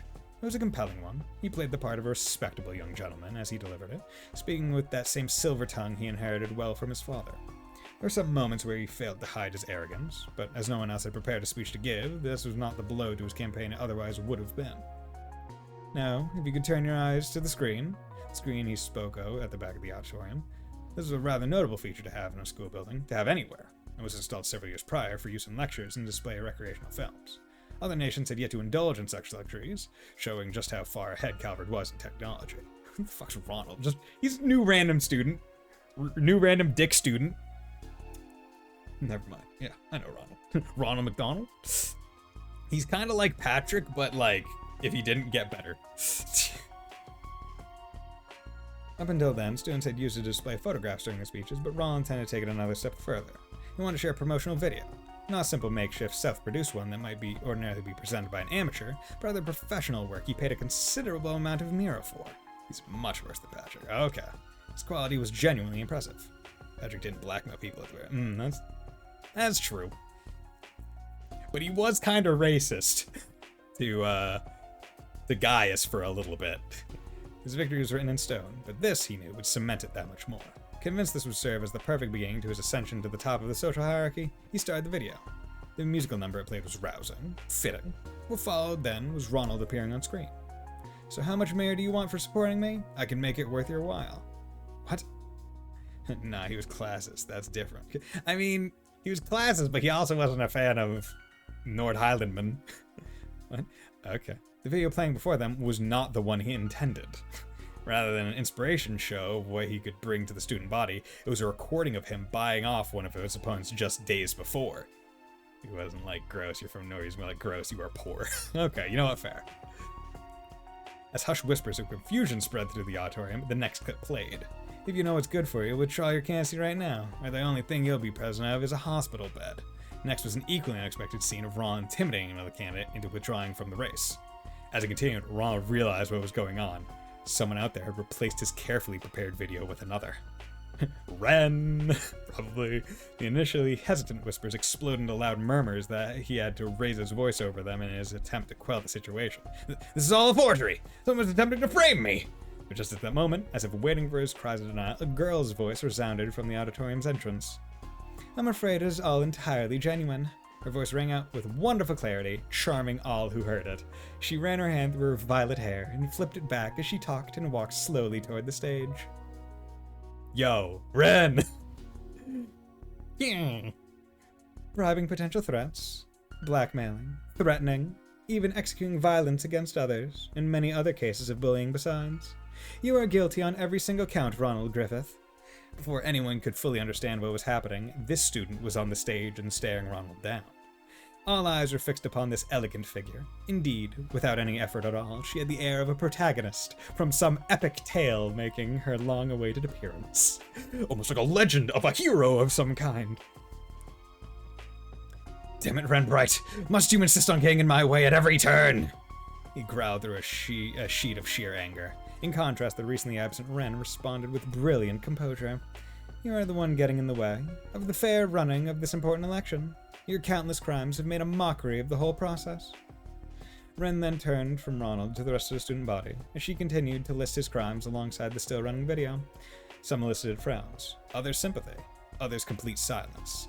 But by the time she was finished, all were united in a single, overpowering emotion. anger. It brings me no joy to say this about a fellow student, but I'm afraid it must be said. Ronald Griffith, you do not deserve to even attend this prestigious academy, much less be the president of its student council. Similar censure from other students followed in rapid succession. Yeah, she's right! Stop ruining our academy! You've gone too far, bro! Ren's accusation wasn't the only reason for their anger. The students of Aramis had long loathed Ronald's oppressive behavior. They only hadn't spoken out before because they were afraid of his father's power. Now that they realized he could be stopped, their anger had reached an explosive boiling point. Ronald suddenly found himself at the center of a torrent of abuse. He looked to his lackeys for support, but even they refused to meet his gaze. It then dawned on him just how fragile all he thought he built was. Rage gave way to an instant, deep despair, and, casting a glare of pure hatred toward Ren, Ronald hurriedly sprinted out of the auditorium. Only when he was completely out of sight did the air erupt with cheers of joy. In the end, addressing the aftermath of the election took long enough that by the time she left for the gates, it was already evening. Yet even with how late it was, instead of walking her usual route home, she stepped off the path to enter an entirely unoccupied park. How's this work? No one's going to interrupt us here, so how about you come on out? In response to her words, Ronald emerged before her for the first time since he ran away earlier in the day, and with 10 or so companions in tow. These men weren't his usual lackeys, but instead vicious figures with dark expressions and gaudy clothing. They were clearly not students of the academy. More than likely, they belonged to some local gang. You don't keep very good company outside of school now, do you? With how they're dressed up, I assume you must be off to a party or something. I'm going to wipe that smug smoke right off that face for good, Ren Bright. My dazzling future in politics was guaranteed, but now you've gone and ruined everything. What am I supposed to say to my father now? That's your problem, not mine. Are you so small, man, that you can't own up to the consequences of your own mistakes? Not a second passed between his outburst and the manner in which she snapped back, causing his temper to grow twice as vile. That's it. I don't care what it takes. You are going to pay for thinking you could cross me and get away with it. Have at her. There won't be any consequences for going too far. My father will see to that. And then sprung into motion upon Ronald's signal. But what followed made them doubt their eyes. She pulled out a fucking scythe from nowhere. Ronald could not understand what just unfolded before him. His eyes relayed the information well enough, but his mind rejected it completely. The second after he ordered his new lackeys to attack, Ren had produced a monstrously sized black and gold scythe from thin air. This in itself was beyond comprehension, but it wasn't the last thing to be so. The scene was like a cat toying with a powerless cornered mouse, except in this shocking case, Ren was the cat, and his men were the mice. They surrounded her at first, and yet all it took was a single swing of her conjured weapon to cause most of them to collapse to the ground. Yeah, you don't fuck with Ren. In less than 10 seconds, their confidence had crumbled with their bodies. The mice made to scurry as fast as they could, but the cat gleefully gave chase. There were even moments where she let a few of them think they had gotten away, only for her to immediately close the gap between them. It was only after she was bored that she would knock them unconscious like the rest, and she would seek her delight in her next hunt. Only someone questioned where the fuck these weapons be spawning from. But they don't answer where they be spawning from, they just acknowledge that they be spawning from seemingly nowhere. Like heavy sacks of potatoes, the men fell one by one. One by one. One by one. Until only Ren and Ronald were left. This can't be happening! The young man was still struggling to come to terms with what he just witnessed as Ren stretched her limbs like a bored child still gearing up to play. Amateurs, every last one of them. I thought I could at least have a little fun. Fuck it, start her tonight, Gaga. No. No. You might, but I'm not. Oh, but don't you worry. I didn't actually slaughter them. She turned her gaze from the spectacle of her own creation to Ronald. Yo, she's just posing like JoJo's. Would you be open to giving me a little more entertainment, perhaps, Ronald? Ronald twitched in fear at the mention of his name. In this moment, she was now nothing more than a beast in human skin. Stay away from me! My father's in Parliament, you know. Try anything and you'll regret it! Her response was an expression of pure pity before tossing what appeared to be a magazine at his feet.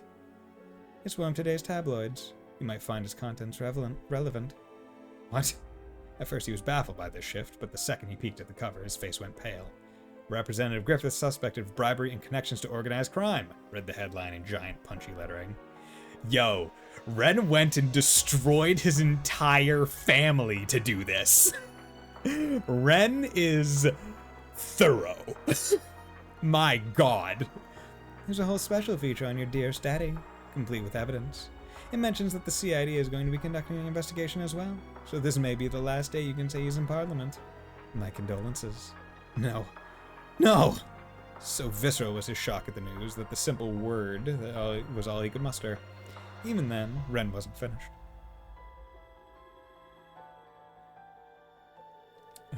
So now that he's been removed from the equation, I'll ask again. Would you be open to giving me a little more entertainment? She edged closer and closer, scythe in hand and a sadistic smile lacing her lips. Ronald tried to retreat in fear before tripping over a rock and falling hopelessly on his backside. All he could do was watch her as though she were the Grim Reaper, tears and snot streaming down his face. Be a doll and play with me, and then you'll understand why they used to call me the Angel of Slaughter. Boy, I sure do want to stalk her after watching it. Right? Same. She raised her scythe above her head and readied to swing it downward before realizing what she said. Oops. A grown woman wouldn't play with dolls, though, would she? And here I thought I could better control my childish glee. YOLO Starcrow tonight. No YOLO for me. She covered her mouth with her free hand, blushing with feminine modesty at her slip-up. None of this was behavior befitting the proper lady she wanted to reflect. After composing herself, she turned her attention back to her prey, only to see he was already unconscious. Finished. As she left the park, a calm young man As she left, a calm young man called out to her. I certainly am. Ren met eyes with a brown-skinned young man leaning covertly against one of the trees. It was safe to assume he had witnessed the entire affair unfold. Oh? Hello there. Looks like a cowboy, just missing a hat. He glanced inside the park for a brief moment before speaking with slight but genuine admiration. You really are something. In what way? In every way. Even if I was more struck by the hacking abilities of the famous Kitty than the combat prowess of the infamous Angel of Slaughter. So hard to believe you managed to find dirt on this bigwig dad that easily. Ren's response was matter-of-fact, showing no sign in his praise had gone to her head. Most people just aren't as cautious about cybersecurity as they ought to be. Understandable, with how new most are to it. Of course, it isn't nearly as easy as this was when you're dealing with leading corporations and politicians at the top of the food chain. You may sound like you've tried before. Maybe I have. Ren's smile was both cryptic and daring. I've been more impressed with you. You were quick to write a piece that's scathing while also finding me exactly the proof I needed. I'm glad Grace introduced us. Oh, just doing my job. The man's name was Dingo. Dingo! Yeah, my name's Dingo! And he was a professional reporter for a tabloid. He was extremely capable at his job, very well connected, and held a reputation for never shying away from danger. After being introduced to one another by Grace Lynn, he and Ren made a deal with one another just a few days prior. The terms were simple. Dingo would provide Ren with proof of Ronald's misdemeanors, and Ren would use her hacking abilities to provide evidence of his father's crimes. Both were now reaping the rewards of the other's success. Oh man, I did get some help from a friend. He was none too pleased about being asked to look into a scummy politician's equally scummy son, but he pulled through. Oh, you just have all kinds of connections, don't you? Dingo the gopher over. Okay. She did sense someone other than Dingo was acting on her behalf while she was off school, but she wasn't sure who that someone was. This curious sensation regarding their identity remained as she continued their conversation. I'm surprised you didn't meet it with any resistance in running that story. That just goes to show how big a fan the government was of Griffey. They left him alone because they didn't actively oppose the current president's party. But from the CID's perspective, this chance to take him down was as good as any good get. Oh, Dingo. That does sound like something Miss Taito Master over there would do. I can't say I like the feeling of being used by her, but oh well. Dingo then made a curious observation. I have to wonder why you went to such lengths to get rid of a small fry like him. It really bother you that much? Ren glanced briefly at Ronald, still collapsed on the ground of the park, before shrugging her shoulders dismissively. Not in the least. I didn't intend for this to go as far as it did either. I only wanted to teach him enough of a lesson so he'd leave me alone, but it was then the younger student who tried to save her came to mind. I think the students deserve a much better student council president than him. She let out a titter that was most refined. A titter. Teehee. As unexpected, the allegations led Ronald's father to resign from Parliament, while he resigned from Aramis Academy. The group of students who exerted power over the student body with his backing vanished overnight as a result, bidding peace to return to the grounds for the first time in too long. One thing, however, came about from this that Ren had not expected in the least. Here are all the documents relating to the next month's budget. The student council's new president accepted the documents from the blonde-haired first year in charge of general affairs, perusing them straight away. After all dashed from the auditorium on the day of the election, most of the students in his group who put down their name dropped out in a timely fashion. Voting still took place even then, but once all was said and done, nearly 70% of the votes cast were disqualified. This is because they were all in favor of someone who never put her name on the ballot. Ren Bright. Aramis Academy was known for how little its staff interfered with the many liberties it gave its students, but this time, the staff was clearly concerned that dissatisfaction with Ronald was going to present dire problems in the future. The teachers then chose to directly negotiate with Ren, and in the face of such fervent demand, she reluctantly accepted the position of student council president. None of her duties posed a challenge to her, but by accepting it, she had completely and utterly failed her initial goal of avoiding attention. I wonder if this is how the Thor's Branch campus first student council president felt when he was elected. Even I couldn't believe it when Tita told me. Yeah, yo, poor Ash. Alright, it is what it is, I suppose. I'll just have to make use of this as best I can. Nice. Ren, student council president. Nice. Sunlight beamed in the student council room. The blonde-haired girl and two of her friends struggled with the new workload they were adjusting to. As Ren sat there, ears open to random talk and the occasional grumble, a thought crossed her mind. She had no end of real-world worries, the problems arising from rapid technological development, the society's next move, the ominous winds of change blustering over Calvard. But despite all those, she wanted to enjoy her simple time here while she could. Let's say we get this work done so we can celebrate with a tea party, I should put one of these, like, he gets kidnapped, fine, next time on Dragon Ball Z, force people to pick her. I mean, I feel like this is good enough. I mean, like, this has, like, the opposite effect of, the entirety of, like, Reverie has the opposite effect that, like, ending of CS1 and 3 have, where it's, like, such a big cliffhanger that you want to move on to the next one, where it's, like, this is so final on Erebonia and Western Zemira that you're just like, I want to see what happens in the next arc with new people. And this is just, like, you know, giving you little, like, hints, where it's like, yo, look at this cool swordswoman that's over there that's, like, fucking topping Reen like no one's business. Look, here's Ren. We all like Ren. The arrival of spring was now a distant memory, even if summer had yet to come. There was nothing particularly spectacular about this time. It was just another ordinary, beautifully bright afternoon. Bright! Haha. Nice. An unconventional student. The end. Good. Dun, dun, dun, dun. Forward, sword in hand. Okay. I'm going to return to the garden for right now. I'll do this one at the start of next stream before I start my New Game Plus save through or playthrough. Yeah, I think that's how it's gonna have to be. So with that, thank you everyone for dropping by. Thank you Sleeper for dropping by. Thank you everyone else that dropped by. Neko Dave, Keeve. It was great talking to you all. Hope you all had a very nice night. Hope you're enjoying seeing, I guess, final story beats of Reverie. Although, as I said, next time I'm going to be doing a speedrun nightmare to get all the achievements. So, yeah.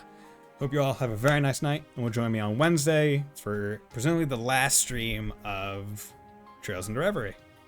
Bye!